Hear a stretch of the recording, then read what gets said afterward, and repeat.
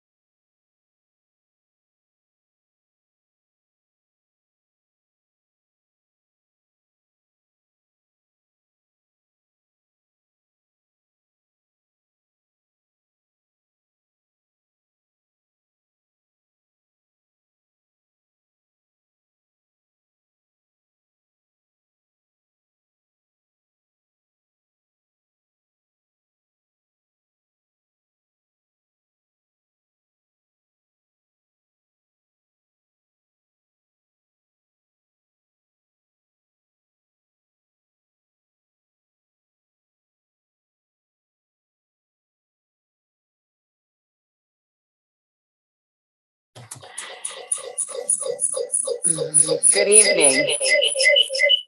yeah, do it again. I'd like that echo. I'd like to welcome you to this session of West Jordan City Council. We have Councilmember Bloom and Councilmember Worthen joining us online. In chamber, we have Councilmember Jacob, Councilmember Green, Councilmember Whitelock, and Councilmember McConaughey. Welcome to those attending. Thank you, staff, for being here. The first item of business on our agenda tonight. Chair, did you want to mention that Councilmember Whitelock and Councilmember Bloom are online? She did. I already I missed that. Sorry. mentioned, and it's Worthen that's Thank you. online, actually. Thank you. But thanks. So what we are going to do first is our agency meeting. So I would look for a motion to go into Redevelopment Agency. I move that we recess this meeting and go to the Redevelopment Agency of West Jordan meeting. I'll second. All in favor? Aye. Any opposed? All right, we will now have public hearing for Redevelopment Agency. Is there anything you would like to share, Ms. Steck? All right. I would note that Councilmember Pack has joined us.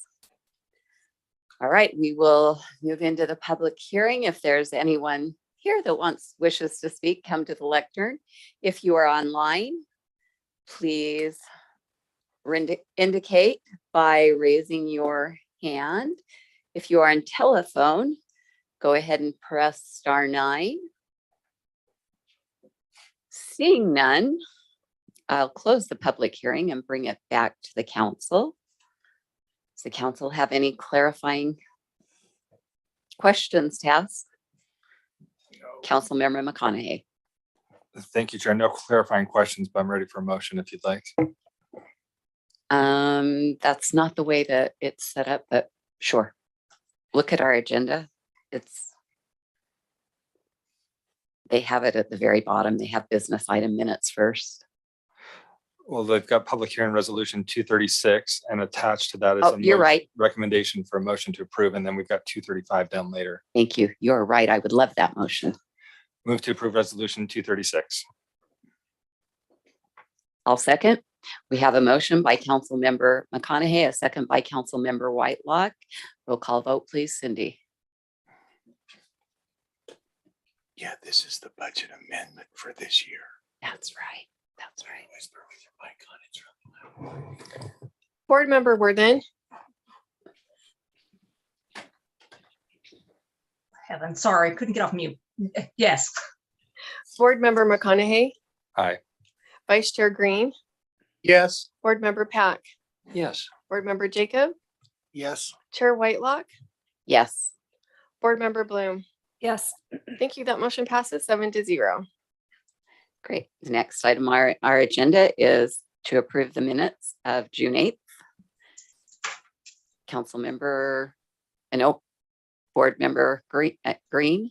I was going to move to approve the minutes of June 8, 2022. Second. We have a motion to approve by Board Member Green, second by Board Member McConaughey. All in favor? Aye.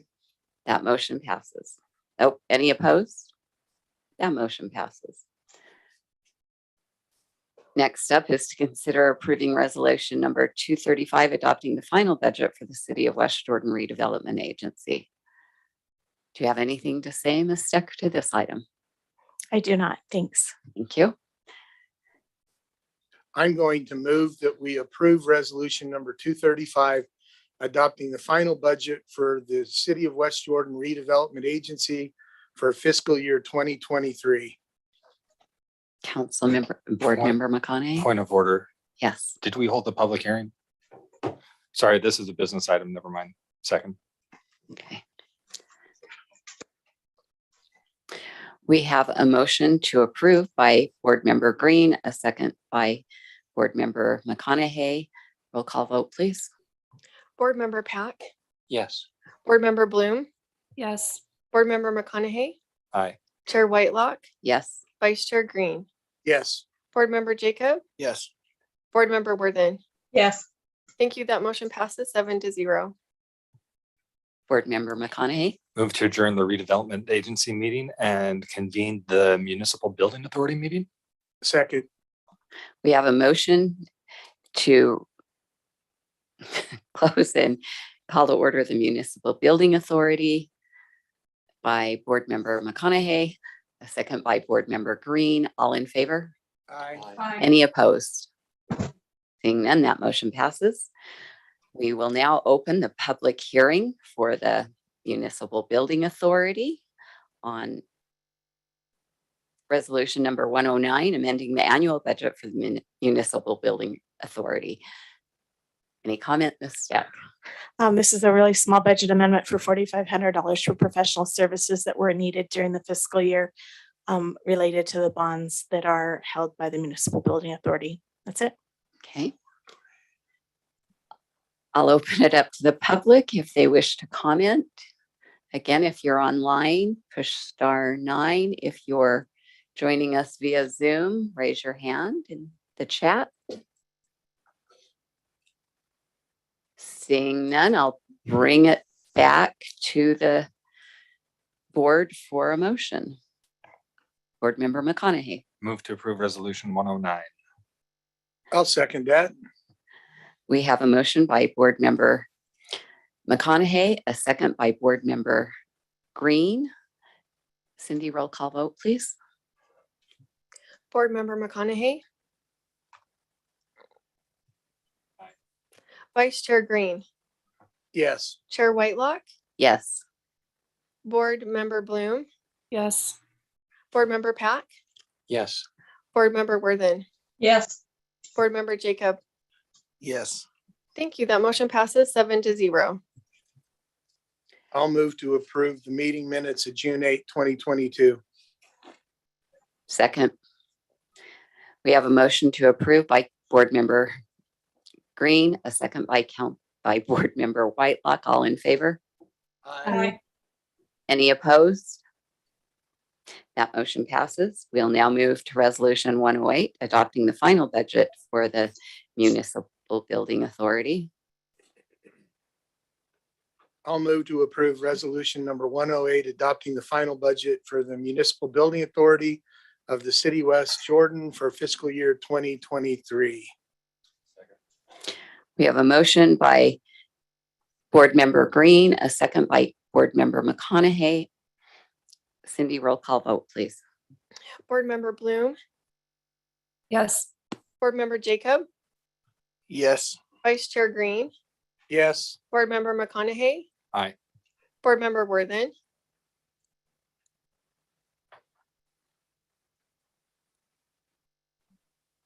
Board Member Worthen, Yes. Board Member Pack, Yes. Chair Whitelock. Yes. Thank you. That motion passes 7-0. Board Member McConaughey. Thank you, Chair. I just wanted to acknowledge that it looks like a hand went up after the time for public hearing had closed. So I want to know if you want to address that or comment on that before a motion to move to the other meeting. We did have a hand raise, and it came up after public hearing was closed. So it appears to be Miss Efremo. Miss Efremo, if you can hear me, I'm so sorry that we missed your hand for that public hearing. There will be more opportunities to speak. So if it was specific for that, leave your hand up. If not, could you hang up? What can she push to get out of Chair, that? Chair, Yeah. if you'd like, I can lower her hand and we can just instruct her that next time she'll need to raise it again since the time to speak for this one had passed. Perfect solution. Thank you. Ms. Efremo, we will call on you again in the future. We'll move on now. So with that, Chair, I would move to adjourn the MBA meeting and convene the Fairway Estates Special Service Recreation District meeting. I'll second that. We have a motion by Board Member McConaughey and a second by Board Member Green. All in favor? Aye. Any opposed? That motion passes. Call to order the board meeting of the Fairway Estates Special Service Recreation District. And we will open the public hearing for resolution number 007. Ms. Steck, do you have something on this one? Again, this is a small budget amendment of less than or of $2,000 for maintenance and utilities that were needed in the special service district this fiscal year. Thank you. Thank you. I will now open the public hearing on this matter. If you wish to speak, raise your hand now, come to the lectern, or push *9 on your phone.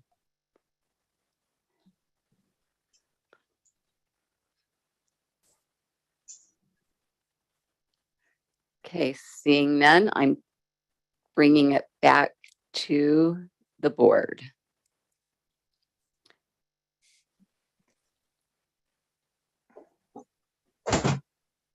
I'll move to approve resolution number 00. Is that the James Bond resolution? I'm going to move to approve resolution number 007, amending the budget for the Fairway Estates Special Service Recreation District for fiscal year 2022. Board Member McConaughey. Second. We have a motion to approve by Board Member Green, a second by Board Member McConaughey. Cindy, roll call vote, please.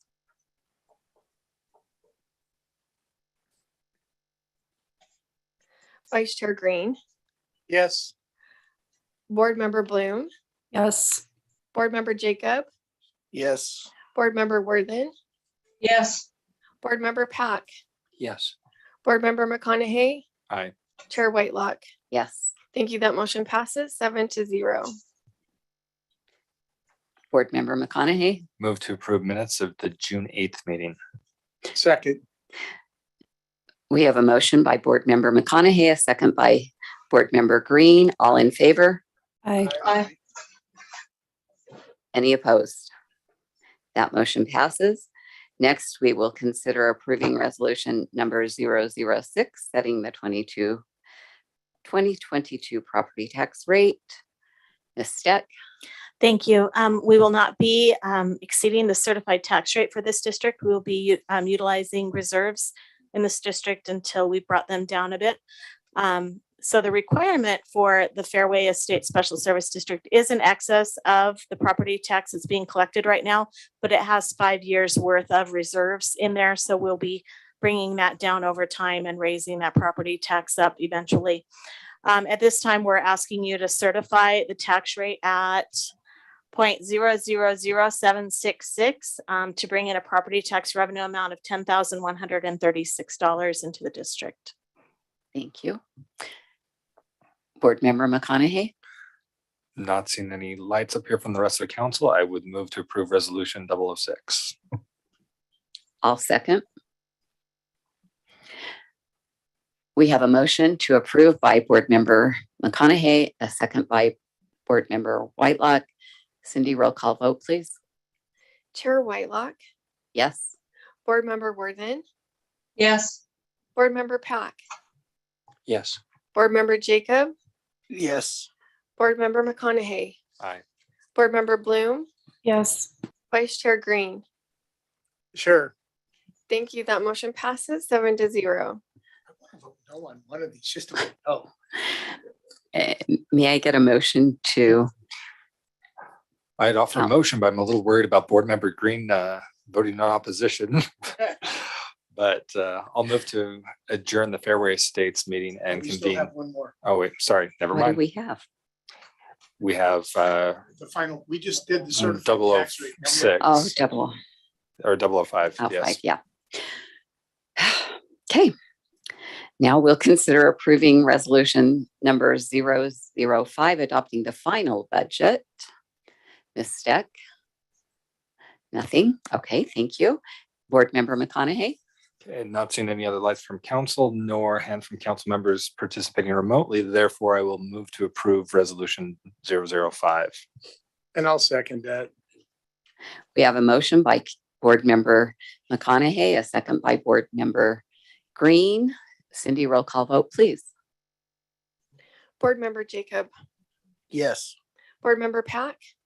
Yes. Board Member Worthen. Yes. Board Member Bloom. Yes. Chair Whitelock. Yes. Vice Chair Green. Yes. Board Member McConaughey. Aye. That motion passes 7-0. Thank you. Final motion now? I'll let Board Member Green make the motion. He I beat was- me. I was gonna move to adjourn the Fairway Estate Special Service Recreation District meeting and reconvene the West Jordan City Council work session. Second. We have a motion by Board Member Green, a second by Board Member McConaughey. All in favor? Aye. Aye. Any opposed? That motion passes. Thank you. We'll now reconvene our work session, and the first topic in our work session is moderate housing discussion. I believe Mr. Gardner did it in Planning Commission. I guess he'll be the same guy. Yes, thank you for considering this. The legislature this year adopted some new laws, statute in relation to moderate income housing and what cities need to do in order to qualify for funding from the state of Utah. They have changed it for moderate, as you're aware, over the last few years, we've gone through a moderate income housing plan and reports which contain goals. The state has now changed it to moderate income housing strategies. They have listed what the strategies are. They've given 24 strategies in 10.9A 403 of the statute in relation to the general plan. Cities are required to adopt moderate income housing strategies. As you can see, the baseline under the law is 5 strategies, and because we have a fixed guideway, so we need at least 4, in a fixed guideway. We need 5 moderate income strategies. There are specific strategies in relation, because we have a fixed guideway. I'm going to call it a tracks line because I don't like the fixed guideway. But these need to be submitted from the city council. And I'm reading there, quoting this in law, on a form acceptable by the division of by October 1st, 2022. So that form will not be available for submission until July 1st of this year. Yeah. Anyway, so the baseline is 5, but to be qualified for priority consideration, which means that the Transportation Commission may give priority consideration to transportation projects located within the city. And the Governor's Office of Planning and Budget may give priority consideration for awarding financial grants under the COVID-19, you can read it there, a local assistant matching grant program. What that means, I don't know what priority consideration, but when I read that, I think that there's no reason why West Jordan would not want to be given priority consideration for funding from the state of Utah. And so what that requires is 6 moderate income housing strategies. Now, the moderate income housing strategies, if you remember from the previous plan, we went through and outlined goals, and then it was actually from the administrative order on what the goals need to contain. It's actually in the law now that what the city needs to do, or the planning commission, they say, but of course the city council's adopting it. But you need to adopt a strategy or consider adopting a strategy, and then have measures and then benchmarks. And under the law, it says that they need to be flexible. The strategies need to be flexible in case something doesn't go right and you want to reevaluate your strategy. So there is that flexibility in the law. So if the city council fails to adopt these, then the state could withhold funding to the city. I don't want to go there because I don't think that that's wise. I think that this city has ample opportunity to adopt moderate income housing strategies. I believe that there are many strategies that we've been working on, regardless of this new statute, that we can continue to work on and make that one of our strategies or part of our strategies. So that being said, are there any questions on the law at this point? So just, we have these strategies. Yes. Then what? So you adopt them and you send them to the state by October 1st, 2022. And then, as you can see, well, in the PowerPoint, it shows that measures need to be adopted and benchmarks, and you put that in your report every year, how you're achieving that. So they're going to look at it year Yes, after year as yes. opposed to just, So okay. supposedly, that's the threat. But I think that we need to make sure that we're at least following through on our measures and our benchmarks.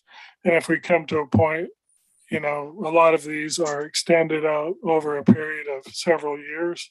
If we reach a benchmark that we determine this is no longer a strategy we want to do because of funding, cost to the city, that type of thing, then we reevaluate that. I believe that there's that flexibility in the law. What we need to do is be working towards strategies that will improve the situation for those in the moderate income housing range. So.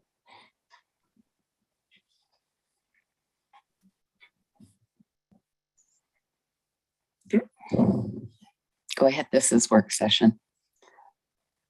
So where would I find a definition of moderate income? Moderate income housing. I guess the corollary is Affordable housing now.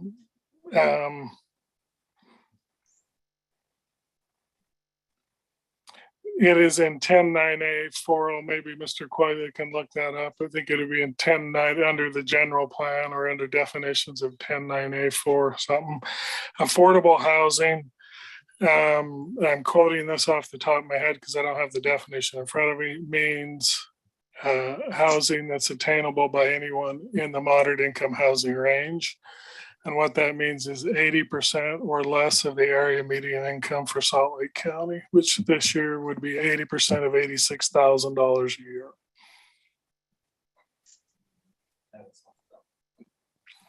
Thank you. That is helpful. That would have. Yeah, I don't have the exact definition right because I wasn't prepared to read, but Mr. Quayle may be able to get to that. So can you repeat what that dollar amount was that we'd be targeting? 80% of $86,000 per year. Anything 80% or less than $86,000 So a housing value of $68,800. No, income, Melissa. Income. income. And Maybe so. your I mic, don't- Melissa. Sorry. As, So 68.8 is the income. How does that translate to a moderate housing? not very well right now because everything is extremely expensive. As you remember, a few years back, it was much more attainable because housing prices, there was a lot of houses in the $200,000 to $300,000 range. But those houses have now risen in value to be 400, 500, 600,000 in some cases. So purchasing a home has become very, very difficult for people in the moderate income housing range. Renting has become very difficult for people in the moderate income housing range because when you have escalation in housing costs of 30% per year for the last 2 years, and I certainly don't think income has gone up a fraction of that. And so that's the problem, is that they're being priced out of the market just by the unearned increment. So I guess what I'm asking is if we're looking for strategies to support moderate income housing, what number do we need to be looking at? We need to be looking at rents that range between here and here, or mortgages that translate to housing prices between X and Y, something like that, to give a little bit of a window. I don't think that the intent is to adopt these strategies that could create housing in that price range. Now, how many units are we going to create? I don't know at this point. So, but the strategies, we would look at is, for instance, one of them is increased densities around track stations. For some reason, there is the assumption by the state that increased density translates into moderate income housing affordability, which is not the case a lot of times. And so that's kind of where my question is, because if our strategy is let's increase density, how do we really know if we're getting there without a finite target? Like if you're playing some sort of athletic event, you've got to have a score to keep in my mind, that's those numbers. So we're looking for a certain dollar range, like increasing density, we could increase density. But if the average rents are $2,700 a month, would that qualify as moderate or? No, I think 80% So I didn't bring the moderate income housing report or plan, but I believe from the last report, an 80% area median income rent would be no more than $1,200 a month. Okay. To me, that's a studio apartment anymore. So that was kind of what I was getting at. Yeah. What sort of things should we be evaluating? Because it seemed very. Yeah, and so as you look at these strategies, you look at them, and now it doesn't say in the law that a city is required to generate so many units. It just has to give the opportunity for the creation of the units. A good example is the ordinance that Councilman Green authored and we're taking through the system that has a vehicle in order to create moderate income housing. And it would require a development agreement with the developer to create that moderate income housing in that development. Now, does it create a lot of units? Probably over what Councilman Green, over 40 acres, maybe 3-4 units, something like that. It's nothing On 40 acres, I think the number was 9. Yeah, something like that. On 10 or 12 acres, it's about 3. Yeah. I see Mr. Quayle's lights on. Mr. Quayle? Yeah, I just, I did look up the definition of moderate income housing. Larry, to his credit, largely has it memorized, but the citation is in Utah Code 10-9A-103, subpart 40. And it says moderate income housing means housing occupied or reserved for occupancy by households with a gross household income equal to or less than 80% of the median gross income for households of the same size in the county in which the city is located. Thank you. Before we go on, Larry, what is it that you want from us today Well, so that we're clear? okay. And so I took this exercise through with the Planning Commission. I gave them all 24 strategies from the law.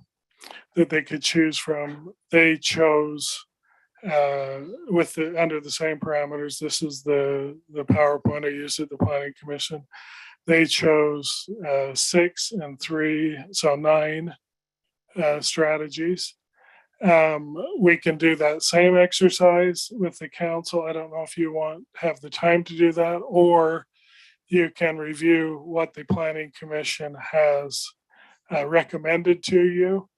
And that has not only the strategy, but the measures and the benchmarks.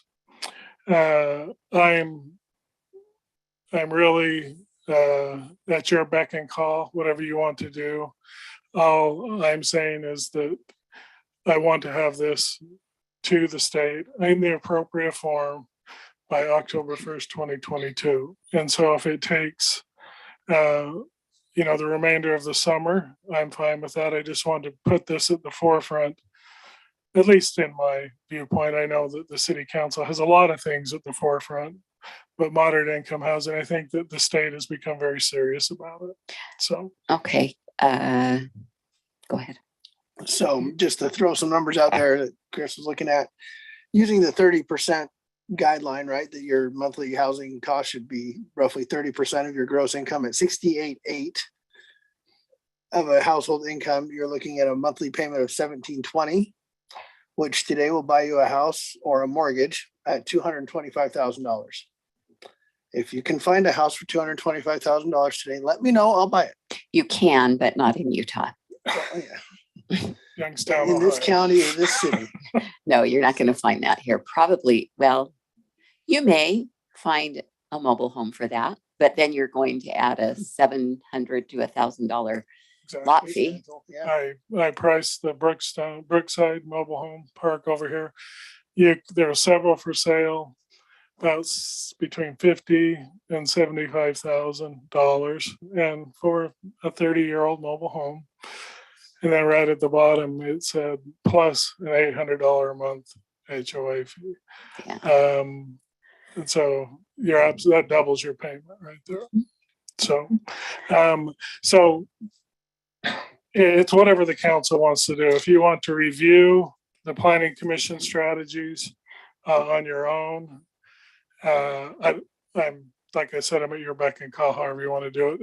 I just want to remind you that it is due by October 1st. Okay, great. So I have a question on G and wanted to know it says amend land use regulations to allow for higher density or new moderate income residential development in commercial or mixed use zones near major transit investment corridors. Would Southwest Quadrant qualify for that? Could we use that as one? I think we actually have that as a goal at the Planning Commission. Yeah, I think the residential overlay district would qualify for that because that is specific to be used in commercial zones. And the major transit investment would be Mountain View or U111. Is that what we'd say? It says major transit investment corridor, commercial centers, or employment centers. Oh, yeah. Okay. And so I think So it could that, be either. you can take liberal interpretation of the law and say this is an employment center. Okay. That was the goal and the intent of that ordinance, is to revitalize these areas with not only put housing there, but revitalize the retail shopping areas. The question about the Southwest Quadrant is an excellent question because that may very well qualify too. Okay. Then the other thing I have is just, I would like our council to look at M and consider it. I don't even remember now what I was in that I took a class about this. I think it was an online class, but I thought it was a really the mortgage interesting, assistance program. a land trust Oh, land program, trust. the land trust program. Yeah, I and think that's also one of the goals, strategies that the Planning Commission brought forward to the council. okay. So the one that jumped out to me was letter V, which seemed least controversial and sounds like something that we've got to do anyway, develop the station area plans. Yeah, we have to do that. Yeah. Can that just be considered one of them? So Yes, now we it need, is. okay. But So you how have to many, do so we it. don't need 5 then, we're Just- looking for 4? No, that's number 6. Okay. You need one more because of a fixed guideline, and I think that's either under GH or letter V is mandatory, and for the rest of the council, that is station area planning within a half mile around every station, which we are working on currently. The new planner we have hired, that is his main focus at this point in his job. We actually have had 2 meetings with Midvale City because the more you cooperate with adjacent municipalities, the better it looks for funding. And we also met with Midvale again today, UTA, and Wasatch Front Regional Council.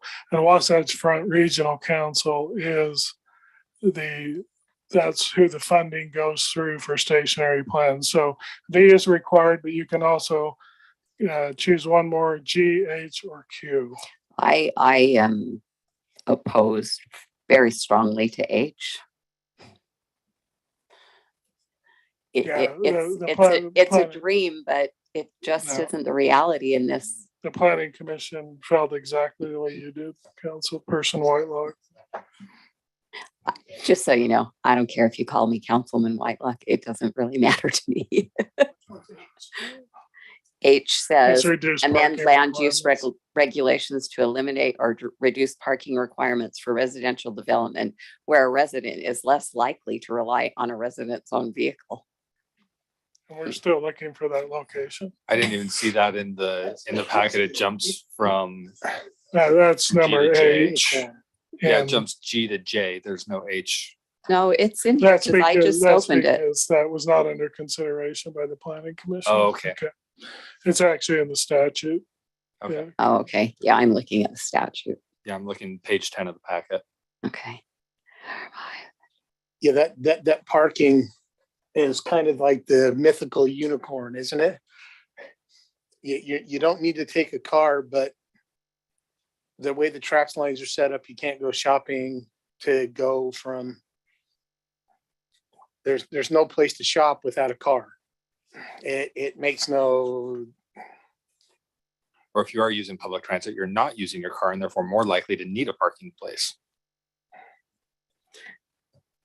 So we have about 10 more minutes for this subject. So Pamela or Melissa, do you have anything to offer that you want to chime in on? I'm sorry, I'm just having a hard time understanding how some of these can even be done. I see the strategies, I see what we can do, but I don't understand how we can implement some of these in any way, shape, or form. It's almost like you said, Chair Whitelock, this is almost impossible on some of these. Yep. But as I understand it, we don't have to meet everything. It's just they want to see a progress, right? Well, and we don't have to choose all of them. Yeah. Yeah, agreed. I would like to dive in on my own time a little more on some of these strategies and read through them a bit more. Okay. Other? Yeah, so as I'm looking at G, amend land use regulations to allow for higher density or moderate or new moderate income residential development in commercial or mixed use zones near major transit investment corridors.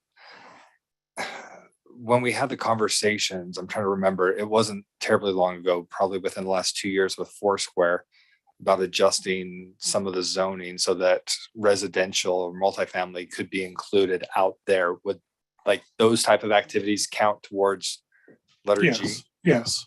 So And that specifically, so that would be adopt in the time, the goal would be what is in the statute, but the timeline would be rezone all qualifying properties approved by the city council so to the residential overlay district by December 31st, 2025.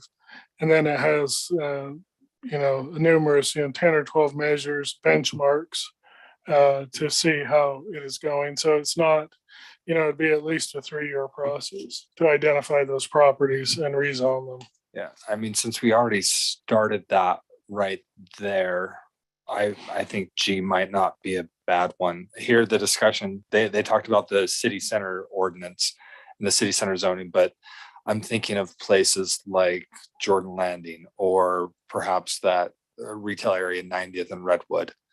Yeah, those all qualify for the residential overlay district. And so it's like I said earlier, we already have several tools in place. The city, I think that what the state has not realized is that the city has been taking steps towards this. But we just haven't got the recognition for it, and so I think the tools in place, we just need to implement it on the ground. So since we've already started that, it seems like a quick and easy one. Plus, when we submit our plan, we could add a little, I don't want to say a flippant line about, since we've been doing this for a number of years already, we will call it out for you specifically that we've done it here. But I would suggest we add G. Pamela, did you have something? Yeah, one more thing. I noticed, does our, on letter N, where it says mortgage assistance program for employees of municipality, since we already do that, that would count for us as well, correct?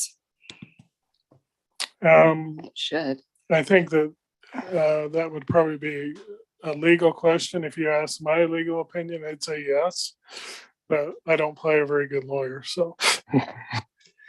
It may very well. I'd want to look into the details of that program a little more. But my understanding is we provide down payment assistance, so that may very well already qualify. So let's look at that. I mean, I'm going to say this. The legislature wants us to look at moderate income housing. And somehow they think this is the responsibility of city government to fix. Now, unless we have the pot of gold at the end of the rainbow that we can build, that the city can build housing and projects, this is reliant on developers. And I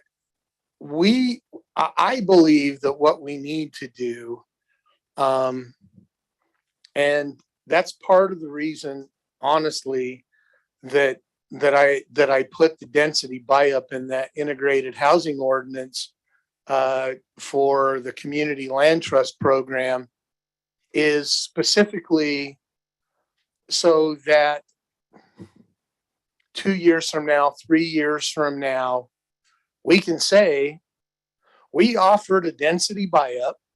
Yeah, it's not super. I mean, it's 0.25 units an acre. We offered a density buy-up for you to put on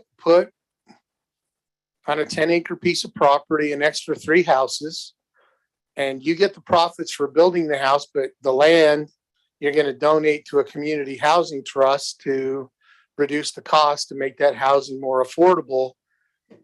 And I want to be able to track those so that we can go back to our legislator and say, this is not the city's fault. This is not that you guys keep throwing the city under the bus, that we're not doing enough for affordable housing. And I want to put that back onto the legislature and say, no, we came up with 7, 8, 9, 10 strategies. And there wasn't a developer in the valley that took advantage of it. I mean, we've had that residential overlay zone for how long? And it didn't happen at Jordan Landing. The one that kind of almost has been ready, but there's no water, is over towards on the old IHC property, the Star Point development. But come on, in 4 or 5 years, we've had potentially one development we need to be able to have that. We need to be able to have the numbers that when we set up this strategy and then we keep track of that, that when we do an annual report, we can say, we did this. And all of your developer friends that complain that the cities aren't doing enough didn't take advantage of it. No, they didn't. And go down the line. No, no, no, no, no, no, no, no, no.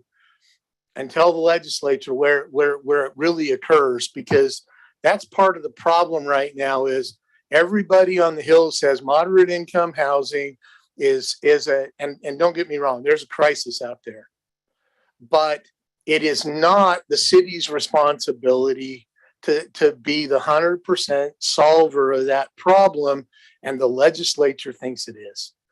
And we need to be able to come back with numbers and say, been there, done that, bought that t-shirt, and none of your developers took advantage of it. And we need to be able to put that in black and white. So however we do these strategies, I think that we have to make sure that we know what we're measuring going in, so that when we submit that measurement, that there's that. I mean, I will tell you, and I'm going to be super critical. And we had a development in front of us 2 weeks ago on the corner of 90th and 48th. The ordinance requires to have moderate income, affordable housing component, and the developer didn't even mention it in their plan. And the word was shall, not kind of. Well, you think about it. There's a 5% set aside for that, and the developer didn't even mention how they were going to do that.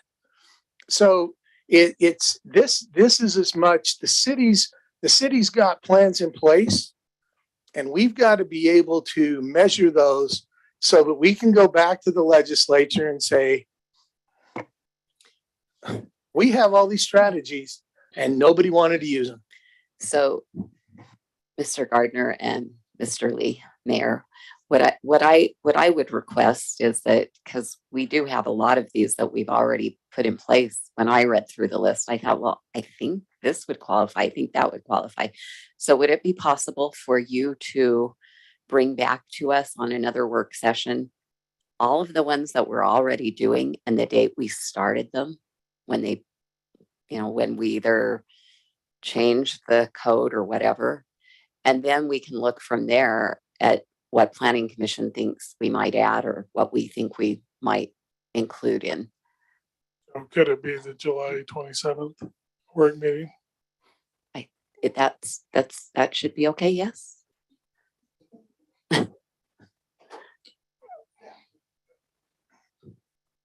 Probably okay. July 13th. I think you're talking about stationary plans at night, which is an animal in itself. Yeah. Yeah, the 27th would work. It has an opening. And then just for your information, the staff report submitted with the RCA has all of the strategies the Planning Commission has selected. I won't. Right, I saw that. Out of respect for your time, I won't go through and read those. But yes, I will bring back all the ones that you're already doing. I think October 1st that's really a crunch timeline, particularly when the law didn't go into effect until July or June, and they don't even have the form ready to submit it. So hopefully they have it by August, huh? Yeah. September. Well, August, September, yeah. As long as it's done by October 1st. And we, I think Chair Whitelock is right. I mean, and we're also making some progress, because you mentioned like employment centers. Well, that's Southwest Quadrant ordinance in big neon letters. And so on the staff report, it talks about city center, but let's put city center and Southwest Quadrant and, and any of these other, I have to tell you, Larry, PRDH, the PRDH has got that affordable housing component in. We need to put that in there so that we can say, yeah, we've had this in as part of the PRDH to have a affordable housing component. I mean, if you think about it, in the planned community zones, we have had one developer who's actually decided that there would be an affordable housing component in a planned community zone. And we did that with Jones Ranch. And so we need to make sure that we're taking credit for the planned community, the PRDH, and then we can measure it to say, yeah, but nobody's used the zone. Yeah, and Right. so there's a little bit of I think the legislature did a little thing that to cities, because we've had that in our ordinance. And they passed a law this year that if the developer, if you require it in an ordinance and you enforce it, but the developer does not agree in a master development agreement, but you require the 5 to 10%, then the city's on the hook to subsidize that. And so they can't do that with Jones Ranch. And I believe, this has always been my opinion, that that law was a direct result of what we required at Jones Ranch. Now, that developer put it in a development agreement. And so they're required to do it. And so I think we're going to have to find ways to finesse our way around that, but because the city cannot afford to be paying for this, not in any way, shape, or form. That would be hundreds of thousands of dollars, that the city doesn't have. So thank you for your time. I'll bring this back on July 27th. Perfect. I Thank you. appreciate it. And we'll get you on so that you've got plenty of time to get the report, because we want it on time as well. Next up is short-term rentals, boarding house discussion. This was put on by myself and Vice Chair Green, and it came up because a constituent emailed the mayor, I think first actually, and then the mayor said, why don't you email Kayleen? So he did. And I think he's right. I think we need to look at it. It's becoming more of a thing. And we need to have some guardrails in place to keep. Basically, we need to decide, do we want single family neighborhoods or do we not? And if we do, we need to look at how we're going to put up guardrails.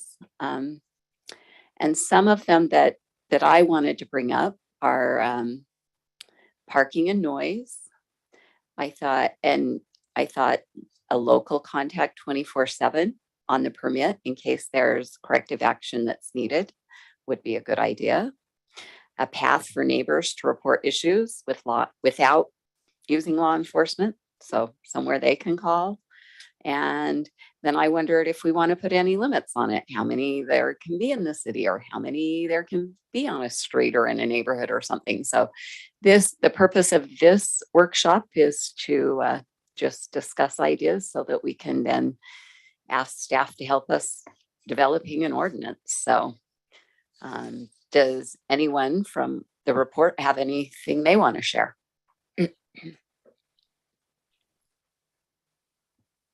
What's your definition of short term? Are you talking about weeks, days, months? It's 30 days or less, I believe, is the definition by the state. Yep. And I believe I'm right because our attorney's shaking his head up and down. Okay, just wanted to get that. 30 days, that's correct. Okay. So is this basically our Airbnb type thing, or? Well, I think that's a brand name, but yes, it would be like an Airbnb. Or VRBO or Yes. Uber Rents or Yeah, whatever. Any of those things. It's where your neighbor's renting out their house to other people. And some of the concerns for this neighborhood is they've just had a few issues. And I don't know, we've probably all seen different issues on the news. Sometimes you have people rent out an Airbnb or a home for a weekend and they use that home for a party. It's not for a vacation. It's just to invite masses of people over. So feel free to jump in. I see legal has their light on. So Mr. Quayle. I apologize. I forgot to shut my light off from my 30-day confirmation. So I apologize. Okay, no worries. Go ahead. Well, it seems like it's always the conundrum of trying to respect the rights of property owners versus the rights of adjacent property owners and having everyone play well together. I know that we have the Good Landlord program in place, and I would think, assume, and hope that someone who's renting their home out, whether it's short-term or long-term, would want to vet the people who are going to be staying there so that their home doesn't get trashed. And I agree to have some measures in place while always recognizing that there's an opportunity cost. If you take a corrective action, it can open up issues that were unforeseen circumstances on the other end. So in terms of trying to ensure that we're addressing this issue, I'd just like us to make sure that we're looking at the other side as well with any action that we take, so that we're not unduly curtailing homeowners' Right, but rights I think it comes to my first question, right? Do we want neighborhoods that are single family homes, or do we want hotels Well, it would still be a single family home, right? being rented out like a hotel though? So to me, it becomes a business, and then it becomes a business in a neighborhood, not really a single family home. And to me, that's what I think the issue is. And that's what this resident conveyed his concern was. What are the exact issues with, let's say, 30 days versus 6 months versus 1 year? What is the main distinction that this resident or the reason this is being Oftentimes, brought to those us? properties are not rented for the 30 days. They're rented, like I said, for a weekend, for a wild party. And oftentimes, I can tell you at the hotel I work at, the people that come and stay sometimes don't have the same behavior that I bet they have at their homes. So that's the concern. It's not really their residence. They're just renting a room for a night, and behaviors sometimes are different because of that. And when you have, I wouldn't want to be next to a home that's being rented out per day and have big parties every weekend. But is it okay if they have So. big parties every weekend, as long as the owner's living there? No, it's not, when they're not being kind to the rest of their neighbors. I get it, Zach, I get it. But So this came up from a resident, and I think we need to look at it. I think that there are going to be more and more, and that we should have some guidelines. Are we just going to say do whatever you want in the city because you can rent? I think we should say that big parties and loud parties that annoy your neighbors are not allowed for anybody. If that's what the problem is, then let's tackle that problem. Why is it okay for a homeowner to have that right, but not a person? They who don't rents it have that for a right. weekend? I don't believe that they do have that right. That's what I'm saying. It's So- already regulated. That That's right. issue is already regulated. So why do we need to regulate it some more? Why do we need to tell somebody, sorry, you can't use your property to better your financial situation or whatever? We live in neighborhoods, and we chose to live in single family neighborhoods, and we invested in those properties. And it does make a difference. And we have to, as Council Member Pack said, we need to balance it. And I don't believe just saying we already have ordinances on the books, that'll be good enough. I don't think that works. I would like to see some sort of, sorry, excuse me, some sort of, with these corporations that do buy up a lot of these less expensive houses and turning them into rentals, I would like to see some, forgive me, I'm losing words, some sort of regulations with some of these corporations that are buying up many houses and just turning them into rentals, which often translates into Airbnb. And yes, it's a quite big percentage as of this past year of corporations buying up a lot of the lower price housing. I mean, can we put a distinction between a that's a single question. family owner and a business owner? Yeah, exactly. That's Can a we legal put question, distinction Ron. on? Yeah, that is a legal question, because it is becoming a problem in several communities with these corporations that do buy up a good amount of houses and then turn them into rentals.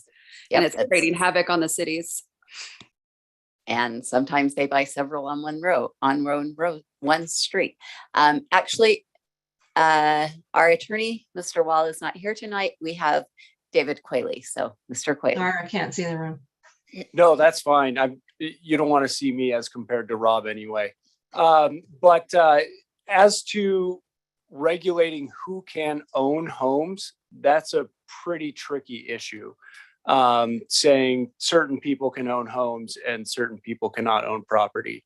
It's not saying who can own it. No. It's Yeah, I was saying, gonna say, like, I don't think it has anything to do with who owns it. It's what we're allowing who owns it to do. If it's a corporation, can we separate out that they can't do certain things versus an individual homeowner.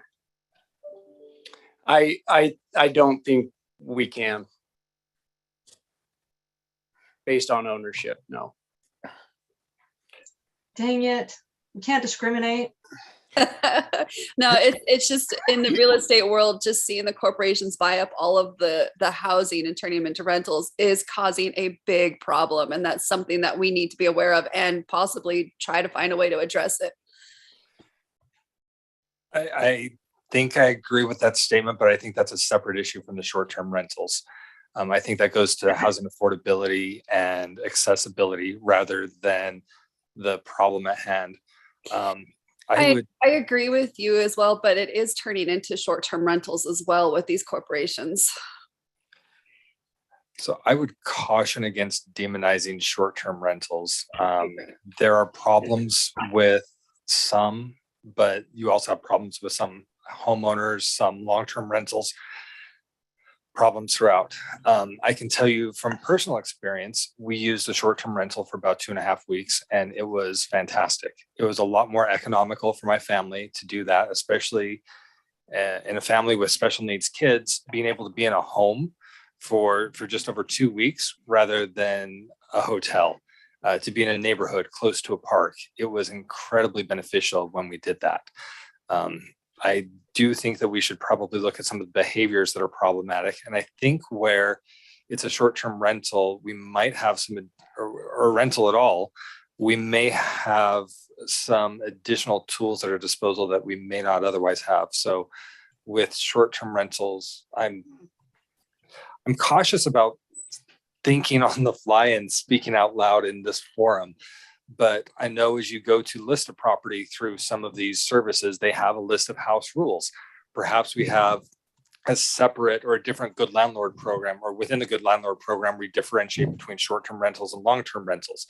There can be a separate, I think we call it disproportionate service fee or something like that, where they have to pay a higher rate for their business license or whatever the fees are associated with that if they don't agree to the terms that are set out in the good landlord program. With the good landlord program for short-term rentals, I would think that there are probably certain rules that we would want to include in there. Like you can, when you list a property, you can say parties are not allowed. That might be something that we want to include in certain areas, but maybe other areas we could be okay. Perhaps in the city center zone, if you have a rental unit there, we're okay with it. But if it's like a residential zone, we don't want that there.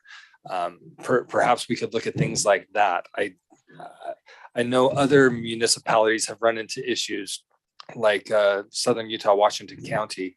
I believe those who've been doing Airbnb are already grandfathered in, but going forward, you have to be in a recreation zone or something like that. And that's actually proving beneficial and propping up a new method for those who want to invest in short-term rentals to do so, but have it professionally managed. So I think there's a lot of different things that we could pursue, but with the 13 minutes left on the clock, I'm not sure how far we'll get, but my 2 cents would be, they can be beneficial. They can be incredibly useful. They can add benefit to the neighborhood. It's, if you have family anyway, I'll hold it at that. We just need to be careful that we're not, that we're respectful of the rights of those who own the property, but also trying to respect the neighborhood. But it's got to be balanced both directions. It can't go so far saying, you know what, the folks in the neighborhood don't want to see a different car every week, therefore we'll say no, versus, well, those folks who are here are causing problems and the police are having to be called out and other things like that. So the actual impact versus the perception needs to be considered as well.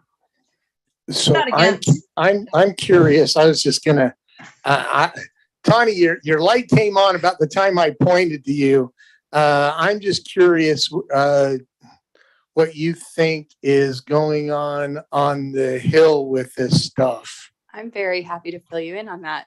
It turns out that I sit on the state subcommittee for short-term rentals. So I have a little bit of insight that I can share with you. We're tackling this as a subcommittee at the direction of the governor. He has indicated that this is a top priority for the next legislative session based on reasoning similar to what Council Member Bloom shared. it has a lot to do with affordable housing. And so our subgroup committee has broken this down into 4 different areas, and I'll share those 4 areas with you very quickly. And then I'll send you a follow-up email to provide more detail at what we're looking at. But we've split that into looking at local ordinances, enforcement tools, which are also part of a state and local combination, licensing options, and primary residential tax exemptions, because that is one way that the state could definitely help crack down on this. And then as a separate kind of work group, just be aware that the lodging industry and the hospitality industry are quite engaged on this on the other side to say, hey, we need to make things and keep things fair. So what I'll do is I'll send you a quick email that outlines kind of where we're looking at things in each of those areas. We anticipate that there are going to probably be at least 3 different pieces of legislation that will be introduced. 3 bills are open currently.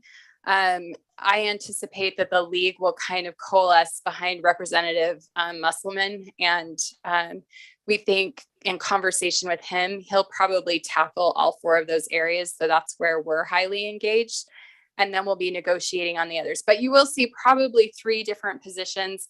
And I think the most problematic area for you right now is UCA 1081, which is the code that has the not well language that says we can't use ADA websites to enforce, or not ADA, Airbnb type websites, those brand name websites to initiate code enforcement.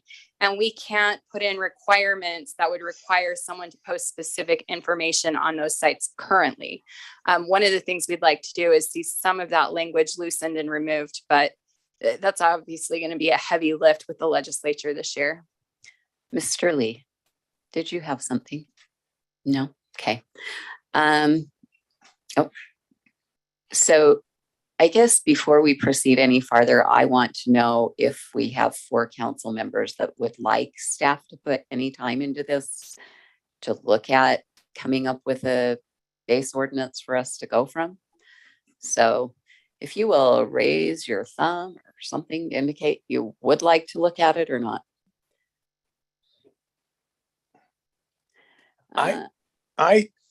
Melissa and Pamela, can you indicate whether you would like to or not? You can just raise your hand if you want. I think I want to see what the legislation does. Yeah. We don't have to change later and just kind of go. Yeah, same. Go ahead, Kelvin. Zach, you were first. Oh, I was gonna make a snarky analogy a little bit, but I'll just go ahead and throw it out there, I guess, since you acknowledged me. Imagine that you bought a sports car and you drive it like a sane human being, but you have to pay a surcharge on your sports car now because the state legislature said, we're sorry, people who drive sports cars are the ones who are doing drag races late at night out in the industrial areas, and they're causing all these problems. So everybody who drives a sports car now is subject to a surcharge on your registration. It's not fair. It's not a free country. It's not liberty when you say to somebody, I'm sorry, your neighbor can do this with their house because they own it and they live there, but you can't do this with your house because you happen to live somewhere else and you rent it out. It is not, I dare say it's 14th Amendment issues with equal protection. I think you've got some serious issues here. So I'll just leave that. So there. I will push back and say that I think asking people that are renting out their homes for weekends or weeks or a couple of weeks or 30 days or less, asking them to have a local contact that's available 24/7, asking them to have a path for neighbors that have issues to report it without going to law enforcement. I think those are just being good people and good neighbors. I don't see that being a First Amendment problem. I see that as just having a few guidelines for running a business in our city. And we have those for all kinds of businesses that run in our city. So if it were me, I would say yes, but we do not have enough. In fact, unless Councilmember Green wants to chime in and have a different opinion, I saw no council members that are in favor of even looking at an ordinance. Well, Councilmember Green. I want to look, I may be willing to actually draft the ordinance. I think I agree that we probably ought to just wait to see what the legislature does in 6 or 8 months. Because I agree with what was mentioned. The we don't want to do something and then just have the legislature muck it up and then we're just redoing it. The one comment that I think Tawny mentioned that I think is the bigger issue here is, and I think that it sounds like the state wants to address it. But the fact of the matter is that when a home is used for residential, it gets a substantial amount of the value reduced for property taxes. I think the number is 45%, if I remember right. I'm not, I graduated from the University of Utah where 2 + 2 is whatever you want it to be.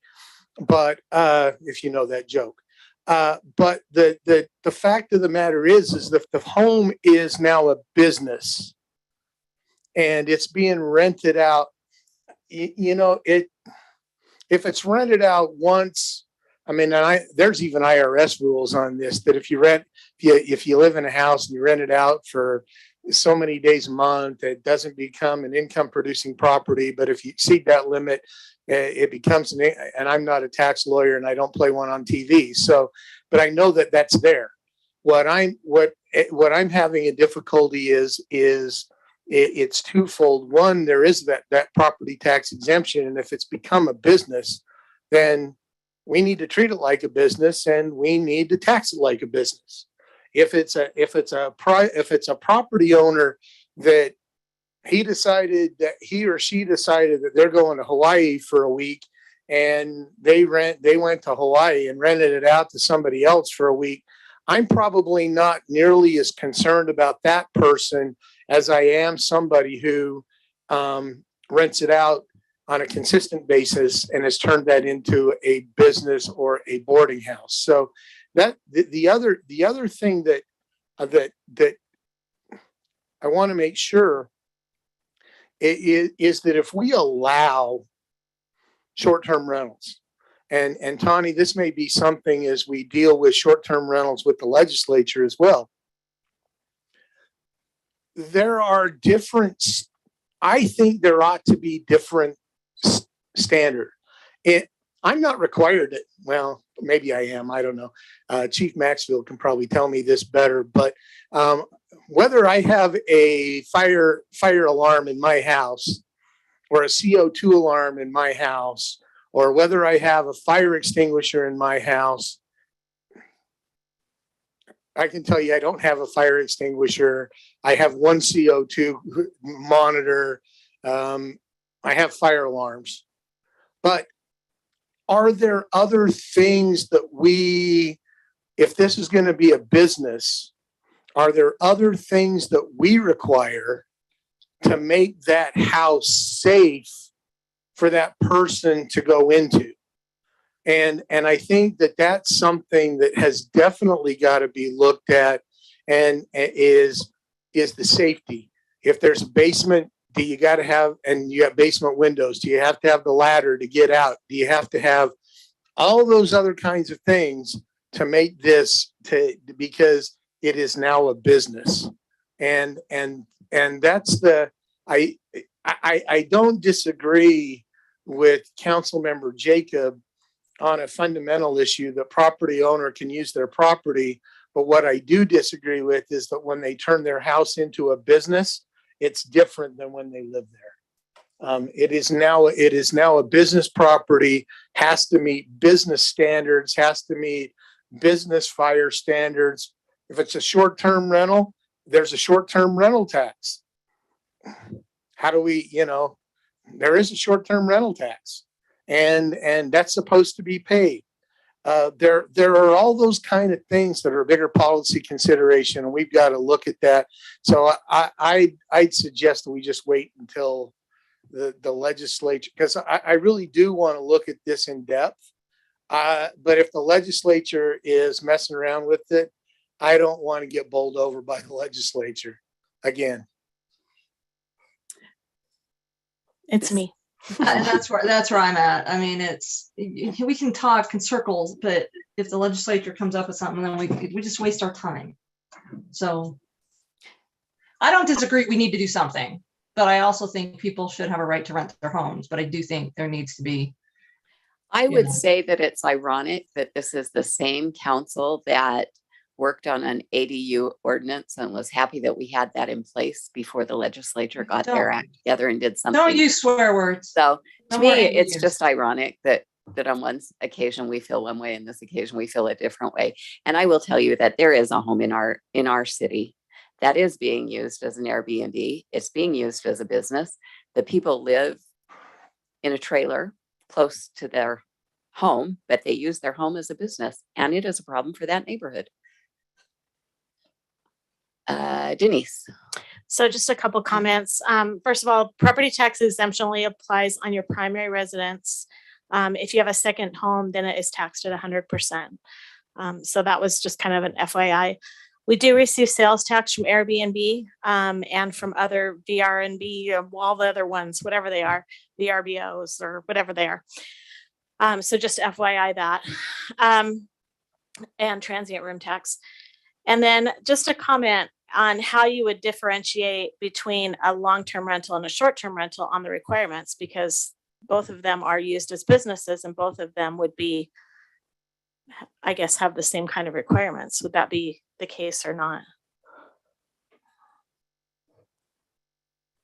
I think we're waiting till the legislature answers those questions for us. Excellent. Thanks. Thank you.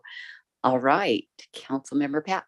Well, thank you. And wanting to validate that there are issues in any circumstance that can arise, no matter what the parameters of the of code or regulations or rules are the issue, I'm just curious, are the issues that your neighborhood is experiencing, are those outside the not scope? my neighborhood. Sorry. Neighborhoods that constituents have called me about.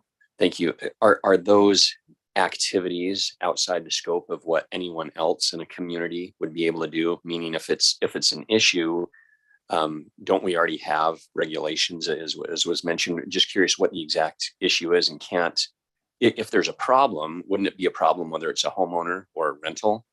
Or maybe I'm not understanding. I think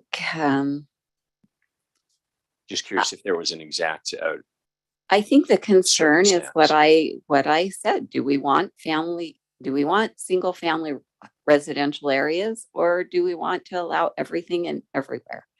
I think that's a lot of it. Is their concern is, I'm trying to hurry and find it, but Sure. I was just I curious. think if there was a that's their specific concern. circumstance, if I there don't was a noise remember. issue Mayor, or- do you remember if there was a specific in his first email? I don't remember a specific. I just know that they're just concerned that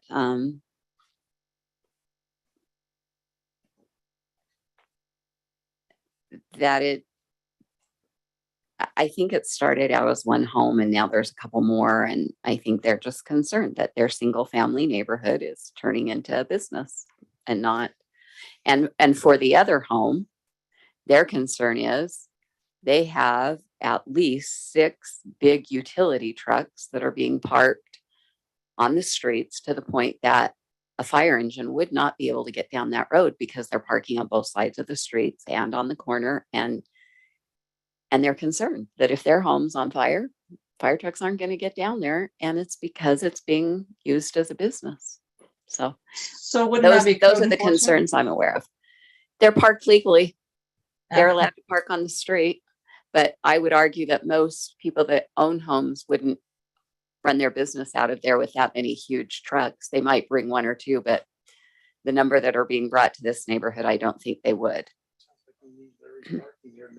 So, if there, Council Mayor. Chair, the concern that family had was these houses that seem to be switching into short-term rentals. They were the houses that are backing Bangor Highway, and after they work on Bangor Highway, they're less desirable for families to be in there. So they moved out, but they're renting their homes out as short-term rentals. And the concern the neighbors had is they don't know who's there and who the people are there. They're not strangers, they don't have relationships with them, and they feel less secure not knowing who those people are. And they go to meet them, get to know them. The next week, there's somebody else living there. That was what their concerns were. And I think those are legitimate concerns, which goes back to my statement of single family residents or not. But I think we are waiting. So that's great. And we will now have a 12-minute recess.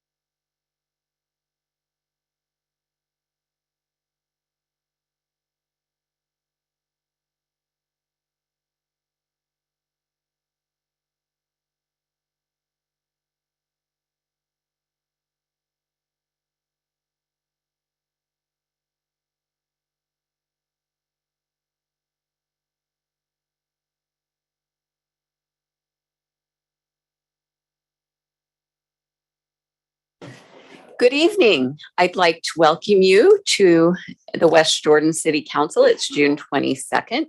We have council members Bloom and Worthen online joining us tonight. We have Council Member McConaughey, Council Member Whitelock, Council Member Green, and Council Member Jacob. Council Member Packwood, oh, there he is, and Council Member Pack just walked in. So welcome. We're happy to have you join us this evening. The first thing on our agenda is the Pledge of Allegiance, and Mr. Jim Bird has agreed to lead us in that. If you just push the button, I believe on the right, the mic will go on.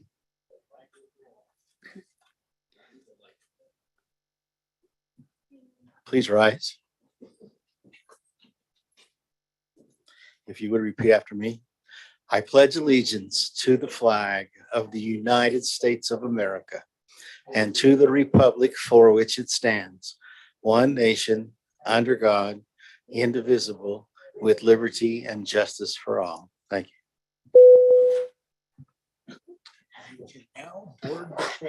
Thank you. Tonight in our audience, we have the Queen for our Western Stampede. If you'd stand up, this is Miss Emma Stowe, and she will be representing our city, probably on our float in a few parades, if she hasn't already been on a few. So we're excited to have her here tonight. And come on up, Emma. I have a pin and a certificate for you. Thanks so much for being here. And thanks for your help last week. Yeah, of course. Thanks for having me. Emma's goal, we met her last week, and her goal is to become a horse equine physical therapist, which I didn't even know existed. So that's pretty exciting. So thanks for being here. The next item on our agenda is our public comments. Please provide your full name and city of residence. You will have 3 minutes. If you're joining via Zoom and wish to speak, raise your hand in the chats. If you're joining via telephone, push *9. Then when called on, push *6.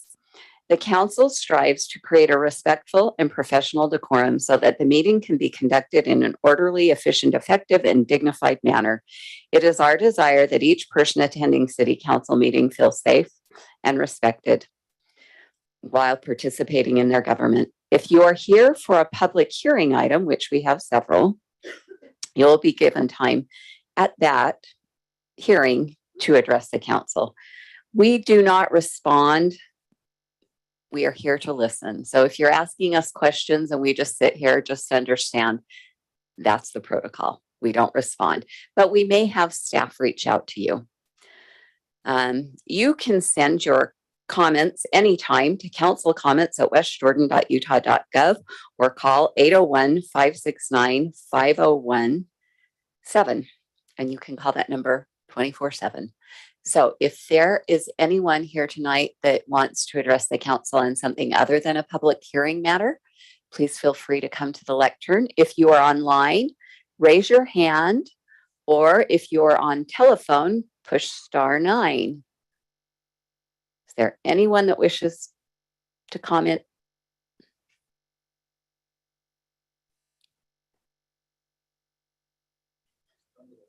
Yes.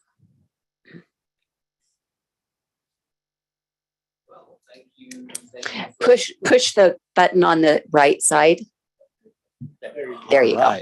Thank you for the time. I'm surprised nobody wanted to. I don't know much about this particular meeting. I looked at the agenda. I don't know why we're in here instead of over at City Hall in the council chambers. But I heard there was a winds of another tax increase, and that inflation, which is on everybody's minds, was being used as the excuse. And of course, public safety, blah, blah, blah, lather, rinse, repeat.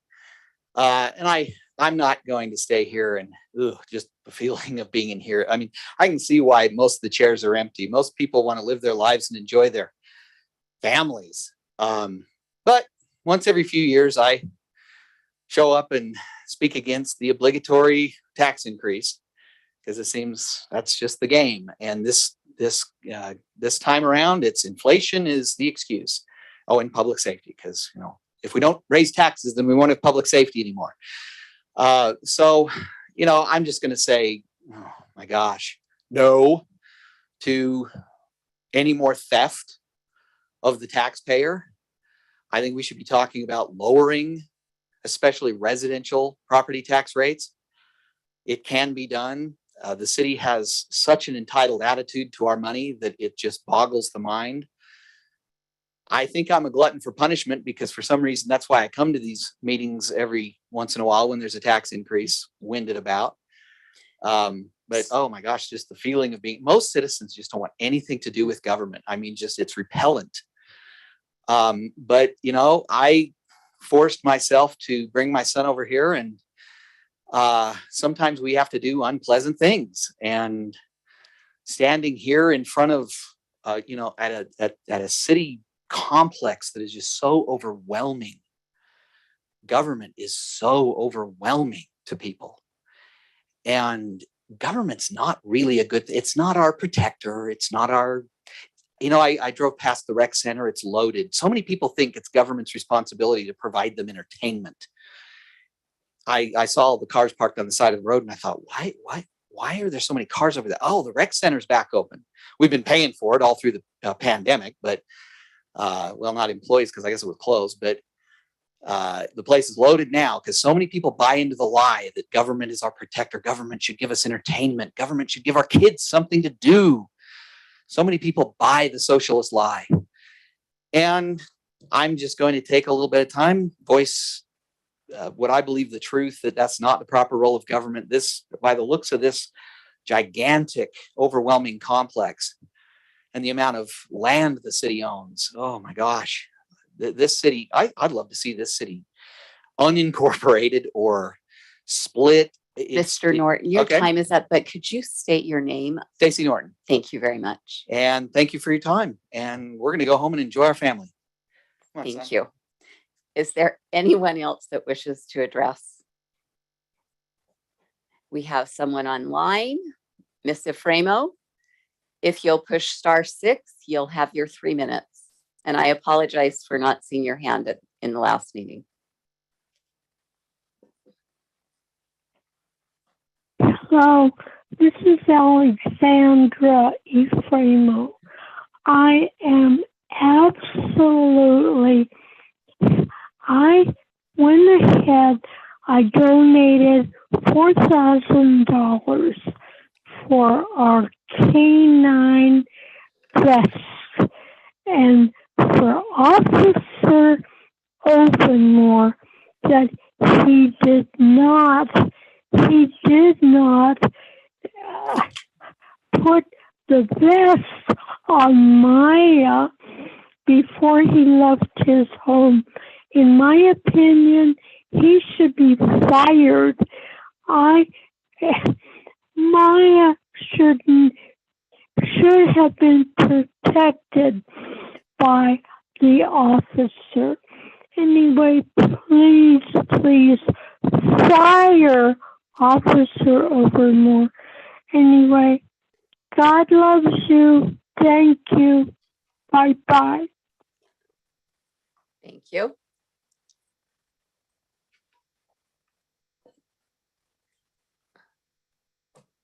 Is there anyone else that wishes to address the council?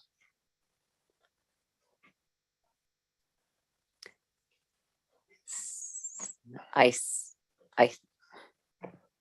see none. Councilman Green? I was going to make a motion to move business items 8A and 8B up and address those now so that we can provide advice consent to the two people. Well, they may be here. I don't know, but I'd like to move them up and not have them wait until the end of the meeting. Second. We have a motion by Councilmember Green, a second by Councilmember McConaughey to move our agenda. All in favor? Aye. Any opposed? That motion passes. Thank you. So first, what we will do, Mayor, is it's your report time anyway. So if you will address those two items during your report, that'd be great. Okay, let's go ahead and address those right now. And we'll start with 8A, which is Stephen Melander, and he is here. Stephen, would you stand up for a moment? Thank you. Now, if you have any questions, you can. Stephen Melander is wanting to be on our airport committee. And what's exciting is you might recall that I went down to the very first convention on aeronautics that Utah had in Provo. And that's where I met Steve Melander. He was there, and I actually knew him because he grew up in my neighborhood. And you can see he's not a young man anymore. Well, he is still a young man, but he's grown up, got married, has children, and still lives in West Jordan. And he's very involved in flying. And if you already saw his application, but so I won't go over the list because it's a long list of the things that he has done in that area, and was excited when he learned that we have such a committee in our city. So I'm excited to present him, and I'd love to, if you have any questions, or your committee who may have spoken with him, have anything, that would be a good opportunity for them to voice their opinions. Councilmember Pack, did your committee? Yes, thank you. And noting the resume that we have with Mr. Melander here and the position to which he's being referred, we have no hesitation in recommending him for service. We're grateful for everyone who steps up and wants to serve our community. All right. Would anyone like to make a motion for this resolution? Councilmember McConaughey. Thank you, Chair. I move to approve resolution 22-022, appointing Mr. Melander to serve on the Airport Advisory Board. I'll second that. We have a motion on the table to approve by Councilmember McConaughey, a second by Councilmember Green. Can we do all in favor? No, it's a roll call. Okay, that's right. It's a resolution. Cindy, roll call vote, please. Chair Whitelock, Yes. Councilmember Worthen, Yes. Councilmember Pack, Yes. Councilmember Jacob, Yes. Councilmember McConaughey, Aye. Councilmember Bloom, Yes. Vice Chair Green. Yes. Thank you. That motion passes 7-0. Great. Mayor? Thank you. And welcome, Stephen. The next one is for Skyler Crouch. He is a new resident in West Jordan, and he came in and visited me in my office. And when we were sitting there talking, I learned about his background, how he has some medical things in his background that's very helpful in this. And I think he may be online. He is online, Mayor. Oh, wonderful. So he will be able to hear you and hear, well, I'm sure he's hearing all of us. He was unable to come in person, but we're glad he could do there. And he was very enthusiastic and wanted to, there he is. Oh, there was a picture of him there. And participate in doing something on some committees in the city. Well, after looking at his background, I thought of Healthy West Jordan would be a great location for him. And it would be nice to bring get that up and going again after COVID kind of gave it, well, gave it a little suffering. So as you can see on his list of background, he is very qualified for an area like this and excited to serve. And we'd love to have him help get this back up and running well. So anything you'd like to add, Councilmember Pack, from your committee? Well, thank you for inquiring, Mayor. Similar to what I previously mentioned, it's wonderful when residents step up who have a specific skill set and can lend their expertise and experience to help making the community a better place. So the subcommittee on mayoral appointments highly recommends Skyler Crouch for this position. I'll make a motion to approve resolution number 22-024, providing advice and consent to the appointment of Skyler Crouch to serve on the Healthy West Jordan Committee. Second. We have a motion by Councilmember Green, a second by Councilmember McConaughey. Cindy, roll call vote, please. Councilmember Jacob, Yes. Councilmember Pack, Yes. Councilmember Worthen, Yes. Councilmember Bloom, Yes. Chair Whitelock, Yes. Vice Chair Green. Yes. Councilmember McConaughey. Aye. Thank you. That motion passes 7-0. Great. Mayor, would you like to continue with your report? I would. Thank you. And Skyler, welcome. Last Saturday, the city had his dumpsters over at Public Works where neighbors could stop by and drop things off. And that was very successful. This time, instead of having long lines, it was steady the entire time. The weather was fantastic. Some of it was actually quite warm, but our staff kept up with it and they were quite worn out at the end of the day, but they did a fantastic job. We got some excellent staff who took care of that. And I'm always impressed the type of people that came. We had a couple of neighbors came to actually put their trash in wagons and walked over because they lived just down the street off of 40th West. That was kind of fun. The Exchange Club last week did the Field of Flags like they do every year over the Flag Day holiday. Or I guess it's not a holiday, over Flag Day recognition. And it was their healing field they do for recognition of child abuse. So we want to thank them for doing that and helping the city put those flags out where people can recognize the importance of taking care of our children. This year, the state of Utah passed a new holiday, which was Juneteenth. And in West Jordan, we adopted that holiday and we had that. Our city offices were closed and it was an actual holiday for our city. And there were some events that were happened like over at the Meridian that I attended. And there was also a Juneteenth press conference that the county put on, which I attended that as well over the county complex, which was on Friday.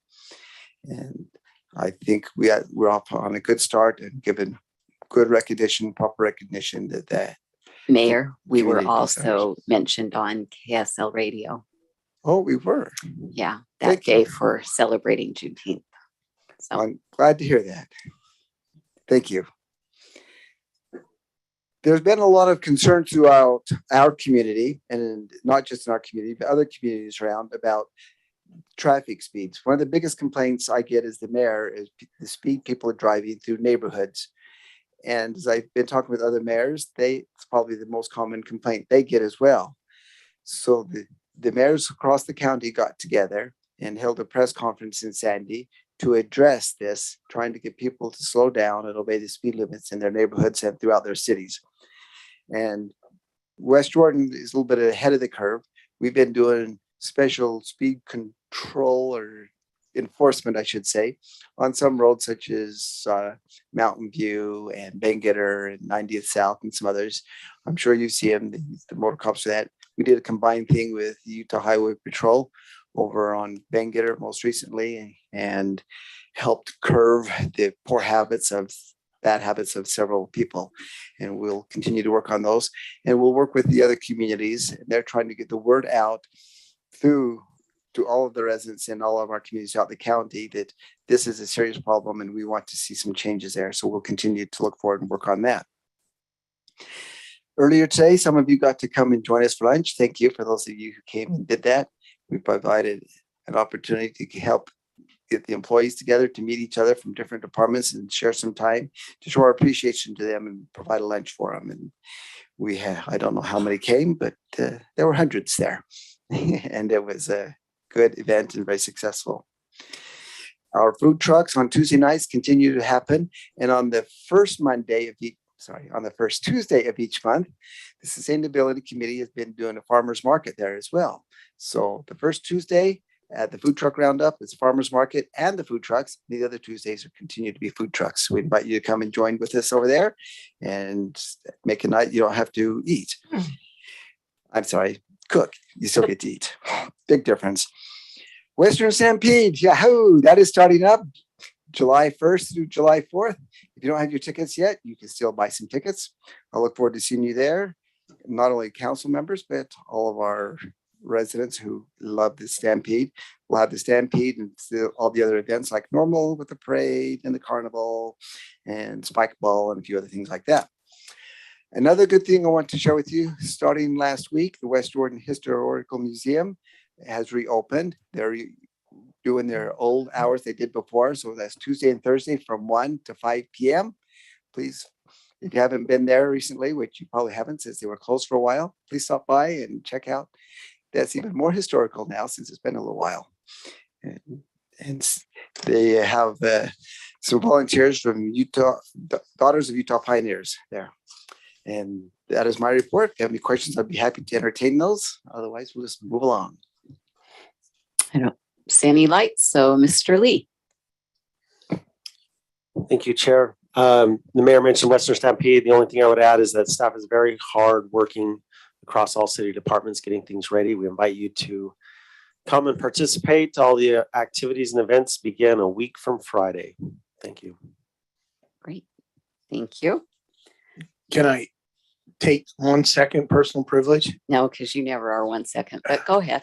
I just want to thank the mayor and Mr. Lee and Mr. Askell and his staff for the successful Flag Day event that we had a week ago. I think it turned out really well. We had the jazz band there and a couple other things, dedicated that flagpole in the south end. And so I think it went very well. Mayor and Mr. Corbin, you were standing there, but Mayor, what you may not have known is that the jazz band and symphony band have expressed an interest of maybe combining and doing something like that as their patriotic concert together with the city, and doing something like that every year. So just something to keep in mind, and we'll look forward to that as we do something later on as we look towards next year. That would be great. They were very good, and I enjoyed listening to them. I apologize, I wasn't at that event. I was at the elected officials event at the Historical Museum that night. Thank you for having that happen. I think you were at the Natural History Museum there. Yes, Natural History Museum with dinosaurs. Yes. Correct. All right. Next on our agenda is reports to council, annual fraud risk assessment. But when I look out, I don't know who it is. Miss Stack, the woman of the night, apparently. There's a lot of items on here for me. So we need to report to council annually on our fraud risk assessment according to the state auditor, and we'd be happy to do so. We submitted to you the fraud risk assessment, which states that we're in compliance with everything. The only thing that we are lacking points on would be something that most cities are also not getting their points on, and that is a formal internal audit function. That would require that we set up an internal auditor function within the city, with it separate from my department, with separate staffing. And a lot of times that's cost prohibitive at the local level. So we do not have that function, but otherwise we have full points in all other categories, and we are very low risk and have as many points as possible according to the state auditor's guidance. So thank you. And if you have any questions about our fraud risk assessment, I'd be happy to answer them. I don't see any, but perhaps that's something that maybe we should have Ms. Barker address with the legislature at some time. It doesn't seem quite equitable to lose 20 points for something that, why would you do it? So, all right, thank you. Next up, we have a series of public hearings. Again, please provide your full name and city of residence. You'll have 3 minutes. The council will listen only. The council may ask clarifying questions. For the budget-related ones, I ask that we save our deliberation until the business items. So we will begin with to consider ordinance number 22-36, amending the budget for fiscal year 2022. Ms. Stack. Thank you. Ellen, could you start the presentation? Okay, we're going to do a quick overview of the budget amendment. This is our final budget amendment for the fiscal year. There are a few things highlighted in yellow. So whomever at the business item puts forth the motion to approve, I hope, this ordinance will need to add these items to that, or just state that it would be that the items that were discussed this evening. This is an audit requirement that we make sure that our budget is under actuals, and there are a few things that have occurred over the last few months that have moved some things around a little bit, and so we're just truing those up. There's been a strong demand for our passport services. That has increased the expense for not only our part-time personnel, but also for the postage to send the passports out. We recover that cost in full in passport revenue. And so that's where we recover it. The other thing that has had an increased demand is our burial services in our cemetery. And so those costs have increased in the form of overtime. So burials that are occurring on weekends or whatever, we are recovering those costs as well in revenue. The City Hall relocation project. So to start the remodel, there was a lot of effort and work that went in, particularly in our recorder's office and our facilities department and some other prosecutor's office, which had the legal technicians, pretty much the departments that had paper heavy places that they needed to get cleaned back up. There's some overtime that was needed to do that, and we're asking to allocate resources to that. The AMI Tower project, or the radio water read program that continues to be implemented, has taken some overtime on my staff in the utility billing department. Events, some intern costs for our GIS. And then fire salaries. This is an ad that just occurred today. Our fire salaries were under budget. Part of it has to do with our accrual method of accounting. This year, it almost is a 27th pay period that occurs during this fiscal year just because of the way the calendar ran. And so we have additional salaries in fire that need to be trued up. Fire retirement is over budget as well, and that is in relation to those fire salaries being over budget. And then the administration division, the Public Services Administration Division, I kind of guessed on that budget, and so we're kind of treating that up as well. We had some software renewal in the Capital Projects Department that they were not aware of, and we're asking for a budget for that. Some grants, some bank charges, and then we'll talk about GASB 87 in just a moment. So if we can go to the next slide. In the general fund, this is a list of the things that will need to be amended. We are going to just offset it with the sales tax revenue. We have additional sales tax revenue in the budget and capacity. It was pretty much the cleanest way for me to just get this amendment through to you. So we're doing that $400,000 ad for fire salaries with sales tax ad. The rest of everything else is pretty minimal for the most part. But if you have any questions, would you ask them now? Yes, I do. So what does it look for this next budget that we're going to be passing tonight for fire? Is that already in there? That's exactly the question that Chief Maxfield had. We are actually $1 million over, $1 million over in next year's budget from this year's budget. And I feel like that's got that capacity. This has a lot to do with timing in the calendar year and the accruals. Okay. Thank you. That is a very good question. Vice Chair Green. Well, that was going to be my question, is that if we went over in 2022, we should go under in 2023, right? Because that 27th pay period. Yeah. So yeah, I wait to see how much we come under. Yeah, I don't hold your breath, please. Back there. The fire department is the one department that comes in on budget. Like they budget really well, and they budget very tightly. And we budgeted them too tightly this time. So I'm sorry about that. So this is the general fund requests. Next item. So go back. Yes. So I'm going to ask the dumb question. No, nothing's dumb. We did a budget amendment based on fire department overtime. Was that taken into account with this, or how did that work? No, we did a budget amendment for COVID, and we added overtime. But did we use all that money? We absolutely used all that money. Okay. Yep. Next slide, please. The grants fund is also needing to be addressed. We didn't recognize any grants until we received them. It's probably just best practice. You can't count on it until you get it. So most of these grants have to do with public safety and public safety overtime. And so once we get the revenue from the grant, then we bring the expense over and offset it. So this is moving all grant related overtime into the expenditures budget and recognizing all grant revenues in the revenue side. Next slide. And I'm just going to make a comment based on that $12,000 internet crimes against children. based on the arrest last week, that was Worth every 12, penny. that was the $12,000 was worth every dime. Every penny.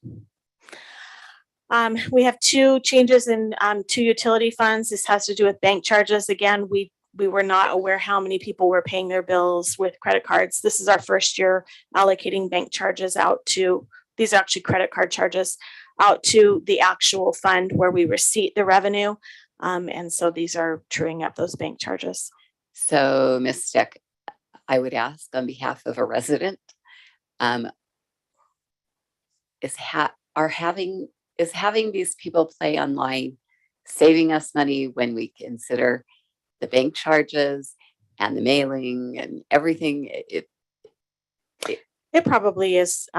Is it saving us money? It's still? probably equal, quite candidly.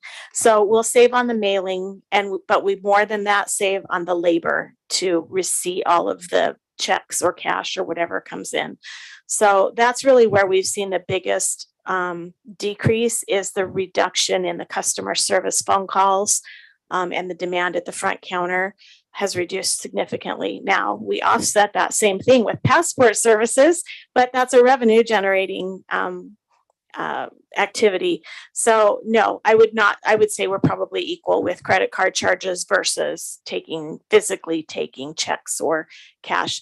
The other thing is that we are not seeing bounced checks. So we aren't seeing those return of funds and then having to shut off services for a bad payment. So I think that there's definitely benefit to the city, but as far as like dollar for dollar, I think it's about equal. Thank you for backing up what I told her. Yep, Okay. absolutely. Next slide. All right, this is, we talked about this a little bit last year, but we're going to show you a big number here in a minute, and I want you to understand what it is. So GASB 87, we tried to early implement last year, and we got all the way through most of our audit, and they looked at it all, and then the notes requirement is inundating, and it was November. So I was like, forget it, we're going to abandon ship. So we reported as we should have last year, but we're going to implement this year, which is the required year to implement. GASB 87 is bringing onto our financial reports the value of our operational leases. So if you'll remember, we started transitioning our police vehicles onto our balance sheets and owning them instead of leasing them. This was made exactly for that. So many cities have gone to the lease option of especially public safety vehicles, that it's taking it off of their balance sheets and not showing what the real cost of providing that asset or equipment for service really is. And so GASB 87 is changing the way that is. They're saying whether you lease or whether you own, you're going to put it on your balance sheet as you own that vehicle, or you own the right to use that vehicle, and it will be at the same value. So we're going to be recording our operational leases for the first time this year. And we are throwing a large number out there because we have to recognize it as a non-cash lease proceeds, like they're giving us the vehicle to use, and then we're offsetting the expense of the vehicle at the same time. We are guessing at 10 million. It is far and above what it will hit on our balance sheets, but I do not want an audit report on that. So we are asking you to do a non-cash budget amendment of $10 million in revenue for lease proceeds, $10 million of expense in GASB intangible assets, and they will offset each other. None of them are cash related. They are only a reporting function, but I am forced to budget them on the year that we implement this. This will not occur again. This is a one-time event. So if we'll go to the next slide. Again, this is kind of explaining why it was governments were using those leases instead of purchasing the equipment, kind of artificially decreasing the value on the balance sheet. What was the value of the equipment to do the job? What's the position of government with that equipment? Do they own it, or do they own money on it? And this was all missing before this requirement was put into place. Next slide. So we're asking for non-cash GASB 87 lease proceeds of $10 million and non-cash GASB 87 expense of $10 million. And then there are two items in the fleet fund. All of our equipment is in the fleet fund, so it was all put into one place, so we're good there.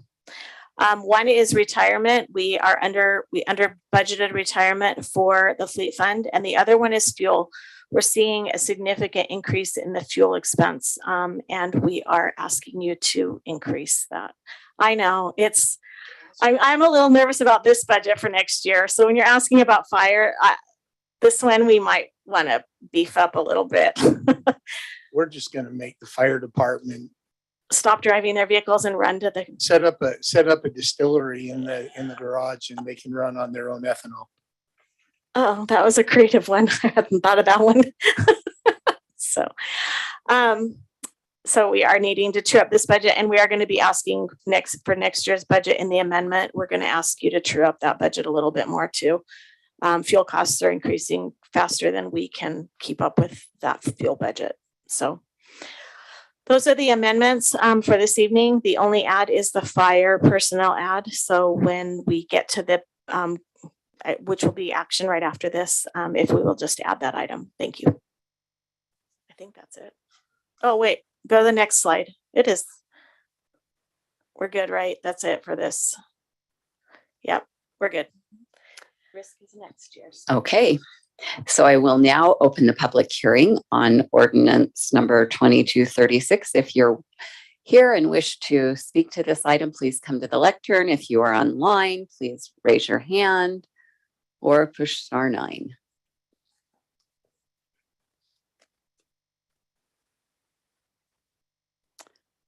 Seeing none, this one I will bring back to the council for discussion and possible motion.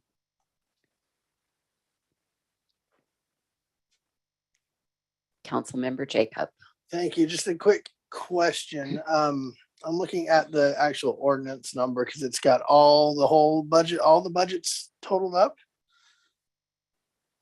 It's really $232 million. It is.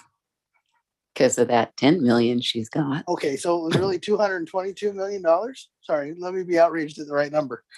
So it's really $222 million. Okay, well, I ran for office the first time in 2013. It was 120 million. Our city has added 10,000 people, roughly, from 107,000 to about 117,000 in the last 9 years. And our budget has doubled. You have to remember that we've got 3 or 4 water tanks being built right now, and the budget includes the full budget for those construction, as well as the city hall remodel and several other very large construction projects, 86 South, 78 South, all of those things. It's a CIP budget that really is carrying the biggest weight on that. The CIP is 35 million of that. Okay, that gets down to 190. Yeah, okay, maybe. All right, sorry, get my eyes really big. Just making sure that I'm seeing it the way I thought I was seeing it. My blood pressure just went up a little. Are there any other council members that wish to speak? Then I would ask for a motion. I'm Councilmember going to move to approve ordinance number 22-36, amending the budget for fiscal year 2022. I'll second. With the changes as discussed. With the changes as discussed. Thank you. I knew there was something I was supposed to say there. And I'll still second. We have a motion on the table to approve ordinance number 22-36 with the changes mentioned by Councilmember Green, a second by Councilmember Whitelock. Cindy, roll call vote, please. Councilmember Worthen, Yes. Councilmember Pack, Yes. Councilmember Jacob, Yes. Vice Chair Green, Yes. Councilmember Bloom, Yes. Chair Whitelock, Yes. Councilmember McConaughey. Aye. Thank you. That motion passes 7-0. We will now consider resolution number 22-027, amending the tentative budget for fiscal year 2023. Denise. You go to the next slide.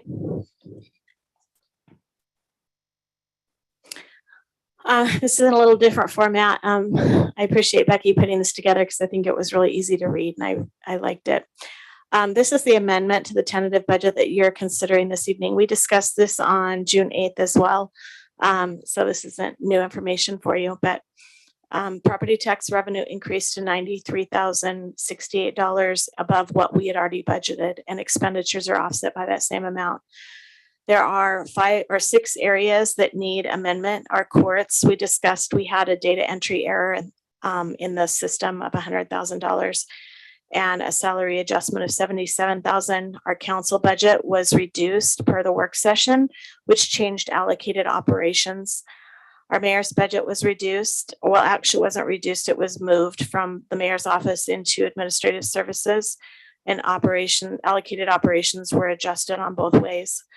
CDBG wages are adjusted in administrative services based on the new CDBG allocation provided by HUD for the next program year. We did not have that number prior to this amendment. Economic development's budget was slightly reduced, and public affairs budget was slightly reduced as well, which adjusted allocated operations throughout the utility funds. Are there any questions about these amendment items from the council this evening? I do. It looks like there's 2 boxes for the annual report. One is negative, one is positive. Oh, I got to look at the parentheses. Okay, thank you. You're very welcome. Another question on that. We took 15 out of the mayor's, but we're putting 20 into admin. Because our allocated services are different, and we took 20 out. See the blue box right next to it? Annual report, annual report. Right, So but when 20 I to look 20. up at the mayor, you have 15. And then when I drop down to you, Because allocated services are very are different. different. Okay, okay. Yep. All right, thank you. Of course, next slide. The CDBG fund was discussed as well. These are the adjustments for the new allocation for the program year based on what we thought we were going to get and what we were given. We gave you these numbers the other night. So all of these areas were reduced. And I believe they were done by percentage basis. So is that correct? Yeah. So it was equal across the board. Next. The enterprise funds, these are the allocation. We're truing up the allocated operational budgets for each of these. These do not match what you saw in the general fund. We were just making sure that we reconciled them all. So this is across the board. But you'll see that they're reduced in all of the utility funds, which means expense was reduced in the utility funds once we trued everything up. So next one. And then these are our ads. So these are the things that we were made aware of in the last week. The first of them is, well, we knew fuel was increasing, but now I'm really feeling uncomfortable with that budget. So asking you for another $100,000. Feel free to increase that if you feel like you want to do so. The risk management fund, we got the premiums quotes today, or actually last Friday, and we were under budget. So we're going to need to bring those up. We're going to use reserves instead of allocating those out to all the departments in the general fund, and we'll catch that up next year. So we're asking for $83,000 in the risk management fund. So when we look at this item later under the business items, we will want to say that we're considering this resolution as well as the things that were discussed this evening. When you say use of reserves on both of these, is this the general fund reserve, or is this the fleet management reserve and the risk management reserve? Good. They are the fleet management reserves and the risk management reserves, Okay. which will both end at about $1.5 million.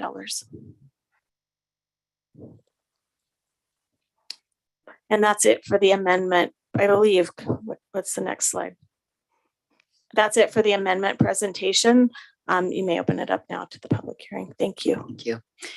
I will open it up to the public hearing. If you are here and wish to speak to this item, please come to the lectern or raise your hand or push *9 online. Please state your name and city of residence. My name is Jim Bird. You need my address? Just your city of residence. West Jordan currently. If we could go back to that last slide that you just showed, I have a question on that slide. The one with the risk management.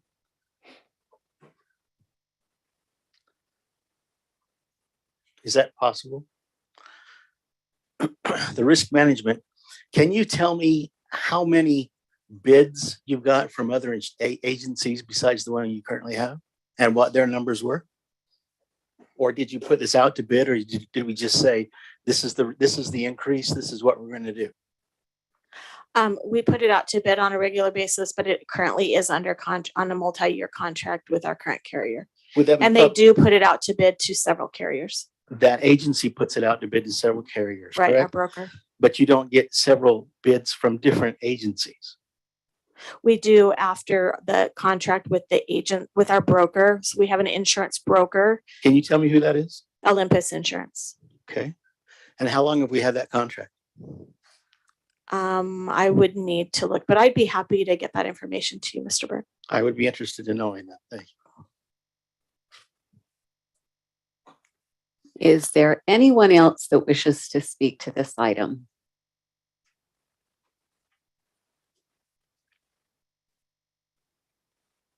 Okay, seeing none, we'll bring it back to the council for any clarifying questions that you might have. Seeing none, we will move on to 7C to consider resolution number 22-026, adopting the consolidated fee schedule for fiscal year 2023. Ms. Steck. We've implemented all of the changes that you have requested, including the second and after dumpster program to $250 that would be effective January 1st. And so if there's another changes, we'd ask that you'd adopt the consolidated fee schedule. What you will need to know about this consolidated fee schedule is that the council has requested that we perform a water, several utility rate studies before these rates are implemented, but we will be adopting the rates as they have been recommended in the budget to support the budget revenue. However, you will receive information and a study, and we will have some work sessions on those rates prior to implementation of the rates. Are there any clarifying questions? Vice Chair Green. I know sometimes I don't have anything better to do at 2:00 in the morning, read consolidated fee schedules, which is scary. But one of the things that I noticed is that, and I think it's too late to change this year, but I do want to take a look at that for next year. And maybe we need to just start early. But there are a lot of fees that we have not adjusted since 2000 and, since Buzz Lightyear went to wherever he did, infinity and beyond. There are some really old fees. And I think that as we start, we need to look at, and even if we just adopt, just as as we're thinking, if we're going to continue with that same fee, we just need to make a note that we've reviewed that, and the year that we did it, instead of showing that some of these fees are 6, 10, I think some of them actually say pre-2006. And if they're pre-2006, I'm not sure that we're capturing the costs for those particular services. Some of them may not be a high level, something that we see a lot, but just as a long-term goal, I think that we probably ought to just look at that fee schedule and see if we can get rid of at least the pre-2002 or pre-2006 fees, and even if we update them, we bring them current so that then we can get into a good cycle of updating those on a regular basis so it makes sense. That's a great recommendation. And I think that maybe that appendix could be updated instead of to the last time it changed, but maybe the last time it was reviewed. Good suggestion. Thank you. Okay.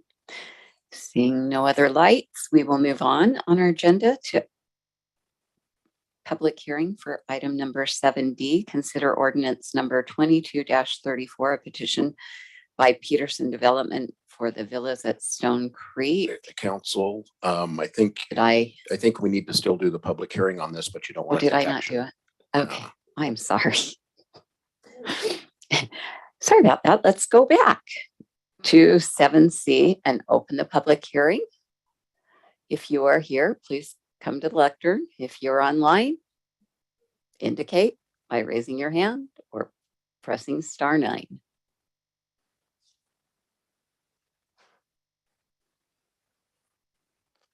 Seeing none, I'll close the public hearing and bring it back for clarifying questions. Seeing none, we will move on. Consider ordinance number 2234, petition by Peterson Development for the villas at Stone Creek is, oh, all right. Go ahead and come up to the lectern. And if you'll just tell us who you are, that'd be great. Hey, my name is Kaylin Nichols. I am a planner for Peterson Development, and I actually live in West Jordan City. I know you all have seen the project, the last city council meeting, so you have had a chance to look at it and maybe get some questions and details on that. So I hope to not repeat myself too much tonight. I did want to give a little bit of background information on this project. It is part of Stone Creek, which is a 285-acre master plan community located between 4800 West and 5600 West and 7800 South and about 8200 South in West Jordan. And the parcel we're talking about tonight, discussing tonight, is 30.47 acres of that project, located on 4800 West and 7800 South. And this parcel is actually our last remaining residential parcel for this master plan community. So we're kind of excited to get this moving and see what we can do with it. In 2000, Albertsons purchased 6.27 acres, which was to be the major anchor of this commercial development. And you can see the larger parcel in the middle. That was their parcel that they purchased. This was to be the Stone Creek Town Center. And then Albertsons pulled out of Utah and kind of just left us high and dry in a sense. And they held on to the property for a long time. So we've been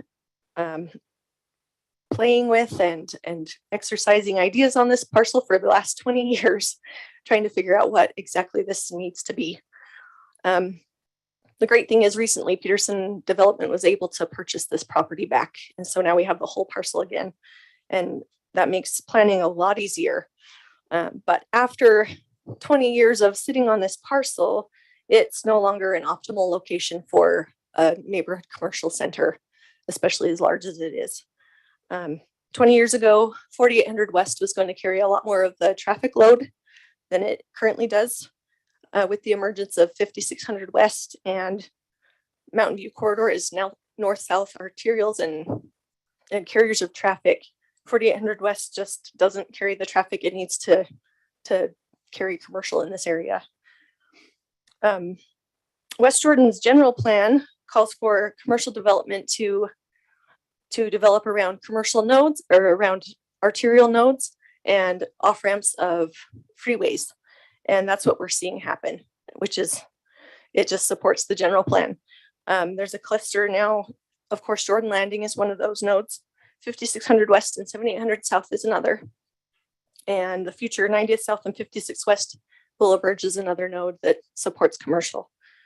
And in 2018, as we watched things shift, we rezoned 13 acres from residential to neighborhood commercial on the northeast corner of 7800 South and 5600 West. And if you drive by there now, it is a commercial development, including the Culver's, the Oscar's Barbershop, Starbucks, Costa Vida, Pizza Hut, Mr. Car Wash, Sherwin-Williams, and a few other pads that we hope to see develop soon, including the IHC on the roundabout. So we know that because of the vitality of this commercial center, this is where the commercial wants to be, where the tenants want to be, is where the traffic is. So our proposed, our land use as it currently sits includes professional office, medium density residential, neighborhood commercial, and parks and open land. And that's, thank you, that's shown on this map on the left. That's existing. We are proposing to change it to medium density residential, neighborhood commercial, and parks and open land. I would like to note though that 2.63 of these acres will be an assisted living center or facility. For consistency, we chose to do medium density rather than office for that land use. We are also amending the Stone Creek Master Development Plan to allow for 116 senior villa units, 8 single family lots, a future assisted living facility that I just mentioned on the north west corner of the property, and then a future retail or light office building on the northeast. This change is about 16 acres from neighborhood commercial to medium density, but with that 2.63 acres of assisted living, it evens out about to our 13 that we rezoned to commercial in 2018. So for this site, we commissioned a senior housing and assisted living market study, and this site was determined to be ideal for a senior living campus. We are proposing to have senior villas. Those are fourplexes that are designed specifically for seniors, and the assisted living right next door. So it's part of the community. It's not separated. And we have built 2 different senior living communities in South Jordan. We would love for you to come and see those units and have a tour of those and see what they're looking like. That's what we're proposing in the site, and they're beautiful. Harvest Crossing is one of them, Harvest Crossing Villas, and The Haven. And they are near Costco on Bangerter on 104th, if you want to see them. This site has an assisted living facility between the 2 centers, and it's not quite as ideal. We love having the assisted living right there as part of the community with the senior housing, so that it's just one whole community, one campus. We are currently building a senior living campus in Heber called Kimball Villas. Same kind of idea where we've tied it together, and we've teamed with Covington Group, who specializes in assisted living facilities, and they've been doing it for a very long time. They're very expert on this. These campuses are extremely successful to allow our 55 plus residents to stay in their homes and to be able to receive the care they need as they require more assistance. They don't have to move out of their community. They can stay where they're comfortable with their neighbors and with their community that they have grown to know and understand and love. So they don't have to move. Mindy Hill with the Covington Group is here tonight, and I'm going to go through a few more details, but I would love for her to expound on the assisted living side of this and the senior living campus, if you will allow it. So the intent of Stone Creek, the Stone Creek Master Plan, which this is part of, is to provide a range of housing types. And so far in Stone Creek, we've had that full range. We have apartments, we have townhomes, we have 55 plus homes, single family homes. We have larger second home type homes with 3-car garages. And we are really excited to see this come to fruition, to have a senior campus as part of Stone Creek to complete our residential side of Stone Creek. I'm sure you guys have gone through the details and you can see them on here, so I won't go through those. Some of the high points are, we have a village green that's 2.12 acres with a pavilion, tables, benches, and it's in the center of the community. It will include a lighted pathway around the center so that residents can feel safe, and there will be shaded benches in the middle as well. There will be a clubhouse, approximately 3,000 square feet with a kitchen, a gathering space, and a fitness room. There will be an outdoor pool and hot tub and a pickleball court. And the landscaping, as this graphic just shows where landscaping is, it's not all going to be grass. Grass will be placed where it's most needed. That was one of the questions that Planning Commission had looking at this graphic. It will be planted with water-wise plants in shrubs for a lot of it, so it's not all grass. The landscapes will be HOA maintained, so the residents don't have to maintain their landscapes. There will be trail and pedestrian connections. We have the trail on the south end that's already existing. We'll be rerouting some of that and connecting into that trail, so it's a complete trail. And Another concern that the planning commission had was guest parking. Our units have 2 car garages per unit, and they also have space for 2 guests to park in their driveway. It is not a permanent place to park. That's part of the CCNRs, that they cannot have someone parked in their driveway permanently, just as a guest parking spot. So each unit has 4 technically parking places to park. There are 11 guest stalls at the clubhouse, but we can also look at additional parking stalls throughout where they make sense. So parking will be not a problem.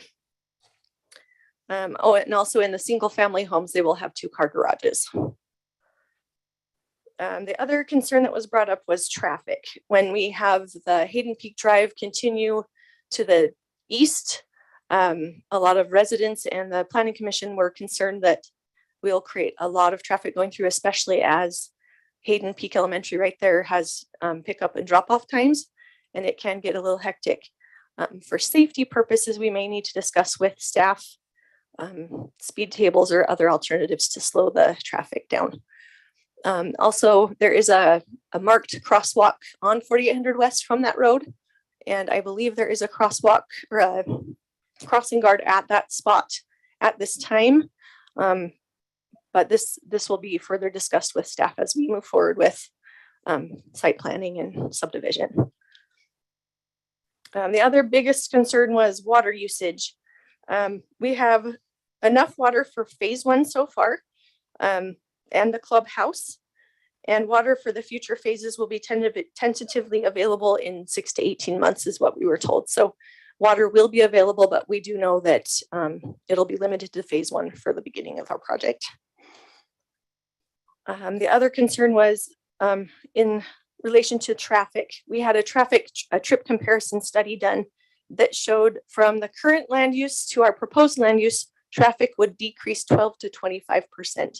And that's because commercial is a higher driver of traffic than senior housing is. So, and if you have any questions, I'm going to turn the time over to Mindy Hill. And if you have questions, I will come back up and answer them. Okay. Ms. Hill, about how much time? 5 minutes. Great. My name is Mindy Hill. I'm the president of Covington Senior Living and also the current president of the Utah Assisted Living Association. So I part own and operate a handful of assisted living centers across the state of Utah. So we've partnered with Peterson Development in Heber and Hope 2 in West Jordan here. And so just a little bit about assisted living. This particular plan is kind of a new concept in our space, but bodes very well for aging in place. And so when assisted livings emerged about 25 years ago, really the Beehive Homes were the first assisted living centers almost in the country that started here in Utah. And as time has gone on with baby boomers becoming our prime, sorry if that's offensive to anyone, but they're becoming they're either looking for parents or spouses are looking for one another. It's important for folks of agedness to have many different kinds of choice for senior living. So we feel that this is unique in the sense that our master plan, like our other communities, would be to provide ancillary services to the 55 and older, meaning if residents move into those 55 and older and need help with meals, pharmacy services, healthcare services, we would have capability within our own assisted living to bring those out to the villas, or if you had spouses that needed assistance, but they wanted to stay together, they would have that option, or depending on their family situation or certainly their financial situation, if a spouse needed to live in the assisted living center, the other spouse remaining in the villa could still join them for meal services every day and still see them on a regular basis. And so that's what we feel is a unique concept to this community. This community, our other assisted livings are a haven in our communities for, we do a lot of youth service opportunities within our communities. A community of this nature and size will create about 70 to 75 jobs for the community. They're also places of teaching. So local trade schools and that come and do their clinical hours in our communities to learn nursing principles. So a lot of different levels of good that we have the opportunity to do in the communities with these centers. So Any questions about assisted living? Very few of our residents drive too, by the way. So it's not a high traffic senior for the assisted living side of things anyhow. Most of the traffic that is generated within the community comes from outside healthcare providers coming in to provide care to our residents, but is pretty minimal. And then of course, our employees who come to work. Okay, so any questions about assisted living? I don't see any lights, so thank you. Okay, thanks. All right, I will now open the public hearing. Wait, I have I a guess there question. is. I have a question, but it's going to be directed at Larry and Ray because I know that they've been around forever. I didn't want to say old. So I directed at Larry and Ray, and then maybe David can jump in.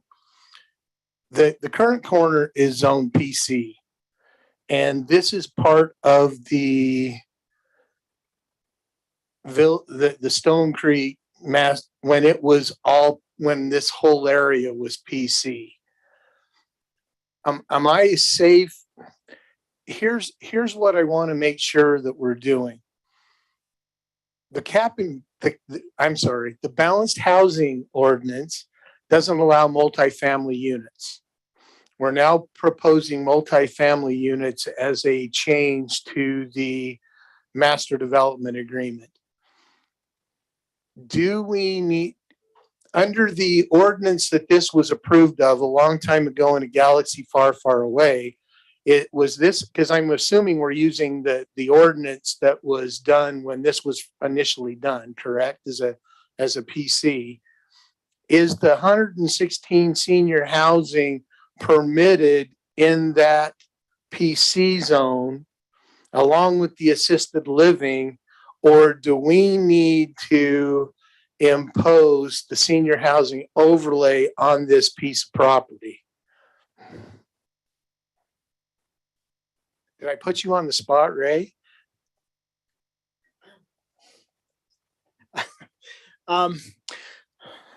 It is working all right. I've just got a soft voice. Sometimes it doesn't carry. With this piece of property, it is currently zoned PC. There are two ways with the senior housing that's proposed on the property. It is one of those exemptions for the balanced housing.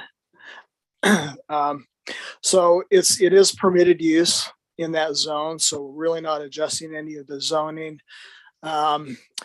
This is we recognize that this is kind of a fairly major, substantial departure from the original plan. But the Planning Commission is now seeing, well, the city's now seeing those commercial centers, with Jordan Landing, which is a mile away, and then now the new developments on 5600 West, which is a half mile away. So, with that, we see it as the senior housing is being permitted. We really don't see a need to put the senior housing overlay on this particular property because we can handle it through the master development agreement, which you're looking at tonight, and then also through the CCNRs, the restrictive covenants that will be recorded with each subdivision plat. So there's really two ways to accomplish the same thing. This is just one of those. Okay, Does that answer your question? I think it does. We've changed the PC ordinance probably 17 times since this was zone PC. So I just want to make sure that we're inside the left and right bumpers of that gut, and that we're not throwing a gutter ball. I just want to make sure that we've got the bumpers up and that this meets the ordinance from 20 years ago. I mean, honestly, I'm going to use my editorial comment for a second, but I think this is the kind of thing that we need to go back. I know there's a couple other hanging Chad, no offense, Chad. There's some hanging Chad properties in West Jordan that are still zone PC. I know there's one out by Serengeti Springs and a couple others that maybe we need to take a look at after a certain period. We need to eliminate the PC zone, but I just want to make sure that we're okay with this given what was written at the time and where we're at today. Does that make sense? It does. You know, just what was initially approved back in 2008 was a fairly large commercial center that was kind of ringed with office and commercial uses. But there was, as part of that, there was also a significant amount of multifamily residential that was also approved as part of that that initial plan. So we think that this is a step in the right direction with the senior housing. We just think it's going to be less intensive, particularly to those uses that are around it, which are all residential. Council member. Oh, I Mr. just saw Council Member Green's eyes come over this way, but I agree completely with what Ray said. Council member Worthen. On these fourplexes that you're doing, are they for sale or for rent? The answer is they're for sale. Okay. Just my 2 cents, although I know we're not speaking about the other property that's over by Culver's. I would personally like to see those for rent. I talked to several seniors that it's a problem here in West Jordan that we do not have rentable senior units. You know, I'd like to try to see some of that. Just throwing that out there. Beyond that, I actually like the concept of this particular property. Okay. Anything else? Are there any other clarifying questions?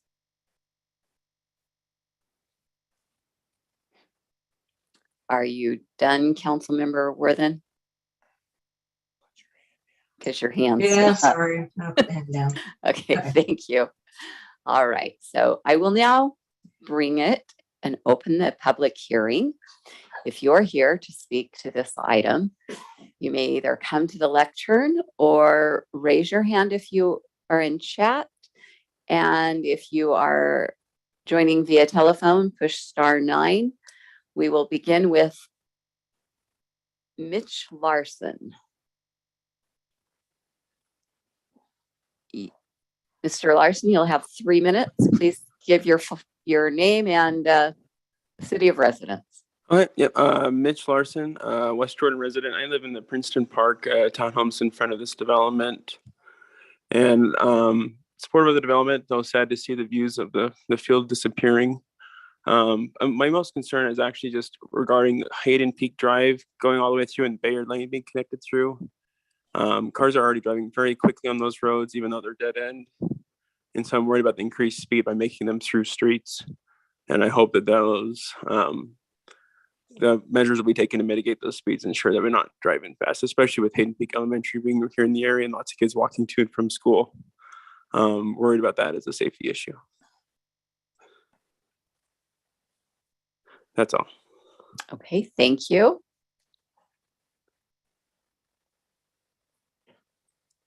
Is there anyone else that wishes to speak?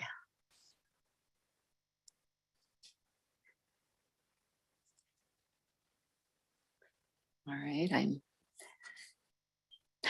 I'm seeing none, so I will close the public hearing and bring it back to the council for deliberation or a motion. So I'm gonna put Ray back on the spot again. I'm assuming, and I know it's what that means, but I'm assuming that Hayden Peak Drive was always intended to go through. That was part of the master plan, and we were just waiting for Albertsons and to either build or this corner to develop for that to be the final phase. Is that right? For those joining us at home, both Mr. McCandless and Mr. Gardner nodded and said yes. Councilmember Jacob. Thank you. This is a little bit of the same old story, same old song and dance thing that we get when we get master developments that were master plan developments that were had a commercial chunk and a residential chunk, and the residential chunk went in first, and the council didn't say, no, you gotta do the commercial first. Because what always happens, this always happens, right? okay, I won't say it always happens, but I've been on the council for a long time and in the planning commission before that. And well, yeah, this always happens. I'm not saying commercial's really viable there anymore because of what's happened since this was originally zoned. But when somebody says, you know, hey, if you give me $5, I'll mow your lawn for 6 months, and then you give them $5, they mow your lawn for 5 months, and they say, no, I don't want to do it anymore. You're kind of stuck. Somebody mentioned, I think it was Ray, I'm not sure who it was, but mentioned that there's a high density housing component already part of this that was going to be offset by the commercial component of this. And that made sense when it was all one big component. What I'm saying here is you've already got the benefit that you were looking for, and now you're trying to double dip. And we're going back to the same well and saying, no, we're going to put in more. I'm not saying this is a super dense development. That's not the point. What you already built is the super dense development. You've already got the density. And now you want to take the reward or the price for the reward that you got for the density and change that. And no longer pay the price for what you agreed to. Again, I'm not sure, you know, an Albertsons, well, okay, an associated food store or a fresh market or whatever the heck they're selling these days, a Winco would belong there. I'm not sure that it does, but you know, maybe dentist offices do, or you know, whatever. There's a medical plaza wouldn't be out of the question. I don't know. There's things that could go there under the commercial zone that would kind of preserve the intent of the entire master plan. Because I'm looking at this entire 200 and some odd acres, and it's easy to say, well, this 30 whatever acres is no longer, you know, really viable for what we wanted to do. But you got what you got on the other 170 acres because you had this set aside for this purpose, and now you want to change the purpose. And what I'm saying is if you'd have proposed the whole 232 acres today and said, we want to put this whole Stone Creek master plan in, and we want to put it in with what's already there, the existing density, the existing houses, existing apartments, the townhomes, that whole bit, and senior housing on this corner, you'd have had a whole different proposition than what you came with in 2008. It's a bait and switch. And I'm not a big fan. I did have somebody from Peterson approach me about this, I don't know, a year ago probably, and say, what would you think of this? I said, I'd probably be okay if you wanted to put some senior housing on the south third of it as a buffer between some of the other residential uses and a commercial use, you know, up on the arterial street where commercial uses belong. But yeah, I'm not a fan. Not a fan. Councilmember McConaughey. Thank you, Chair. I'll just speak to a portion where I don't necessarily think this is bait and switch. I think it's responding to changes in development. When this started, Mountain View Corridor wasn't yet a reality, and commercial probably made sense. In the pre-Amazon days, it was very different. Living in a part of the city where we have neighborhood commercial like this that's gone dark, I'm very hesitant. This is similar to the one that we spoke about. Was it just last meeting or the meeting before? Where, I mean, you're smack between a freeway interchange on Mountain View Corridor and 78th, and then you've got Jordan Landing on the other side, and that's going to be really difficult for anything to thrive. So I think the change is appropriate. Not sure all the thoughts about the specifics for the replacement, but I do appreciate having a change in plan that tries to consider how the neighborhood's evolved over the decade plus since it started. Nobody's vision's perfect, and we I don't know if it's the best phrase to share right now, but it's good to have a plan so that we have something to deviate from. We're not just making things up haphazardly, but things will change, and I appreciate the thought and consideration that's gone into some of these. I also appreciate the acknowledgement that, yeah, we probably do want to work with the mayor's office about things like speed. The roads may have been considered differently if this approach or if this plan had been envisioned originally. There's probably more that could have been done to naturally mitigate that. But since things change, it probably does need some consideration. But I'm curious to hear what others think. So I'll cede the floor. Thank you, Chair. Alan, could you put up the phasing? Yes, give me just a moment. What my question is going to be for developers is, I believe if my memory serves me right, assisted living is a later phase. And for me, that is a commercial development. Acre on the corner is a commercial development. Yeah, so where it makes me nervous is the phasing. If the phase 5 could be sooner, what's the possibility of that? Because I do worry, because if somebody else builds an assisted living down the road, then another council might be here saying, well, we can't do it now because Joe built a half a mile away and that's no longer viable. So how do we know when phase 5 is going to come? How do we know phase 5 will really come? Am I allowed to have them answer that for me, Mr. Quayle? To the extent they can. We also have Duncan Murray online who's worked with the master development agreement on this project. And if Alan could promote him, he may have. Okay, I'd like some to hear from the feedback. developer first. So anyone from your team? I'll move to suspend the rules for that. Second. All in favor? Aye. Any opposed? Please share with us. Justin Peterson. Justin, push the right button. Right button. There you go. While I'm speaking, no, just once. Justin Peterson, Salt Lake City. Thanks for the opportunity to address this.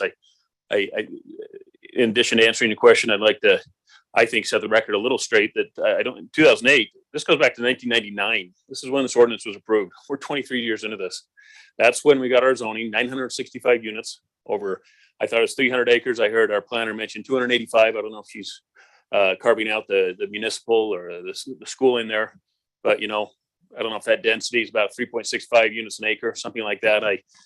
I don't agree with Councilman Jacobs' assessment of bait and switch being a fisherman, because long after can you go waiting to for the phasing, please, Mr. Peterson? Yeah, I can. Thank you. The phasing, I wish I could offer more than it's a crystal ball. And phase 5, we're open to it. If we do another study that supports it sooner, we certainly would be open to the idea of developing that simultaneous with the villas.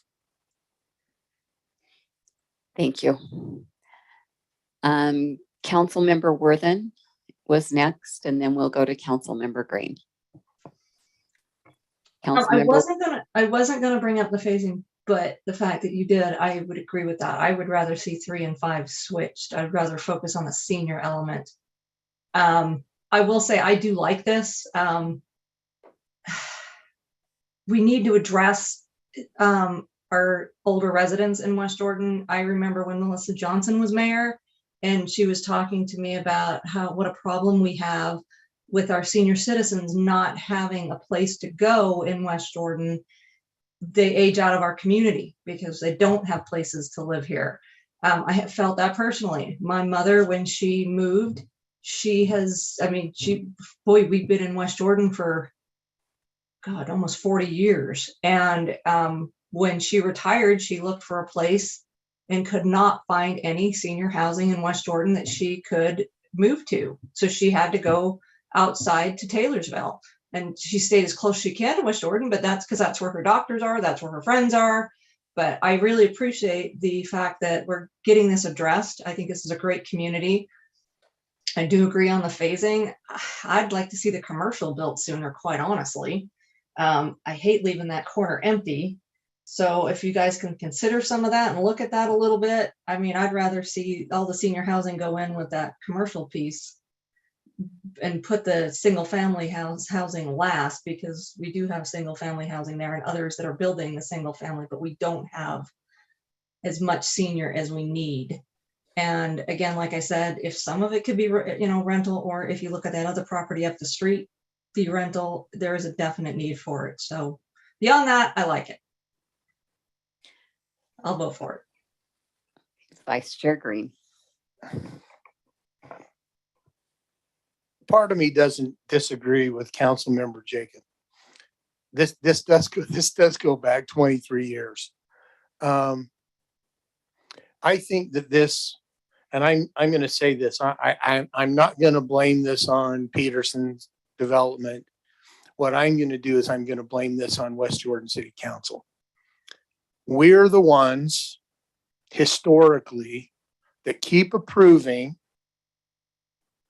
planned communities, and we don't change the ordinance. And I think we're going to get to a point here shortly. We are going to change the ordinance that commercial's got to be an integral component of the development. And if somebody proposes commercial as part of the development, then dang it, it's got to be built at the same time. I mean, we've seen what happens over at Jordan Valley. That's the most egregious one we have, where we built 17,000 high density apartments on the promise of building commercial, and we still and we got stuck with Starbucks. That bothers me. On this particular one, the question I'm going to ask the attorneys and the staff is, there are two corners on this property. The one on the corner is 78th and 48th, and the other one that's up the street that borders the West Jordan City water tanks. And I believe that assisted living is a commercial use. Is there a way for us to, when we're doing the master development agreement, and I'll be honest with you, I didn't go through that part of the master development agreement. So Duncan, maybe you can help us. Can we solidify that those two corners of this property are dedicated for commercial, and that those phases remain commercial and not be used for housing anytime in the near future? That would be my question to staff. And I will defer to Duncan Murray, who is a panelist who's worked on the master development agreement. So I could render some insight there. I think it was, at least with regards to phase 4, the commercial corner, neighborhood commercial, with the change that's being proposed to the general land use map, that would solidify that corner as commercial because of the way it's divided out separately on the general plan map with the proposed change. That's not the case with phase 5, where it's part of the overall, it is classified on the general plan map as residential. However, there with a slight change to the MDA, you could solidify that further. The thing that's already in the MDA is that there are a maximum number of senior villa units, and a maximum number of single family units. And it is very clear in this amended master development plan that there's 1 acre of that neighborhood commercial and the 2.63 acres of assisted living facility. That's what it's described as. So by approving, if you were to approve the MDA and general plan map change tonight, phase 5 would still be solidified as assisted living facility only. My legal opinion would be is if they want to do anything else on that 2.63 acres, they would have to come back for a further amendment to their master development plan and master development agreement. So if your question is, are you locking in phases 4 and 5 to be used for the purposes shown, namely neighborhood commercial and assisted living? Yes. Are there additional things you could do to solidify it further? Yes, probably overkill. I think between the general plan map and the specific acreages and identification of what the uses are on those phases 4 and 5, I think it's locked in unless they come back for a further amendment to the MDP and MDA. Is that responsive to your question? That was more than responsive. Thank you. Council, is there anyone else that wishes to? Councilmember Pack. Thank you, Chair. Thank you, Chair.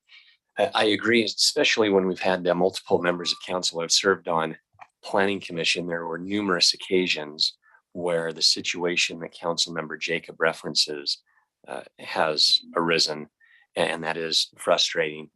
While noting that in the time that this agreement was made, certainly the economy, demographics, the surrounding area has morphed and shifted, as Councilmember McConaughey said. So usually I would be on the side over here of what Councilmember Jacob said. In this particular circumstance, if we can make a consideration for ensuring, as Mr. Murray mentioned, that phase 4 or whatever phase we decide that commercial piece is definitely going to be designated and has to be built, ideally concurrently with another phase.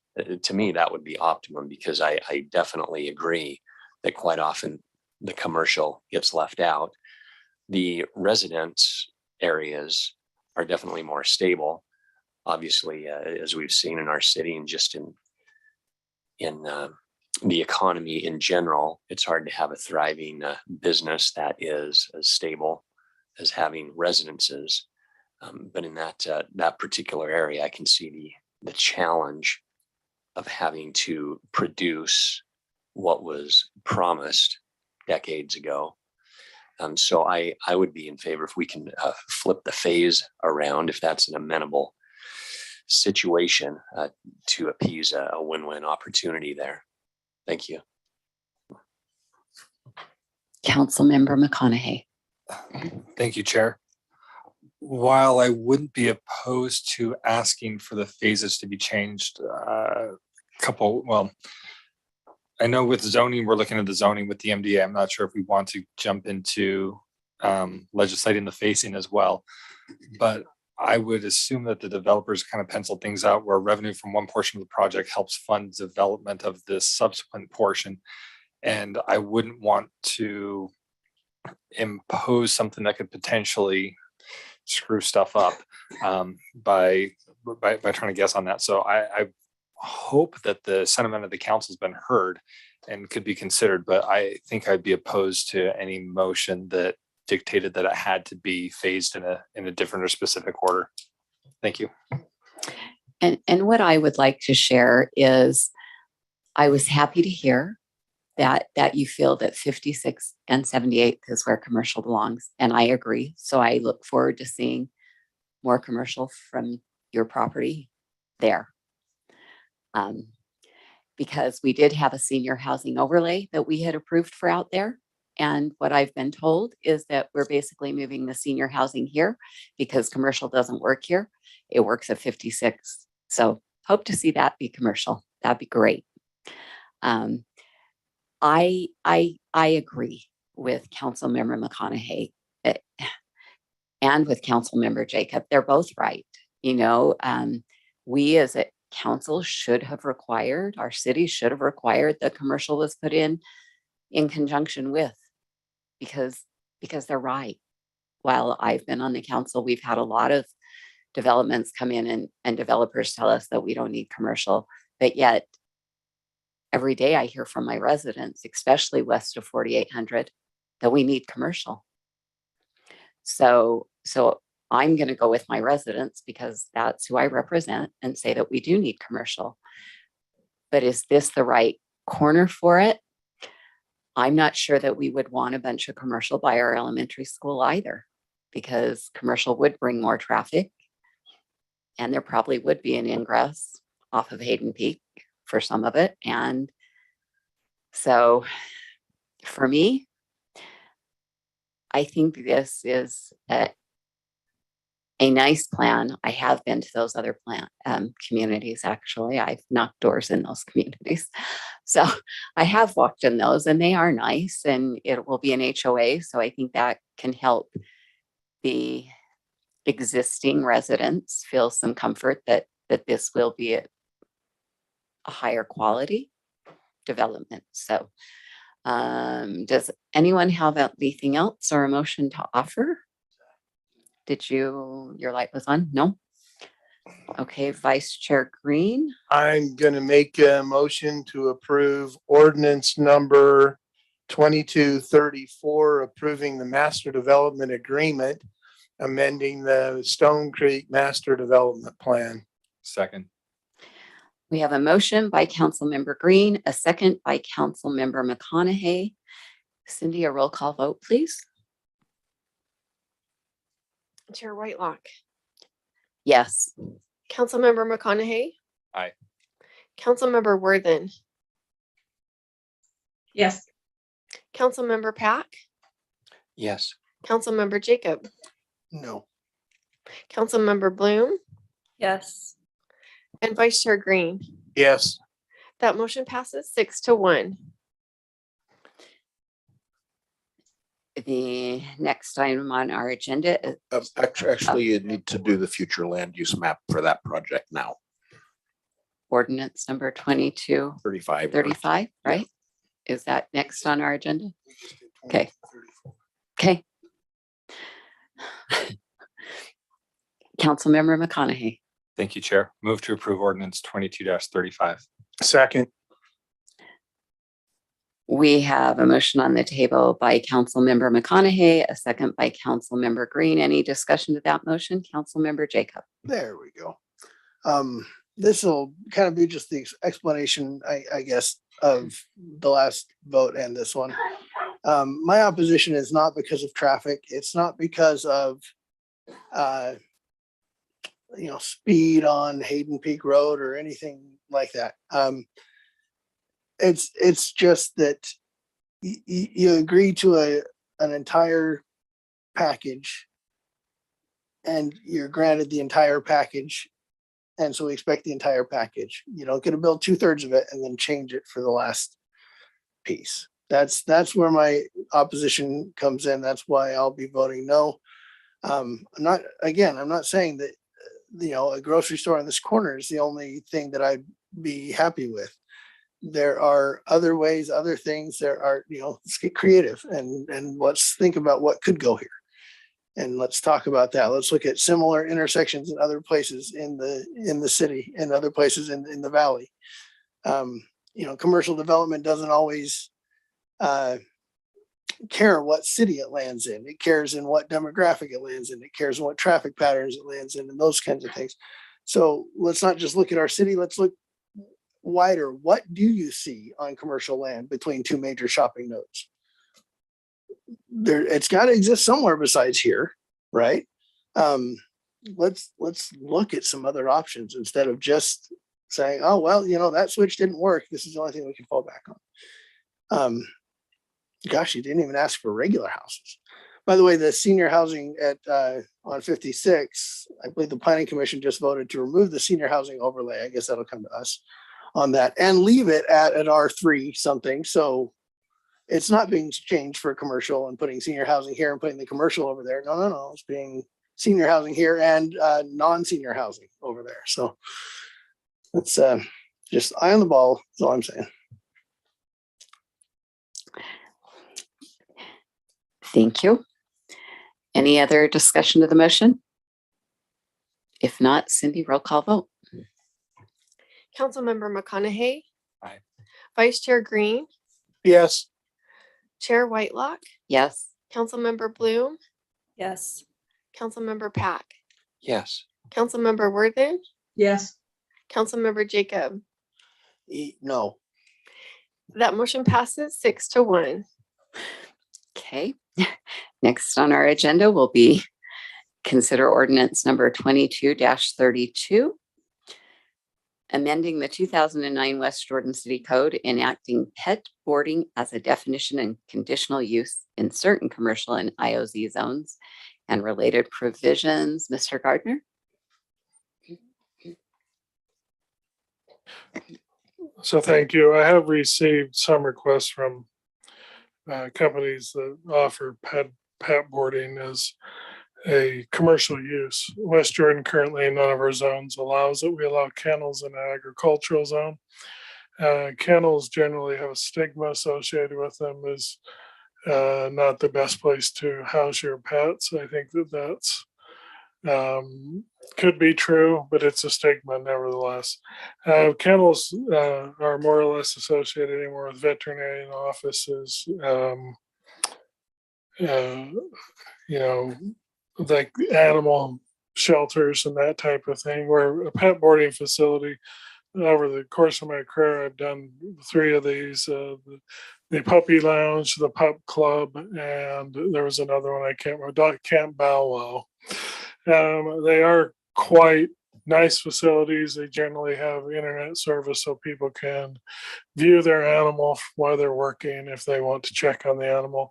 They're more spacious. They allow animals to roam. And as in the definition, I've tried to capture the essence of what they really are. And the definition of pet boarding is a licensed commercial indoor outdoor facilities.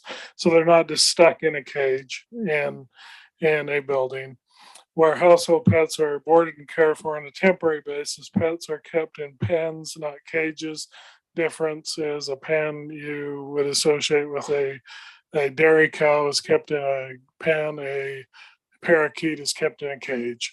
A cage is, smaller, where pens are not quite so confining. Outdoor recreation area equaling 25% of the square footage of the building is provided, and 50% of the enclosed floor area of the building is used for open recreation. These type of facilities are very used by residents. The issue is, and these are some graphics of a outfit out of Houston, Texas, that is looking to move into the Salt Lake region. They really were honed in on West Jordan. Something to do with their market study said that there is a dearth of this type of use in our facility, and I wonder why. It's because we don't allow it. And so it's a commercial use in a commercial zone. It would be a conditional use in the SC2 and SC3 zone and in the IOZ. And the reason for the conditional use permit is in case very loud animals cause a problem to the neighborhood, then we can have some kind of enforcement to mitigate that detrimental impact to the neighbor. These places that I've been associated with are generally very well staffed. The staff is well trained. The animals are well socialized, and the animals are disciplined if they continue to make a nuisance of themselves outdoors. Anyway, so it'd be conditional use SC2, SC3, ILZ, and then the prohibition of a kennel would be removed from the IOZ. Mostly kennels anymore are associated with the veterinarian's offices where they keep animals after surgery and that type of thing. We're not going to regulate it anyway. I think that's part of the veterinarian service. So do you have any questions of me? Vice Chair Green. So what about M zones? Are we gonna, I know this is targeted at SC, the commercial zones, and SC2 and 3 with conditional use, but what about an M zone? If the council wanted to consider that, I could bring an ordinance modification. My professional opinion is I'd like to protect the purity of the manufacturing zone for manufacturing, warehousing, that type of use. However, if the council in their discretion feels like that is a good place for this, I could bring a modification back to you. Councilmember McConaughey. Thank you, Chair. I'm trying to remember, it's been probably more than 2 years. We made a modification for M1 to allow like trampoline parks or something like that in there. What was the exception that we made for M1 to allow some other activity there? I think that's take indoor, outdoor recreation.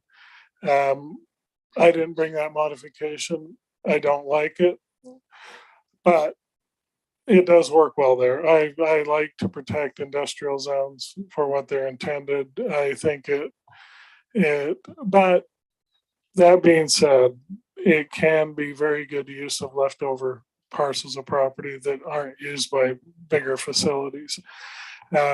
Churches, schools, dance schools, indoor recreation, that type of thing. I don't believe they belong there, but that's someone else's decision. And again, just to clarify, this would be conditional, right? Be conditional uses, yeah, because there is always potential when you're dealing with living creatures that there could be a detrimental impact to a neighborhood. So awesome, thank you. So I was curious as to what the conditions would be. I think it would be related to dogs barking, that type of thing, noise complaints, not controlling odors, not cleaning up, that general type of thing. Probably time, place, manner, health, safety things. The ones I've been associated with are always well taken care of, but that's just an extra level of insurance, I think, just in case. I don't think that if one was established in Jordan Landing, I don't believe that would be necessarily an issue. Yeah, I was just thinking if it was more of a mixed use IOZ, if we would have hours of operation, because I can't imagine living next to doggy daycare and having them be there all night. Well, I think that we would cite them very carefully if it's in the IOZ zone. Yes. Okay, thank you. Any other clarifying questions? Okay, then I will bring this to the public and open the public hearing. If you are here to speak to this item, please feel free to come to the lectern or raise your hand and indicate that you'd like to speak, or push *9. I'll close the public hearing and bring it back to the council for debate or a motion. Vice Chair Green. My thought is that I think I want to maybe expand this to we allow dance studios and manufacturing. We allow karate. The thing about our manufacturing zone, I'm going to say this is our, and I don't disagree with Mr. Gardner that manufacturing zones are, where we ought to be manufacturing, but manufacturing zones are also where there's, how do I say, I'll say it. It's cheap warehouse space, right? There's warehouses, the square footage is a lot cheaper. The construction is different. And I'm thinking of things like Southwest Quadrant that's going to have, I'm thinking of Councilmember Worthen taking her dogs and dropping them off as she goes and works in the Southwest Quadrant. Councilmember Whitelock's just laughing over here. There's that kind of that if it can fit and it's got the outdoor space. Do I want a dog kennel next to Dan and Yogurt? Probably not. But I think that can be restricted out based on conditional uses or those kind of things. But at the end of the day, the manufacturing zone has morphed into, like what you mentioned, it's morphed into where there's warehouse space or there's flex office space, where there's those kinds of things. And if somebody wants to put something in that kind of an area, I'm not sure I want to prohibit that. So I'd be more amenable to actually expanding this from the SC zones to also include the M zones. Councilmember McConaughey. Thank you, Chair. For the most part, I concur with Councilmember Green. Although Councilmember Whitelock's comment about the IOZ, I think I'd be more amenable to expanding to the M zone and a little more hesitant with the IOZ. Just my thoughts. Also, to kind of underscore what you talked about with the with the current manufacturing zone and the flex space, we seem to be seeing a lot of that now. I know that like with the trampoline park, there's like a ninja academy thing that my kids have done, but anywhere you can get wide open spaces, it's going to be a lot more cost effective for folks who are looking for that kind of service. I would rather see something like that in an M1 zone. We've got, I better not share that comment. I'll leave it at that. Thank you, Chair. Okay, Council Member Worthen.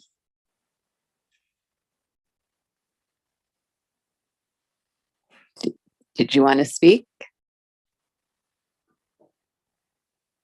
She took her hand down, so I'm going to go with no. Oh, no. Councilmember Worthen? Oh, I have to allow her to talk. Couch, yeah. Yes. How did she get demoted? I don't know. She just showed up different. Go ahead and talk, Melissa. Can you? Hello? Okay, sorry, I had to switch devices. No, I'm with Councilman Green on this. I mean, first of all, these are more like hotels. I mean, they're like luxury hotels for pets for the most part. Those drawings are no joke. And they typically have pretty strict rules on the dogs. If they don't behave, they don't let them back, things like that. So they're pretty high class places to where they're really well regulated within themselves because they want to stay in business and they want to have that quality. So I wouldn't worry so much about where they're located in a commercial or a manufacturing zone. That's it. So my question would be for legal then, if council wants to make these changes, do we need to? Can I answer Table that? I would rather bring an ordinance back to you. Okay. Yeah, at a future meeting. So I don't think you need to act on it tonight, correct? I would just come to a future meeting in July, probably with the modifications I've heard. It sounds like the majority of the council wants to go that direction. So we have no issue Well, with that. let's make sure. I know, David, thumb up or thumb down on, okay. And I guess the question that we need to clarify is, I've heard we want it in manufacturing. I have concerns about IOZ. I heard one other maybe.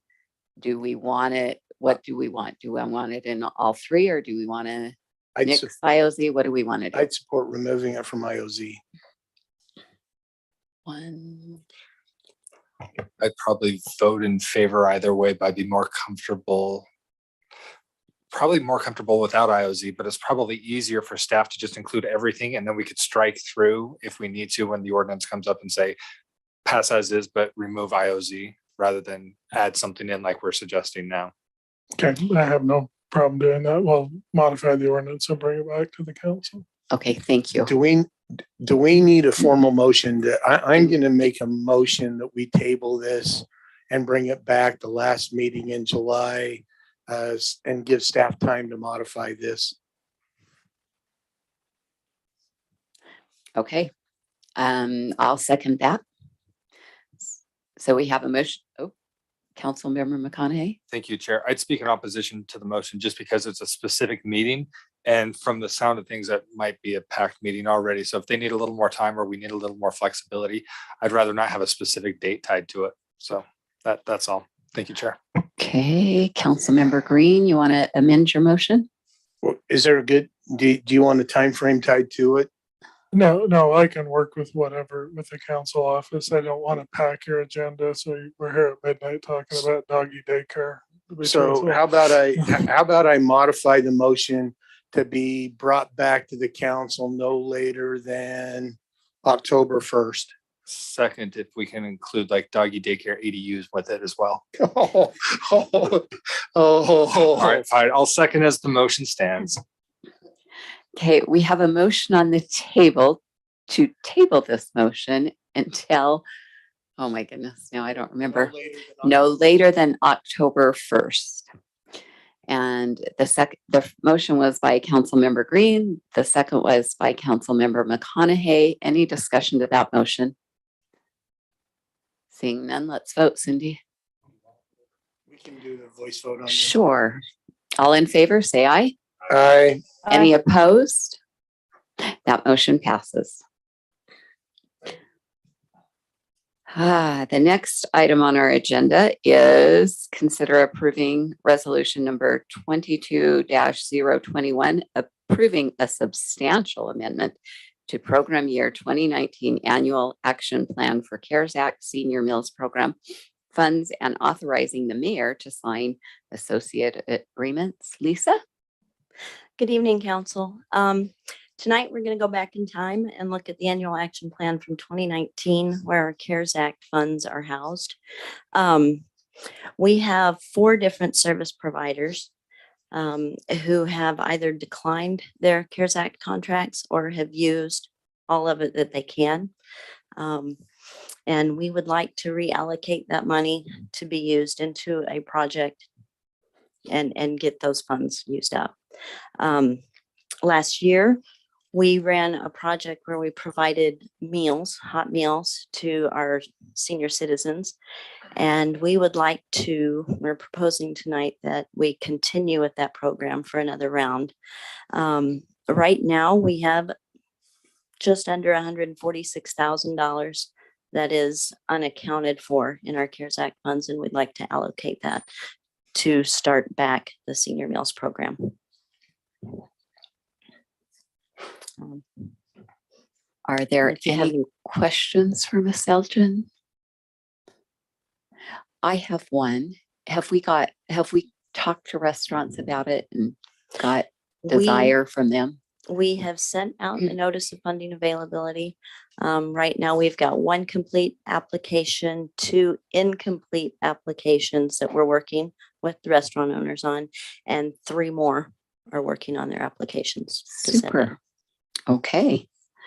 So I will open the public hearing. If you are here to speak to this item, please indicate by either coming to the lectern or raising your hand online or pushing *9. Seeing no one, I'll close the public hearing and bring it back to council for deliberation and a motion. Council Member Vice Chair Green.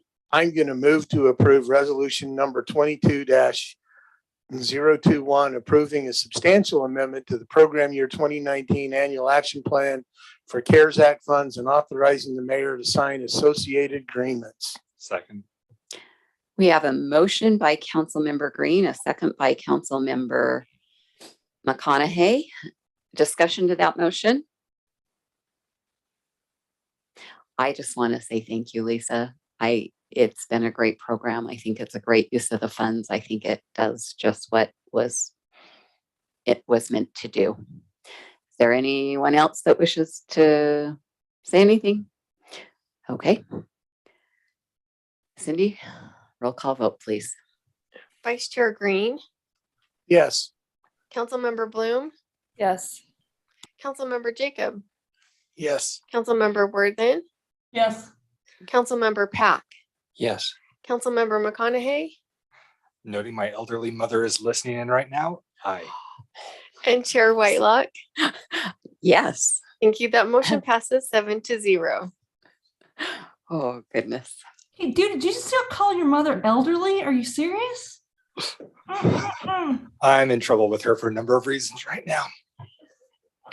The next item on our agenda, before we head there, I want to remind the council that each vote on the budget, because that's where we're headed next, is sequential and are contingent on the prior one. We must end with a balanced budget.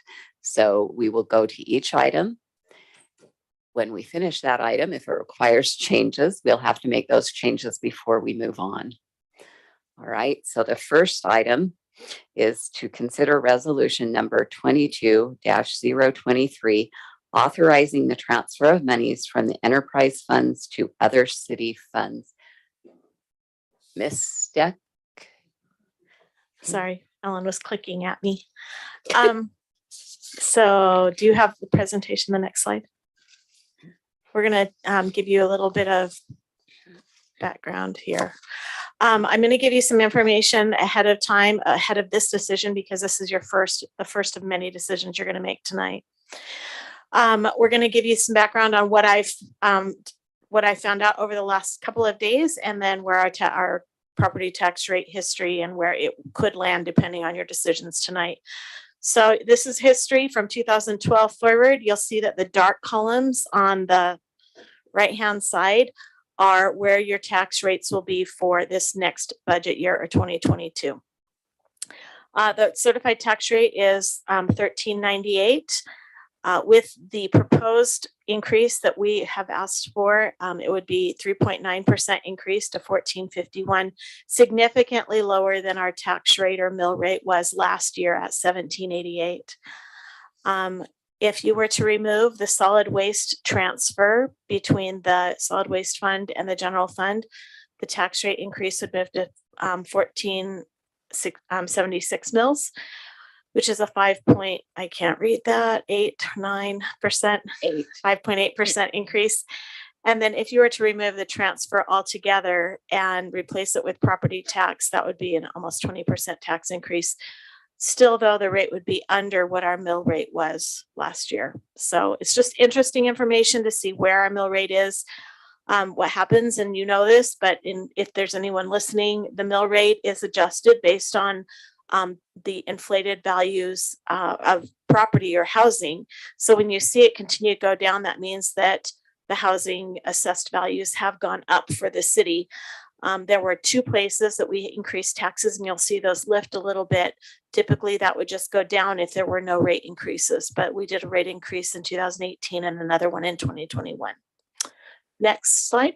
Hey, 1 second before you move. Sure. Forward, I just wanted to mention that one of the proposals that I had come up with last year was to just keep our mill rate the same every year. And look where we'd be. I'm just saying, look where we'd be. We'd have no budget worries this year if we'd have just kept it the same. If we'd have just passed some sort of like idea resolution saying, let's just keep our rate at 1788 all the time. We'd be killing it this year. I mean, now granted, that's because everybody's property values went through the roof and it's Right. Our values increased about bit of a 30%. bubble, you might say, but just saying that I'm not in favor of 19% tax increases, but gosh, if our policy had been, we're just going to keep it the same all the time, then I made the bed and I'd have to lie in it, but we didn't make that bed. So next slide. All right. So as of today, these are the tax rates that have been either declared or are certified.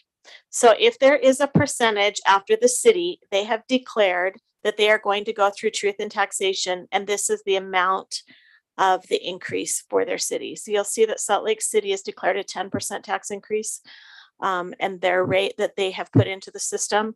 West Valley's at 11%, Mill Creek, Riverton, Midvale, and Harriman, none of them have put their tax rates in. So these are their certified rates right now. Taylorsville has a 10% rate increase. Murray, 12%. We're at 4%. Cottonwood Heights is not declared. South Jordan's at 14%. Holiday has not declared. Sandy at this point is at 41%. I have heard from Tani that their council had said that was not going to go through, but that's what's in the certified tax rate system right now. So I don't know where they are right now.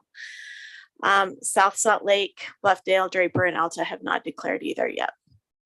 I have anticipated Draper, I know, is going to be declaring an increase, and so is Midvale. So I know that most cities right now are going through truth and taxation, primarily based on increases to public safety wages.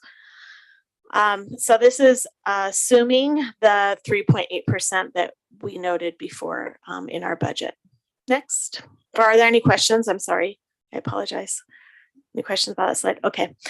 Our property tax on our average value home in 2021, our average value home was $380,800. That comes from Salt Lake County. They provide us that number. And then the residential discount's 55%. So you can see with our tax rate last year, our property tax for our residents was about $374.50-ish. This year, our home value is $495,700, significantly increased. And Kayleen does that because your home increased last year and this year that much. So yeah. That's the average home. Again, with the new certified rate, we would be paying, the taxpayer would be paying $381.14. Difference between those two is that businesses were not adjusted at quite the same rate. So it's overall for a city that it's valued equalized. That means our residents are paying about 56 cents more a month if we were to adopt the certified tax rate. Under the proposed tax rate, the taxes would increase by $1.76 a month. So the difference is about $1.20 a month, or about $12 between the certified and the proposed. If you were to remove the waste transfer, that increase would be $27.93 or $2.33. And if you receive the transfer all the way gone, it would be about $78.64. Again, this is an average value home according to our city. I provided you individualized statements in letters to your email, and I think all of you reviewed them because I heard from most of you, that showed your property and how that affects your property particularly, and random commercial properties, random tax exempt properties, and random other property owners. Next slide. All right, so the transfer to the enterprise fund from the enterprise fund to the general fund provides the general fund $2.66 million right now. If you say that, yes, this item goes through, then our property tax increase can be 3.9%. If you choose to remove the solid waste transfer, then our property tax increase will go to 3.82%, or you need to reduce the budget, or you instruct us to use reserves in the general fund. Those are the choices. If you choose to remove the transfer altogether, then the tax increase will increase to 19.58%, or you can reduce the general fund budget, or you can instruct us to use reserves out of the general fund of that amount. A reminder that any decision that you make will also affect our 5-year financial plan for the general fund.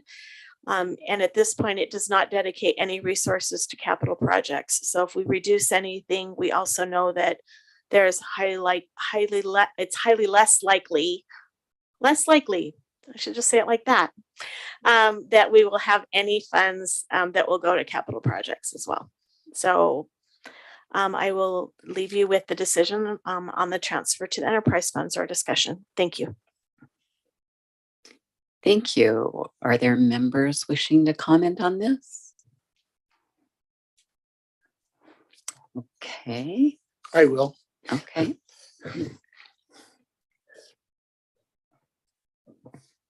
I am, and I've made that known before.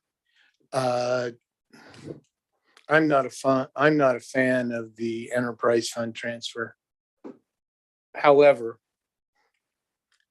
the difficulty that we face with this budget is that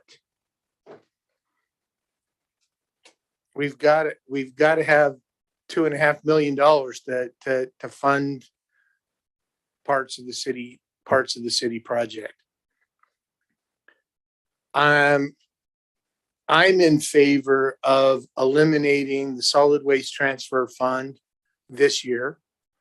That's $300K, $330K, whatever the number is.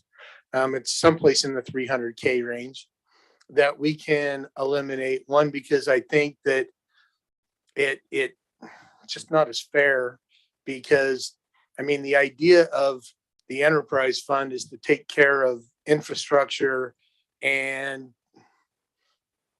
we don't charge anybody else for the use of the streets to drive their garbage trucks down. And it's a more narrow, it's actually a more narrow tax. I think when we look at the numbers, if we raise the average property tax, it raises it about $7 a month, but it reduces the solid waste fees it reduces that by about $10 a month. So it actually saves a lot of homeowners about $3 a year. Not fantastic, but it's still a savings. The nice thing about that is that if we have that 300K, then we're less likely to raise the solid waste fees higher. We can use that money to keep solid waste fees intact, and we can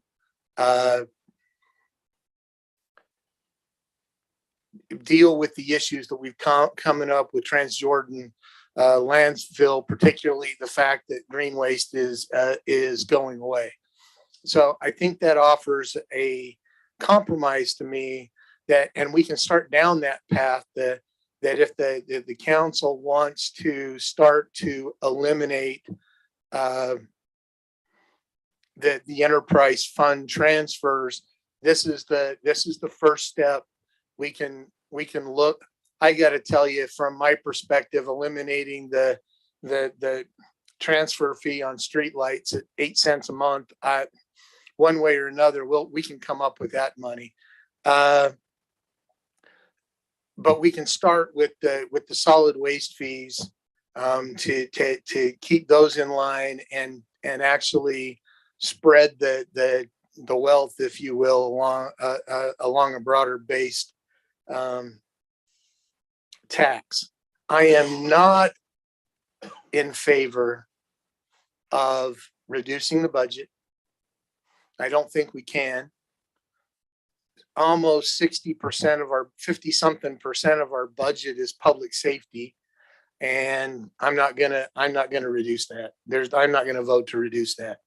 What I will say is this year, and I've always been an advocate that I don't that I'm okay with using reserves from one year to offset the enterprise fund from another year.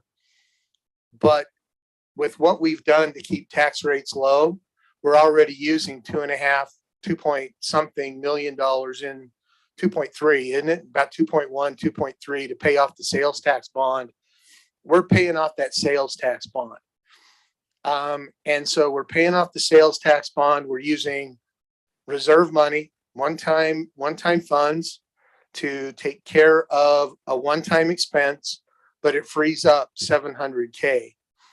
What I'm not a fan of is saying use another 2.5 and use 5 million of our reserve, which would be over 25% of would be about 25% of our reserve fund. I'm not a fan, knowing that we may be headed into a recession. I think that a small tax increase will offset some stuff, but if we go into a serious recession, we're going to have some good money in reserves to cover it. So I'm okay with the proposition to eliminate the. So I think that was proposal 2022B. If I got that right, Denise, I'm in favor of 2022B, eliminating the solid waste, and looking at the 5.82%. And I hate to say that I'm in favor of a property tax increase, but there's no way we're going to be able to shave. I mean, we've been through the budget pretty close. There's some things that I don't like in the budget. I still haven't decided whether I'm going to vote for the budget, but I will tell you that I think that the compromise for the enterprise fund is to do the 2022B, and I'll leave it at that. Councilmember Worthen.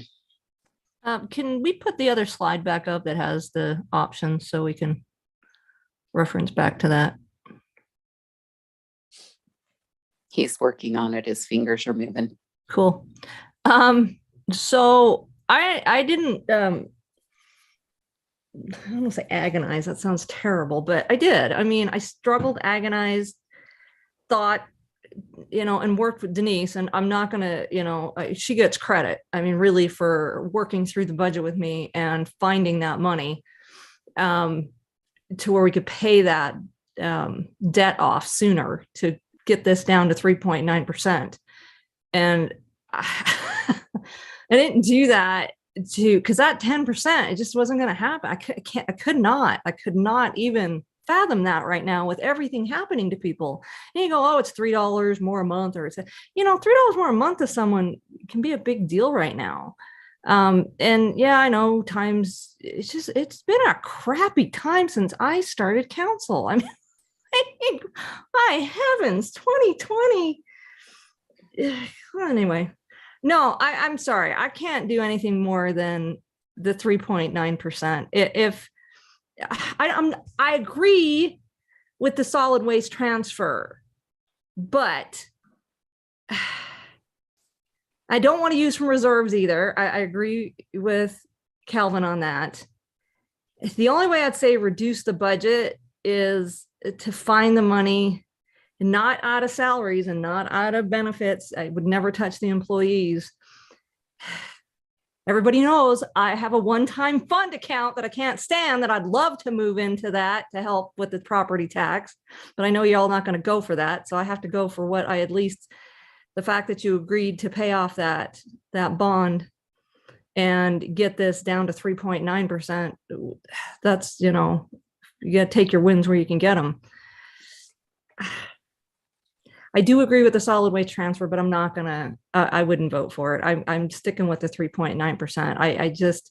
I spent too much time thinking of that and working with Denise. And again, she gets the credit for pointing it out to where we could make those numbers work, but yeah. And the funniest thing is I felt so good after that meeting. I had a work meeting with my whole team and we talk about our wins. And I said, can I just share a personal win instead of a work win? And I talked about this, and I talked about how being on council, all I want to do is help people. That's it. That's what I got into this for. I have no political ambitions. I don't want to, I don't want to be mayor. I don't want to be, on the legislature or wherever. I just wanted to help people. And I seriously can count my wins on one hand so far, but they've been pretty cool wins. And this was a big deal for me. And I felt so good about it because I felt like I've done something. And funny enough, my boss comes in, he goes, they're just going to look at the fact that there's a tax increase, right? I says, yeah, but I'll know the work that was done to cut it from 10% to 3.9%. So I'm sticking with the 3.9%, even though people are still going to complain that we increase their taxes. I'll know the work that went behind to cut it down. So either I would keep it at 3.9%, or if we're going to do the solid waste without the solid waste, we've got to figure out how to make up the money. And Denise, I don't know how much that would be, but I'd be willing to look at the budget with you again and see if we can find it. That's it. Councilmember McConaughey. Thank you, Chair. I've shared my thoughts on this a number of times, so I'll be brief.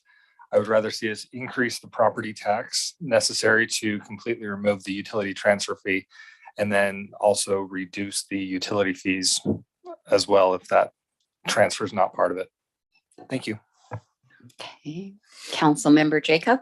Thank you. Denise, or whoever's controlling, Alan, can you back up, I don't know, to the slide with the decreasing rates and then the 4 options? There you go. I'd just like to point out that all of the options are less than our current tax rate. I know I kind of mentioned that before, but somebody commented today in public comment that wouldn't it be nice if we reduce the tax rate? Gosh darn it, yes. We're going to reduce the tax rate from 1788 to something else. So I just want that to be clear. Yes, it's going down. No matter what we do here, it's yay. Going down. Let's shout that loud and proud from the rooftop, shall we? Okay, now we got that out of the way. I'm kind of in the same boat with Councilmember Green as far as going with the 5.8% increase to eliminate the solid waste part of the utility transfer. That's where I'm leaning, although I agree with Councilmember McConaughey. I don't like the utility transfer at all. For the most part, I think it needs to be done. But if we're doing the tax increase to cover that, we need to be decreasing the solid waste collection amount. The fee that is on the utility bill needs to come down because we're getting the money somewhere else. And it's not fair to get it twice. So whatever that amount is that it needs to come down, might be interesting to see how that amount compares to the cost of the dumpster program. Just, because that would be interesting to see. And maybe we could, switch one thing without having to switch the other thing. Anyway, that's what I'm in favor of, the 5.8 increase with the decrease, but with that decrease in the solid waste rate has to go with it. Okay, so those of you that have been around a while know that sometimes Councilmember Whitelock prints out her words because, I don't know, when people come up to the lectern, they think that's scary, and it is, but sometimes it's really scary up here. But my fellow council members have kind of combined both of theirs, so I'm going to ad lib and combine both of mine. So I want to remind the council that I don't remember when, but in the past year, we were told that it would require a 10% property increase. And we all said we would do that. And I intend to keep that promise because I value public safety. I value keeping employees that are skilled and know our city and love our city. So after studying this issue multiple times and asking members of the community for input, these are my conclusions. Our city has over 24% of properties tax exempt, meaning they are not contributing to our general fund. Our general fund is how we pay for essential services, roads, police, fire, and people to run the city. Some may say they are tax exempt for a reason, and I would agree. Using the same logic, I would offer that just as the legislature made them tax exempt, they also provided a way for them to contribute to the area services which they use.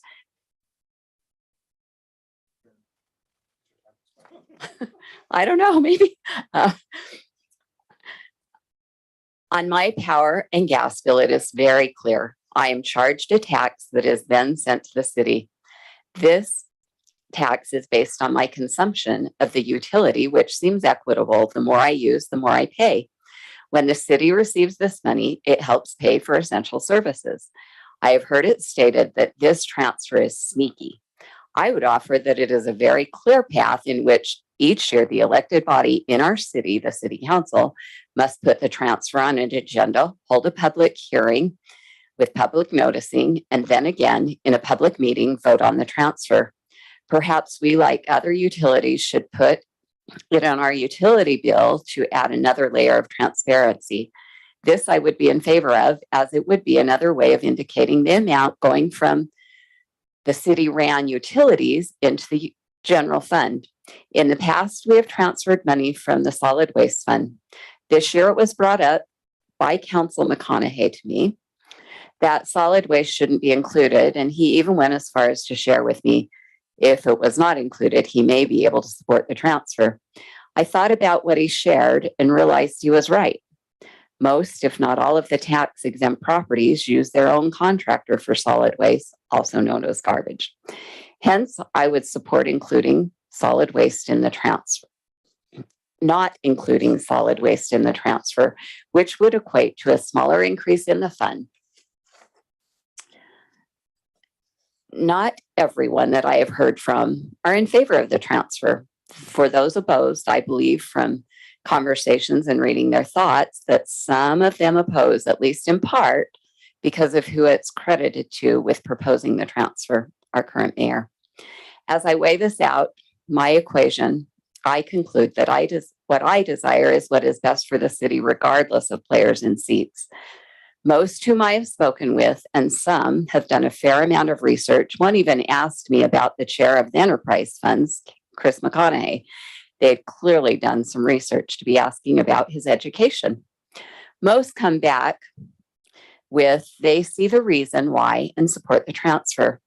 They, as I, see it as a way for property owners such as Salt Lake City Airport, IHC, and other state and county agencies and churches to contribute to the cost of services they use.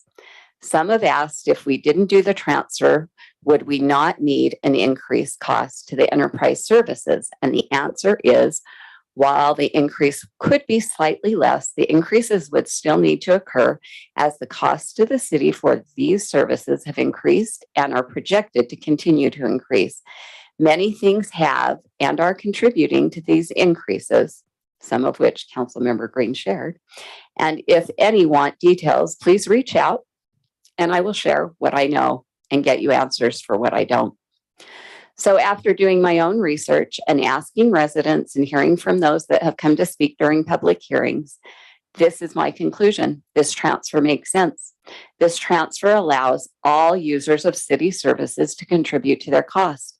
It helps to stabilize our city budget. Without the transfer, a larger property tax increase will be required to balance the budget. Our CFO prepared a comparison of council member properties and what it would look like with and without the transfer. For some, the transfer equates to paying a little more. For others, the property tax increase would be the bigger increase. But again, the real difference here is the use of water. If you use more, you'll pay more with the enterprise transfer than a larger property tax increase. You can control water use. Unless you move, you cannot control property size without selling your property. My job as an elected official is to gather information and input and then come to a conclusion on which to base my vote. Each time I vote, I look at what long-term my vote will mean for the city and the residents. I believe this transfer makes sense for many of the reasons I've shared. And as far as the property tax increase, I feel like, as Councilman Jacob said, we're going to a lower rate no matter what. But in addition to that, we were given a budget that had a 10 to 12% property tax increase to work with. And taking the solid waste out, we're still only looking at a 5.8% increase. Now, I'm not diminishing that increase for some families is hard. It is. And I understand. My household went to half the income that we used to have before COVID. So I get it. Every dollar matters. But it matters to me that we have a city with employees that want to work for our cities, that we have competitive salaries so that we keep our good employees. We've got good employees and I want to keep them. And I know that what we have to do, because why? How do I know this? Because when other entities raise their rates for their police force, we were hemorrhaging police. 24 officers left in a short amount of time. This summer, we needed people to do our parks. How do I know wages matter? Because we couldn't get 16-year-old boys to come mow lawn because we weren't paying enough because McDonald's paid more. So we had to increase that. And then we got applicants. So while some in the community might feel that we can make more cuts, I feel like we've worked as a city. Before the budget even came to us, our staff looked at what we could do. If we look at where we are compared with other cities, I would say we are fiscally responsible. We are trying, but we also want in our city good things. What I hear from our residents is public safety, number one priority. The second thing I hear from our residents is parks and recreation. We used to hear all the time, and I was one of them, we wanted our streets plowed. Luckily, a prior council decided to make that a priority, and it's remained there in the budget. And we now have our streets plowed. In fact, on social media, sometimes I read kudos to our city, and that's always good to hear. And one last thing I want to bring up is that it matters what our city looks like and what our city feels like, because what we want to do for our city is bring in economic development, because that's how we're going to save taxpayers money, by bringing in economic development. And they look at many factors.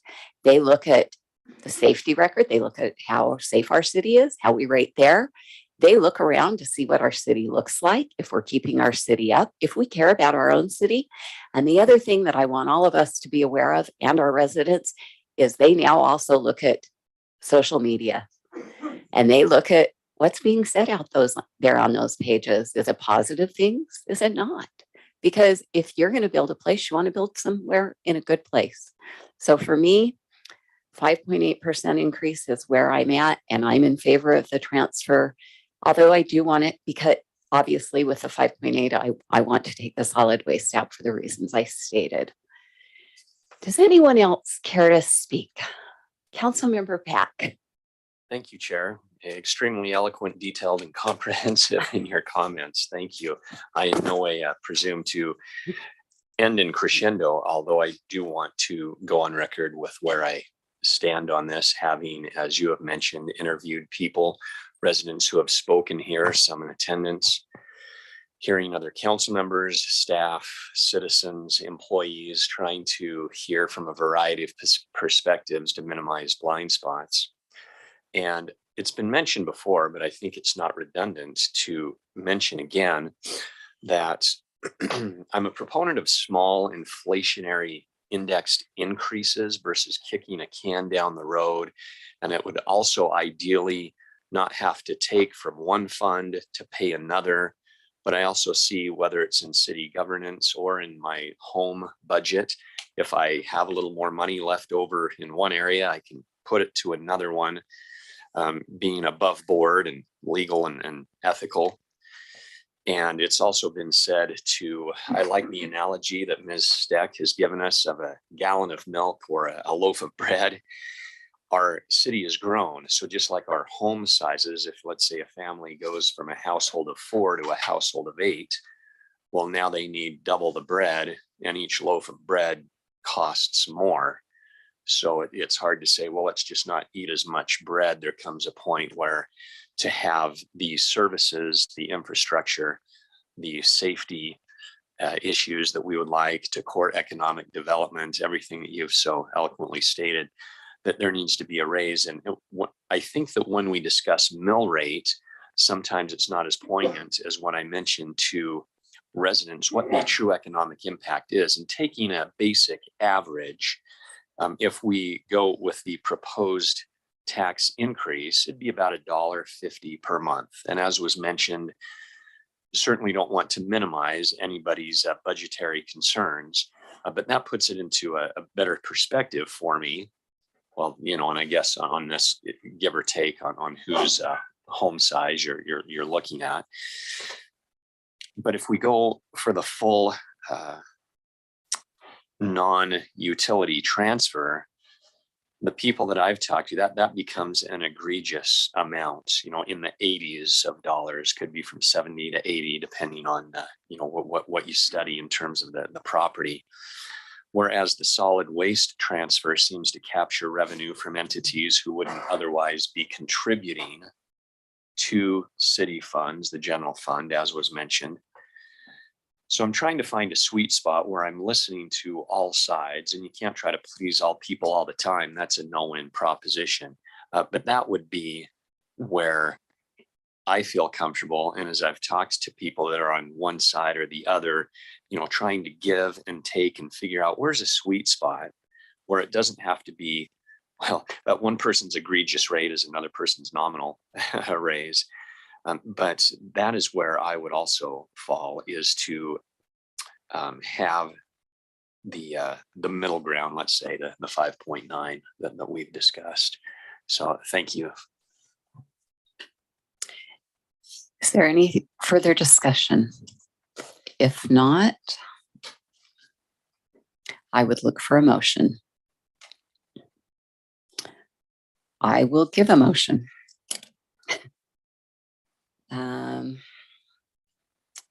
You got any cue cards for me, Alan?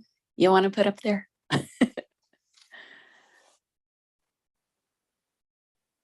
So Alan, I'm going to ask, does the motion need to include the option? Yes, you need to include, because you've got to set, it would be the second one here with the adjustment, if that's what you want to do. It's the second motion Okay. there. I'm going to move to approve resolution number 22-023, authorizing the transfer of monies from enterprise funds to the city funds with the following adjustment: that solid waste be taken out of the transfer. I'll second it. Any discussion to the motion? We have a motion by Councilmember Whitelock, a second by Councilmember Bloom. Now I should ask, any discussion to the motion?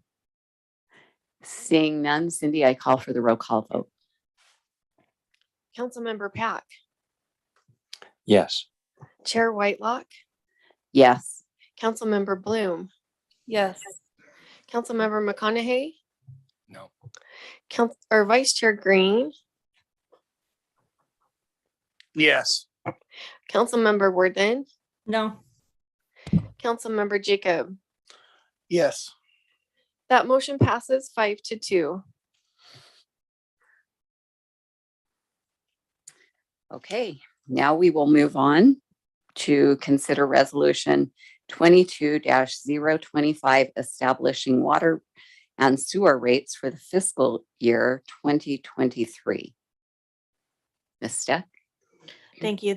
This is an ordinance because we are increasing the sewer and water rates that's required by the state. Or resolution, I'm sorry, non-ordinance, resolution. I think, what is it? Is it an ordinance or resolution? Resolution. Sorry. All of a sudden I lost my place. So this is reflecting the rates as they have been given to you in the budget. Just establishing those rates. Okay, is there any discussion? Vice Chair Green?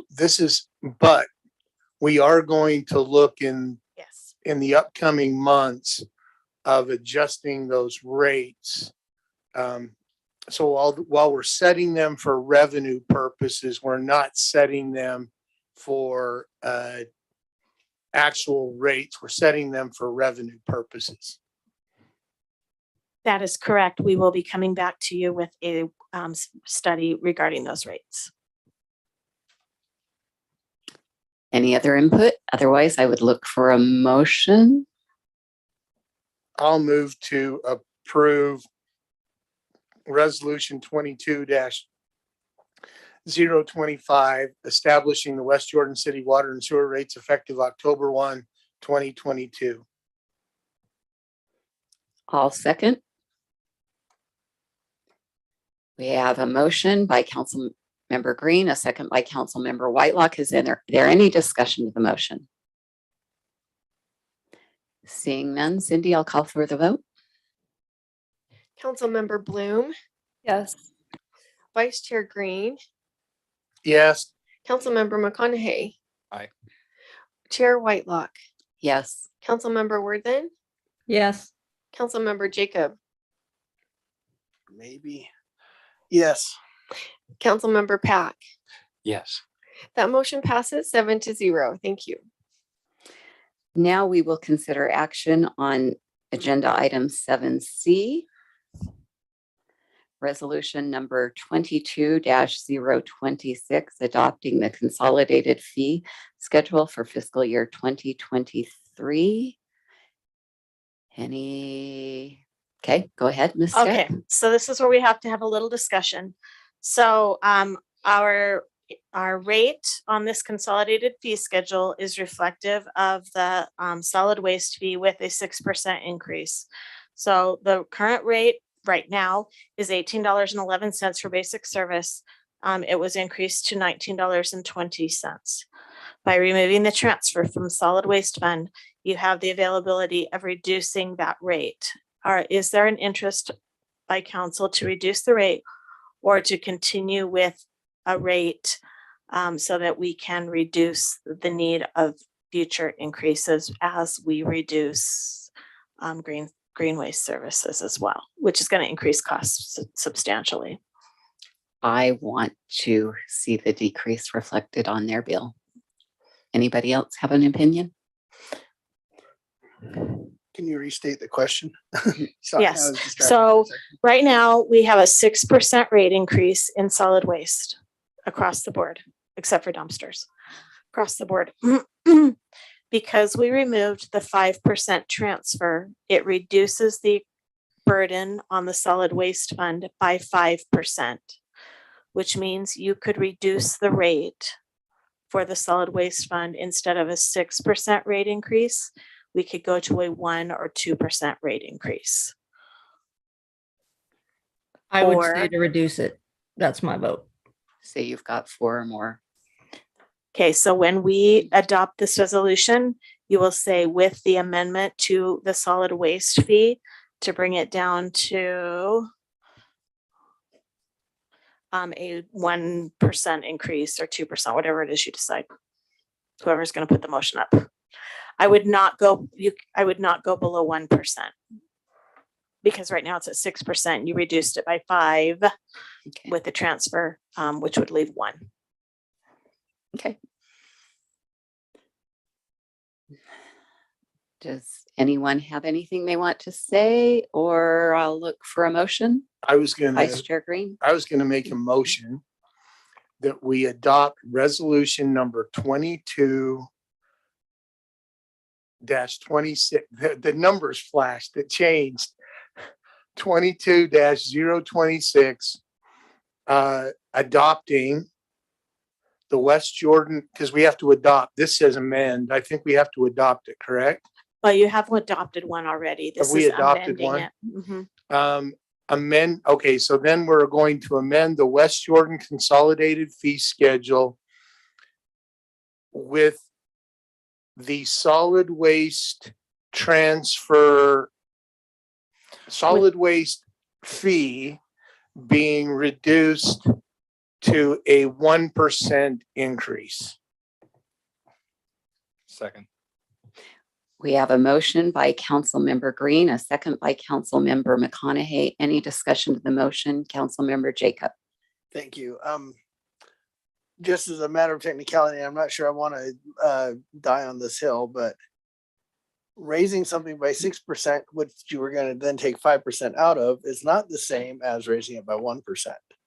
It's actually the same as raising it by 0.7%, because 5% of 106% is not 1%. Yeah, Councilmember Green's comment though in the motion said reduce it to an increase of 1%. So it wasn't reduce it by 5%. No, that I understand, but that's where the increase of 1% came from, right? It was because we were instructed. It's actually dollar for dollar. I'm just going off of math. I don't know what dollar for dollar necessarily means, but when you go up, if you were going to take 5% out of a 6% increase, you're taking 5% out of 106%, not out of 100%. The 5% increase, the 6% increase includes 5%. The transfer, we're reducing the budget overall by 5%, which means the rate would be reduced by 5%.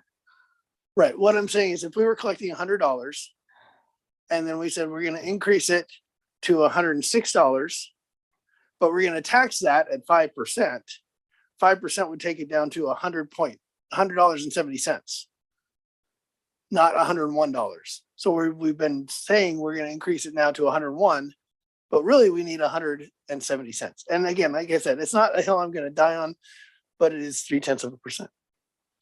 Just saying.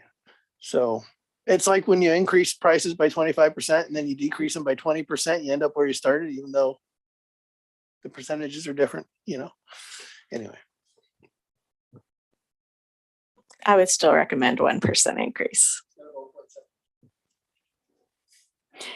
Any other discussion to this motion? Seeing none, Cindy, I would ask for the vote. Vice Chair Green, Yes. Councilmember Worthen, Yes. Councilmember Bloom, Yes. Councilmember Jacob, Yes. Chair Whitelock, Yes. Councilmember McConaughey, Aye. Councilmember Pack. Yes. That motion passes 7-0. All right, we will move up this time to 7B. Consider resolution number 22-027, amending the tentative budget for fiscal year 2023. Perfect. Let's go to the next slide, please.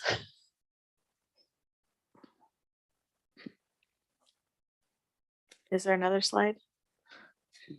Okay, so we've discussed the amendments during the public hearing, so we could refer to those if you'd like. Otherwise, if you're comfortable with the amendments as they were discussed in the work session on June 8th, I think, or your last meeting on June 8th from the work session on June 1st. Sorry. Then we would go ahead and adopt the budget with the changes as they've been discussed tonight. So this amended budget, that's why we had to sequence these. This amended budget will include the removal of the solid waste transfer, so that will need to be added. So maybe we approve resolution 2227 with changes as they've been discussed in the previous motions.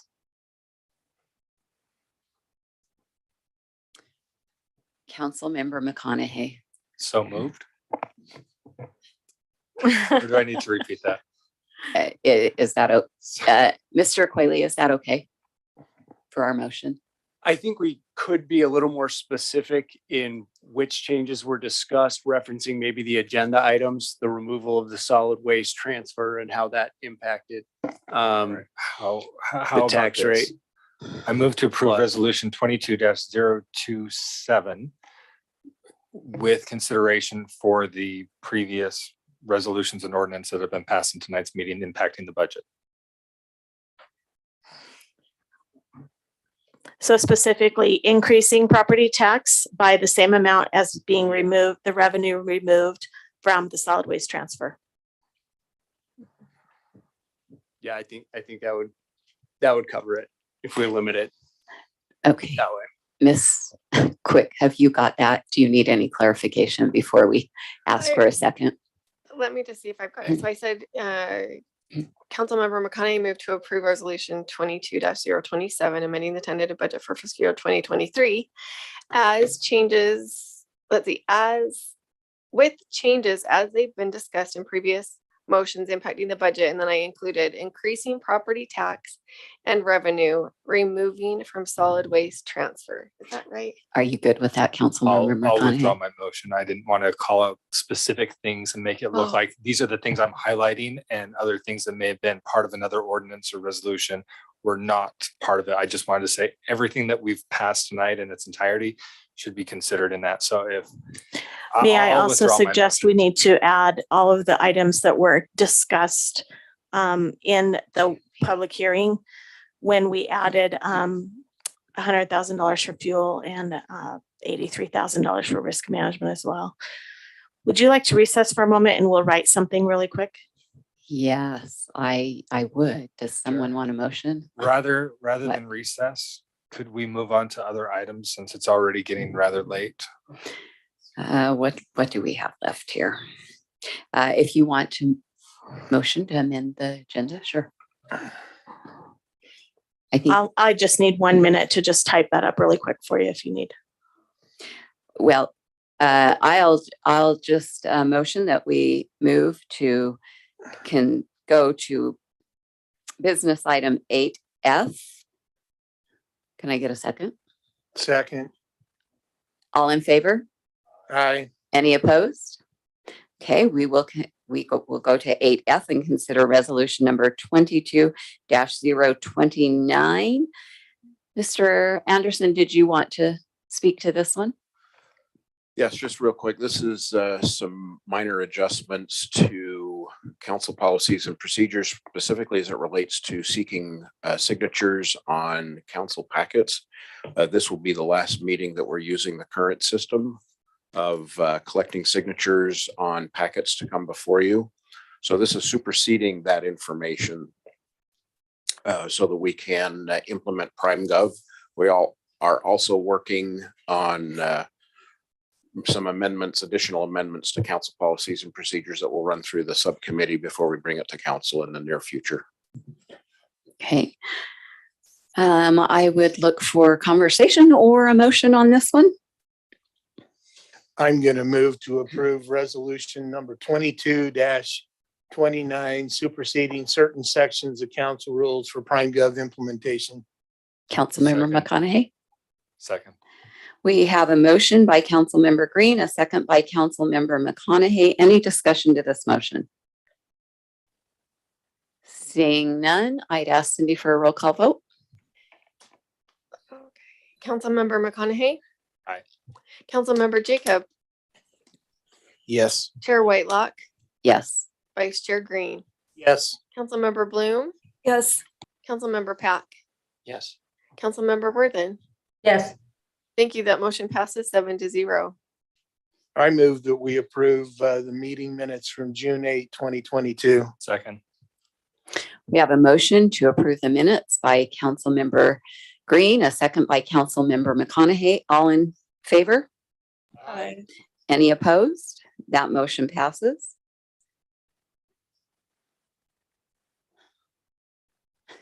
Looks like they're still working.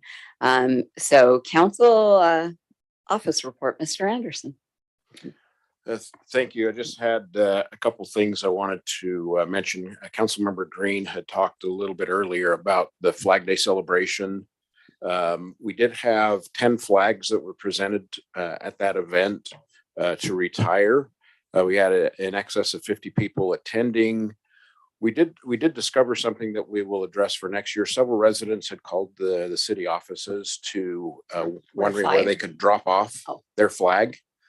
And so for next year, if the council is desirous to repeat the Flag Day, we would probably work on a basket or something, or be able to take the flags at City Hall. They weren't able to attend the event, but they wanted to retire their flags. I briefly mentioned just a moment ago about changing to PrimeGov, which is an agenda management system. It will have a new agenda website. It will have access for the public and council and staff of previous council packets. It'll also be able to, the council will be able to look at what's coming up on future agendas. It has an agenda forecast report where you can put in different search fields and see what's coming up on future agendas as we get that loaded. We have had 2 trainings for staff members to be able to enter packets within PrimeGov, and happy to report that everybody that has put them in has commented to me has indicated it's much easier. The attachments are drag and drop. We don't have to scan them. We're eliminating signatures. There is no limit to file size, which we've had with the digital signatures and by emailing packets back and forth. So we should be able to have a full complement of readable maps, full complement of 880-page geotech studies that will be just drag and dropped into the packets that you'd be able to read digitally. It is cloud-based. You would access it from PrimeGov from any device that you have login credentials for, which I've also emailed out, I think, to each of you. And the last thing is I will be setting up some times next week for council members so I can show you how to get into the system and be able to make your notes and comments into each packet so that you are have everything that you need using PrimeGov. So the July 13th meeting will be our first meeting using the PrimeGov system. It will be a little lighter than tonight's meeting because it changes what we're doing up here pretty substantially. It'll have a different look and feel of what you do now, where you're looking on the city's website to get packets. It won't be that much different for you. Just have a different look and feel. The last thing that I'll mention real quick is the general plan update. We have all the chapters, draft chapters from the general plan committee. Cassidy is currently working on those with graphics and giving it a good look and feel for the general plan that'll eventually come to the council. The deadline that she has is to have the final draft complete by July 31st. In August, we will plan a couple public town halls as requested. September and October, we plan to have the committee present that to the Planning Commission, who's able to modify, edit, change, make recommendations to that. And we're looking to bring it, for having the committee bring it to the council, to you, November, December timeframe, and then have an updated general plan. So that's our current timeline that we're working on. That would be just over 24 months since you've appointed the general plan committee to be together.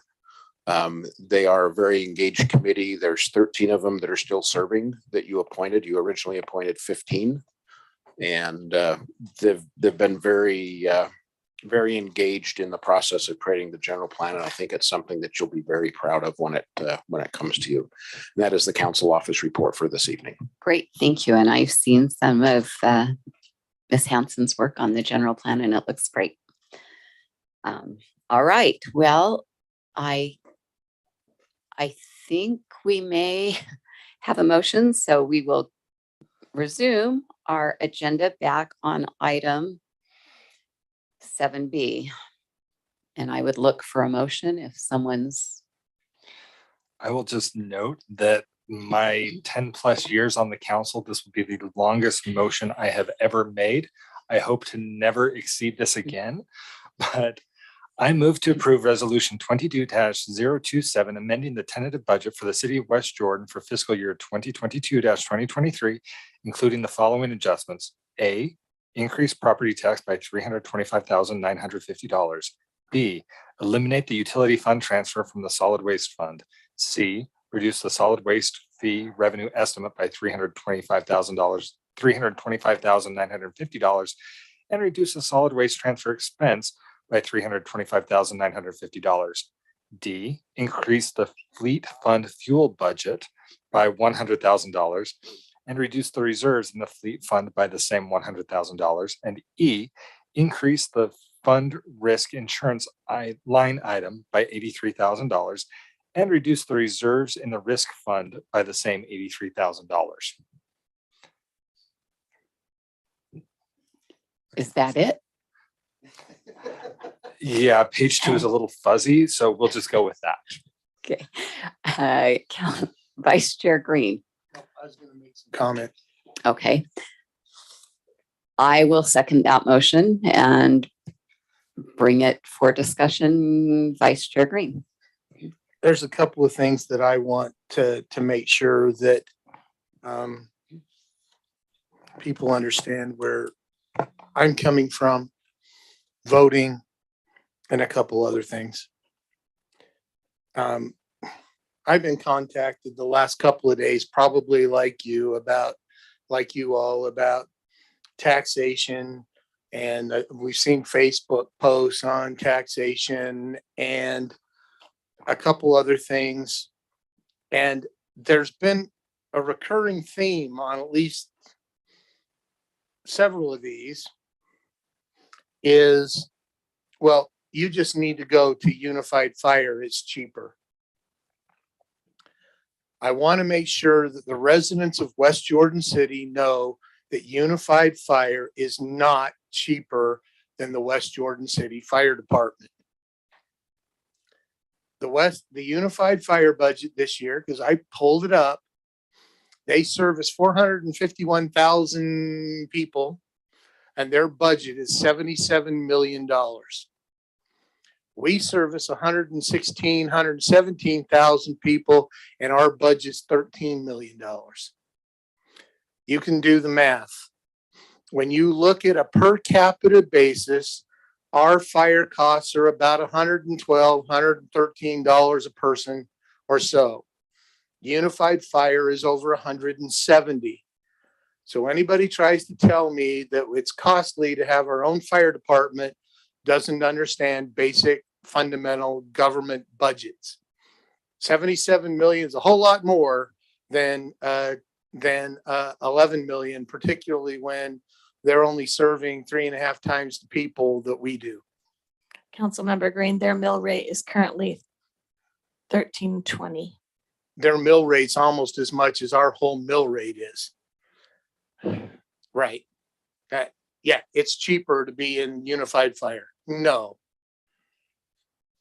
I've also heard from people who say, oh, we should just be unincorporated. It's interesting that when we went to talk to some people on the west side of West Jordan who were looking at being incorporated, they said, if we move to West Jordan, our property taxes go down.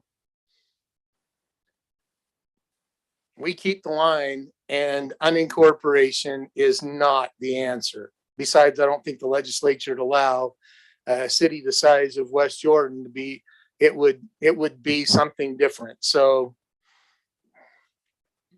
we do spend a substantial amount of our money on public safety. Almost 60% of our budget is public safety. So we've got residents who have told me, oh, I don't need police because I'm a veteran. I can defend myself. Okay, right. You can't investigate car accidents on your own. You can't do other things. And as Councilmember Whitelock alluded to earlier, we pay our police and fire a reasonable wage to keep them here in the city because the turnover costs are so costly. It's funny that we get all these people who say, well, you just pay your employees too much, but they don't understand the cost of training. And training is not cheap. A couple other things. And so what I'm going to say is when I vote against the budget tonight, it is not a vote against public safety or any of our employees. I think there are still a couple of places in this budget. I can think of $150,000 that we don't need in the budget that we can reduce, and we can get our tax rate down to 4.8%, 4.9%, because there are some things we can eliminate in the budget. I will be specific. I do not think we need federal lobbying. I do not think we need to spend $35,000 on a citywide survey. I do not think that we need to spend $20,000 on an annual report that we haven't sent out in 2+ years. But now we need to send one out. That $150,000 almost equates to a 1% property tax increase that we can reduce. There's probably a couple other things that we can reduce, but I don't think honestly, I think that money spent is frivolous and I just don't think we have a plan. I also want to mention that I have this in my tail end of my notes. A couple years back, this council passed a ordinance that established the diversity committee. Since that time, diversity committee hasn't reported to us, and we've done nothing to celebrate diversity in this city. We don't have a Cinco de Mayo festival. We don't have Juneteenth things. We had a couple, but I don't think it was substantial. I just don't think that we're celebrating diversity enough in West Jordan. And so I think there are still some problems with the budget. And so when it comes to the vote tonight, I will be voting no on this budget because there's some things that I just can't live with. So thank you, Chair. We have Councilmember Worthen online who had her hand up first, and then Councilmember Jacob. I'd come off mute. Actually, Calvin just made some really good points. I was gonna say I was gonna vote for it just because of the fact that even though I'm against the 5.82, because I didn't want to do that, reducing the utility fund, I felt balanced that out. But I agree, there's more in the budget that can be cut, especially after what he just said. I don't necessarily agree with the federal lobbyist, because anybody that can make money for us that pays their own salary plus some is always worth it, but we don't know that till that happens. But yeah, I agree with sending that report out. Okay, I've got to say I'm going to vote against it myself too, because yeah, I think there can be some more work. If we can cut it down, we owe it to the citizens to cut it down. And I mean, I always want to take it out of that one-time money that, you know, for that arts building we shouldn't be building, but you know, I always got to throw that in there. So anyway, that's where I'm at. Thank you. Councilmember Jacob. Thank you. Just for clarification, we're not voting on the final budget here. We're voting on an amendment to the tentative budget.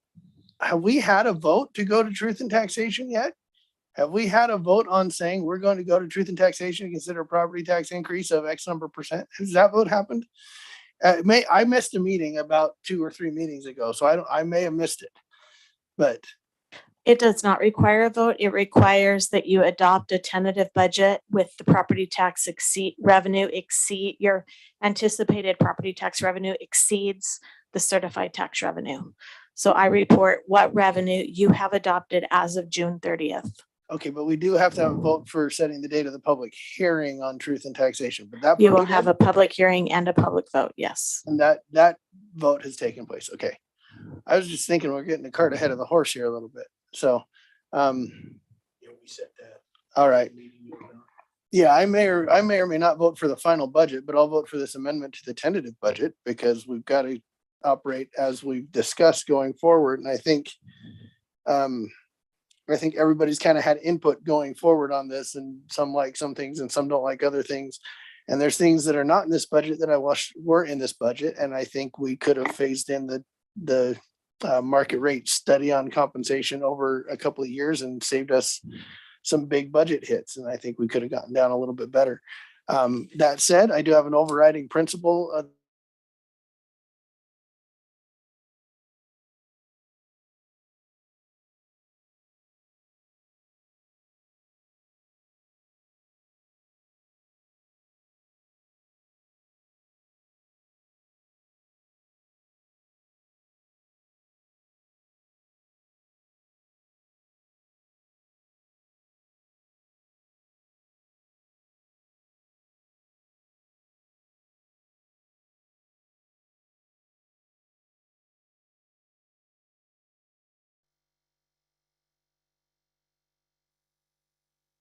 oh, now I'm going to be on the record. Okay.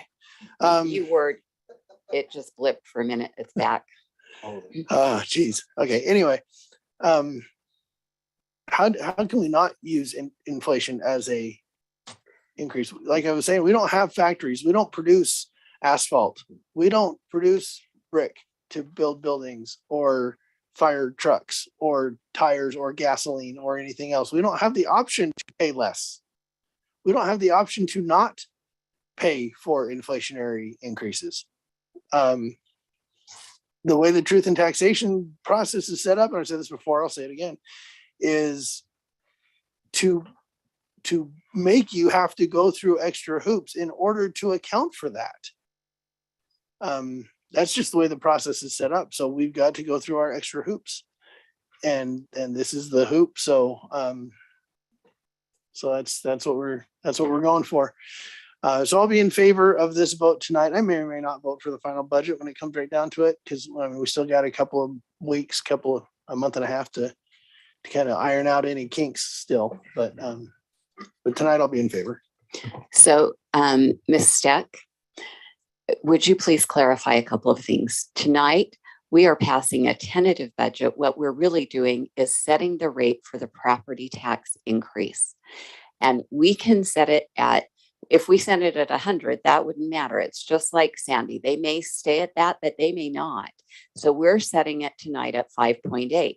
But that doesn't mean that within the next little while before August 9th, right, that we could still amend our budget and take things out and decrease it. We can decrease it. We just can't increase it. So really what we're voting for tonight is a tentative budget that can still be changed, and we're setting the tax rate at the highest possible level that we can set it, right? So a vote tonight on this budget isn't saying that you agree with everything in this budget. It's really saying you agree to do a 5.8 or less property tax increase. Is that correct? Could you verbalize? That is correct.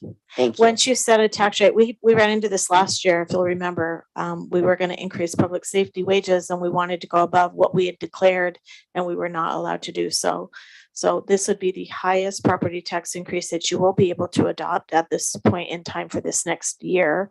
And then you are free to amend this budget at any point in time between now and August 9th when you increase property taxes. And as the chair, I want to my fellow council members know, I am happy to put time on any of our next coming agenda. Well, not the first one in July, because that's a special agenda where we're implementing a new software.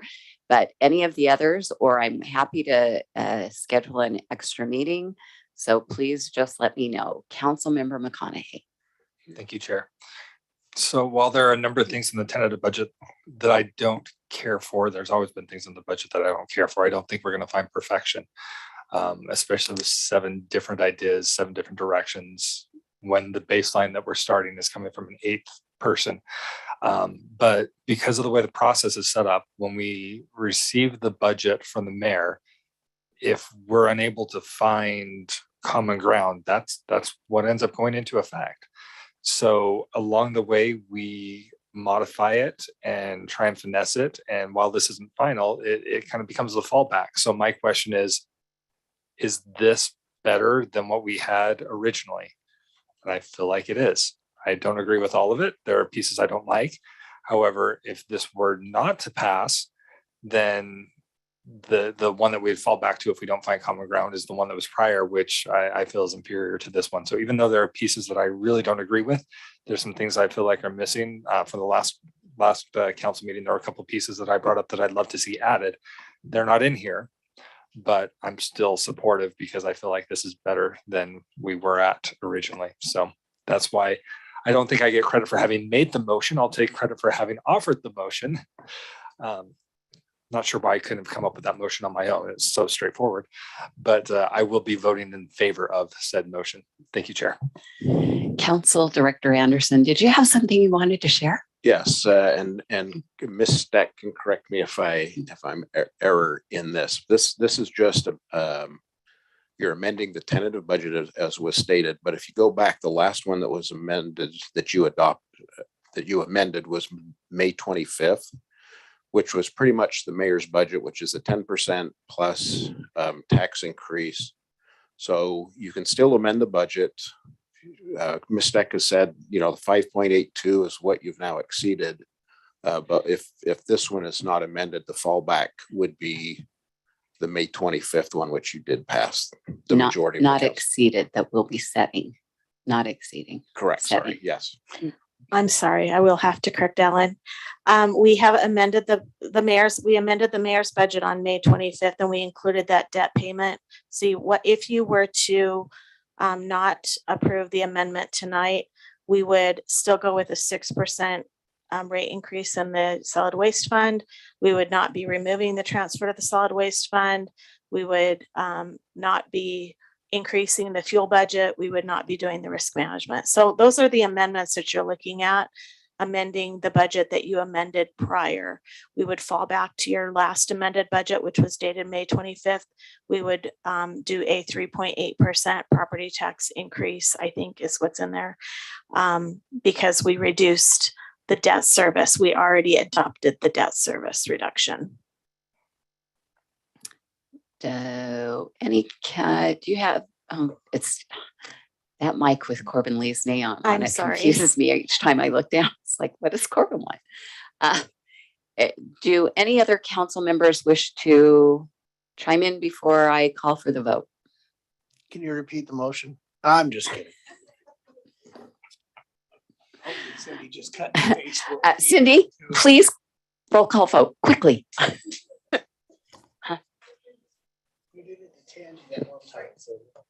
Councilmember Jacob, Yes. Chair Whitelock, excuse me. Yes. Councilmember Pack, Yes. Councilmember Worthen, With the clarification, yes. Councilmember McConaughey, Aye. Vice Chair Green, No. Councilmember Bloom. Yes. Yes. That motion passes 6-1. Thank you. Great, thank you. Now you can relax, folks. The next item on our agenda is City Council reports and remarks. I want to just hurry and say that flag ceremony was wonderful, and I want to thank Councilmember Green, who did work on that quite a bit, and staff, and it was a good time. Those that came, you could tell that they were really happy. And as was shared, the band director really wants to partner and do something bigger. My only thing is we had not only us sitting staring in the sun, which wasn't as horrible as those trying to play music.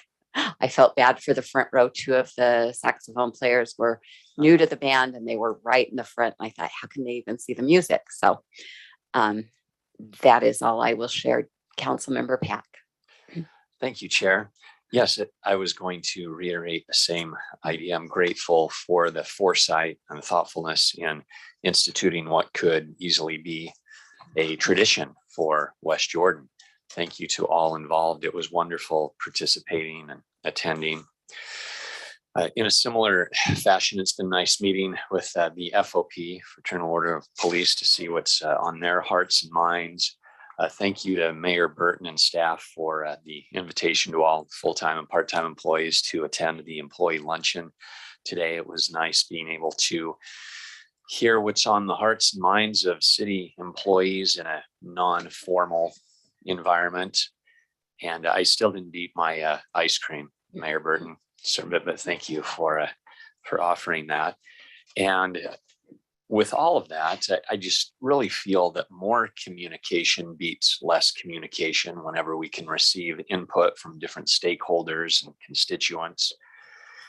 And it makes me realize that quite often we have employees who are listening to the proceedings of these meetings, and it makes me want to ensure that I'm thoughtful and deliberate. I usually speak faster and more frequently in other settings in life, but I realize that any word that we say can be taken in a certain context or be worrisome for one department or another. And I'm grateful for how we all seem to want to work and play well together. As was mentioned by Councilmember McConaughey, we have divergent viewpoints, priorities, and I really feel that the collective wisdom of the whole is greater than any one person's individual guess. And with that in mind, I recognize that we all have busy schedules. We have organized our time as 7 council members to know what the schedule is a year in advance for our council meetings. With all of the extra or other meetings that we have, I know that we've all been to meetings where other people haven't been. We're all trying to do our best. I know we're all invested in wanting to do well. So with the most important consideration that we can be in charge of through the year being the budget, I know that that takes multiple opportunities of networking and discussing together. And I'd like us to look at a way to not have disjointed conversations, but to have more cohesive discussions. The best way that I could think about doing that is perhaps at the beginning of the year to set the budget meetings in advance. I know it's hard for a lot of us to meet on off city council weeks. I know that our time is limited, but also, as you mentioned, Chair, to be amenable to allocating time in our upcoming meetings to budgetary discussions.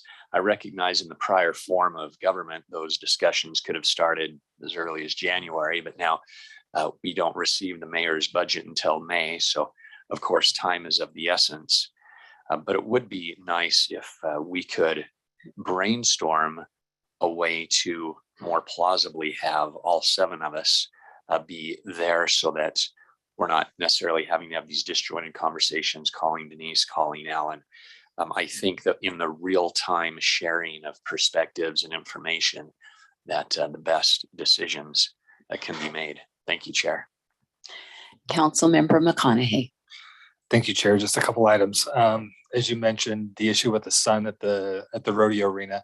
When we talked about possible enhancements, one of the things that we talked about was shade, similar to kind of what they have in the Spanish Fork rodeo arena. So just a reminder that it's out there on unfinished business. Would love to see some funding in next year's budget to help put together the plan for that. I know staff is swamped, so some funds would be very beneficial. The other thought that came to mind is we had a couple folks volunteer to serve on various committees, and we recognized them during tonight's meeting. I remember when I first served on a city committee, I was provided with a copy of the resolution, and it had the signatures of those who were sitting on the council at the time. I wonder if that might be something that we consider, especially when they're here in person. If we could have a printed copy of the resolution that after it passes, we could just pass it down the dais, each of us sign it, and then they'd be presented with that as kind of a thank you for being here. We recognize others with the pin and a little certificate. But I know for me, that was something meaningful and kind of got my attention that, you know what, the city actually values this. Just a thought. Thank you. I like that. Vice Chair Green. Real quick, had a couple of meetings the last week or so before the last or after the last meeting. Chamber West, if you didn't know, had a successful golf tournament. I should have figured out how to put no, I'm not that good. Never mind. But they're looking forward to some upcoming events. If you're interested in those, go out to the Chamber West website and take a look at them. The Land Use Committee met, and just so everybody knows, there were, I don't know, 4 or 5 things on the agenda, but of highlight, because they probably won't make it to the council. The planning staff wanted some feedback on whether or not we wanted billboards on Mountain View corridor. And it seemed like the committee was pretty adamant that we didn't want to be the only city in the valley that had billboards on Mountain View corridor. So the staff isn't looking, the staff is not going to proceed with putting billboards on Mountain View. We were also discussing, if you didn't know, a lot of these signs along 90 is south, because particularly over towards Walker Edison, those signs are actually non-conforming because of they're big signs in a PC zone. So the staff is working on that to kind of allow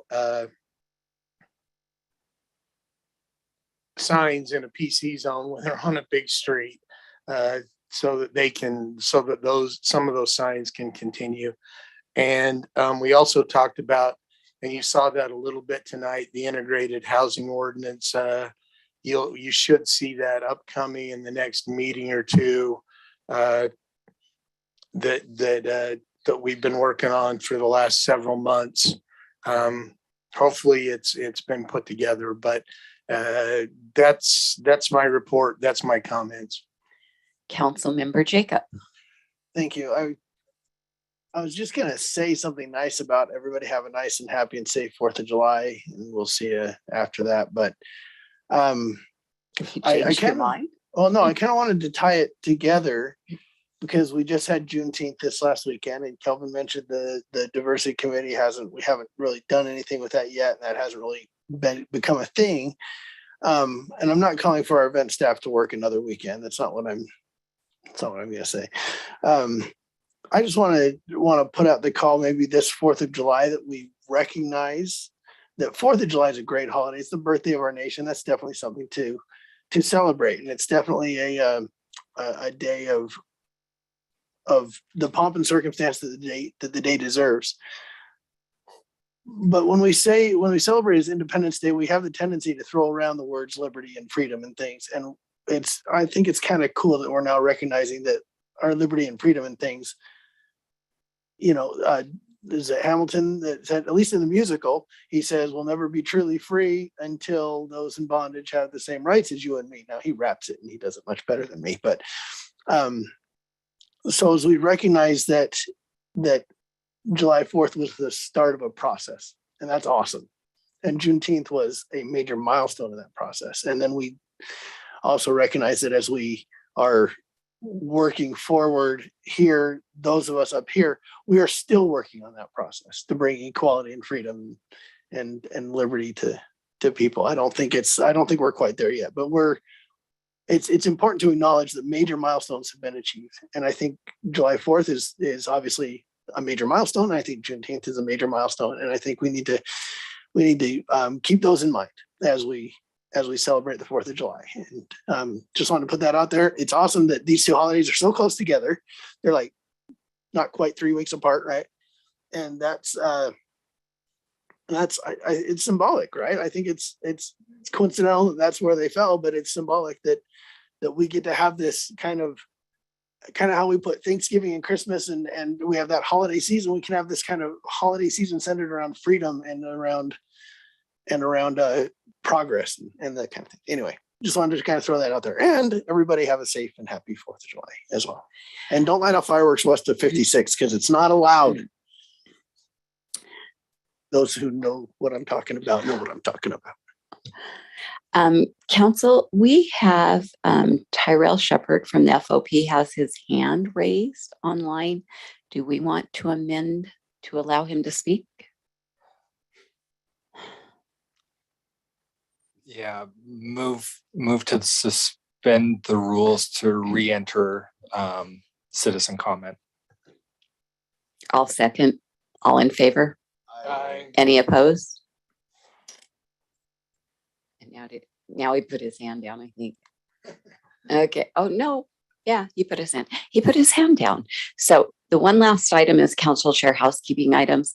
And I'm happy Isaac's still here, but I didn't give him a heads up, so I apologize. But do you know what parade entry we are, where we need to be, what time we need to be there? And I would like to know how many of our council members are planning to attend and if you're bringing family members, because I think that would be helpful for both Mr. Anderson and Mr. Astle. So if you'll just tell me down the line if you're coming, if you're not coming, how many you'll have.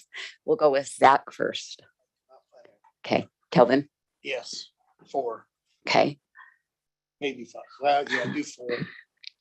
okay. And yes, coming to all the. I'm talking just the parade right now. Just the parade. Yes, I will be in attendance, unsure of others in the entourage. Thank you. Okay. Chris? What's the format? Is it golf cart or is it trailer behind a truck? Mr. Astle, will you? Thank you. Sorry, you're welcome. Hey, so this year we have a 24-foot trailer that we've facilities has built a railing that'll go down the front and the sides, and then there are pony walls on the backside you'll be able to pull yourself up onto the trailer, with signs on both sides that say West Jordan City Council. I will need to get back to you on the actual number of your location, and we're telling everybody to be there at 9 a.m. And is staging, where is staging? It's typically in City Hall parking lot, but. It still is. Okay. We will have staff setting those out. Your guys's will be out in front of City Hall, ready for you to go. But I apologize. I don't have all of those details yet. That's okay. I should have thought about it sooner and called you. I was thinking about money instead of parades at the time. Are there any other things that you want to inform us about the weekend, like where you want us to park when we come, any of those things? So we will have VIP parking at the rodeo grounds during the rodeo. For the parade, the best place is behind the Viridian for parking. I will get an info packet out to you by Friday this week, so you have everything. I apologize. This year's been pretty overwhelming, so we will get that to you, and appreciate your patience with us. But I think you guys will be very happy with the setup that we have for you. It will represent the city well. We're closer to 60 entries for the parade now. A week ago, we were at 48. Other things I can tell you that the race, the 5K, we had 15 applicants as of yesterday for that. But that normally fills up the week of the event. And they're still trying to coordinate with the two high schools for the competition side of things. And what day was that again? What's that? What day is the 5K? That's on Saturday. Okay. That's July 2nd. Yeah. Okay. And then one other thing that may be helpful is I know normally we try to introduce the administration and council before the rodeo each night. I don't know if everybody. The mayor and the council. I'm sorry. Yeah. Yeah. And council. If there's a night that we'll need to communicate with you guys to make sure we know who's going to be there what night, or if there's not going to be somebody there that night, so we can plan for something else. Yeah, He said he'll get it to us by Friday. He'll get us we a will have packet. passes in So, your packets. okay. How do you, in the past, we've just shown up.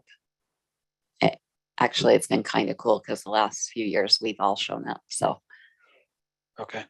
But however you prefer, I just, with it happening. if you say a name and someone's not there, they just won't wave. Okay. And the crowd, they're pretty smart. They'll probably catch on that person's not there if they're not waving. Okay. Because when they call the name, we basically wave. Right. So I think it'll be okay to just announce everyone's names, whether someone has not been able to attend or not. If Kelvin doesn't come, I'll wait for him. Okay, that'll work. Okay. All right. Thank you, Mr. Astle. Sorry for the late notice. Councilmember Pack. Well, thank you. That's just what I was going to clarify. So 6:45 p.m. on Friday, Saturday, Monday, but then also the parade starts at 10 a.m. Monday. So long as we're there 9:30-ish, 9:45. Okay. Thank you. Just remember, the later you come, the fewer parking spots there are, the longer you walk. So, all right. I Information from Chris. did not. So my question was the trailer versus the golf cart. Sounds like trailer. I'm not sure. I'm not going to spend the holiday away from my kids. But you can bring your So, kids. Yes, I can, but I want to see what that trailer looks like. There've been a couple articles in the past where kids have been run over by trailers being towed behind or by floats, and that's got me really worried, especially knowing my kids. So I want to see that, because if I feel comfortable that they'd be safe on there, then probably. But if not, then I'm not going to be there without my kids. Okay. The golf cart was nice because it was low to the ground. It was easy. You could see. So, yeah. Okay. All right. I would look for one final motion. Did you get What? Did you get Pamela or Melissa? No, I'll call them. Okay. I move to adjourn. Second. We have a motion by Councilmember Green, a second by Councilmember Jacob. All in favor? Aye. Any opposed? We stand adjourned.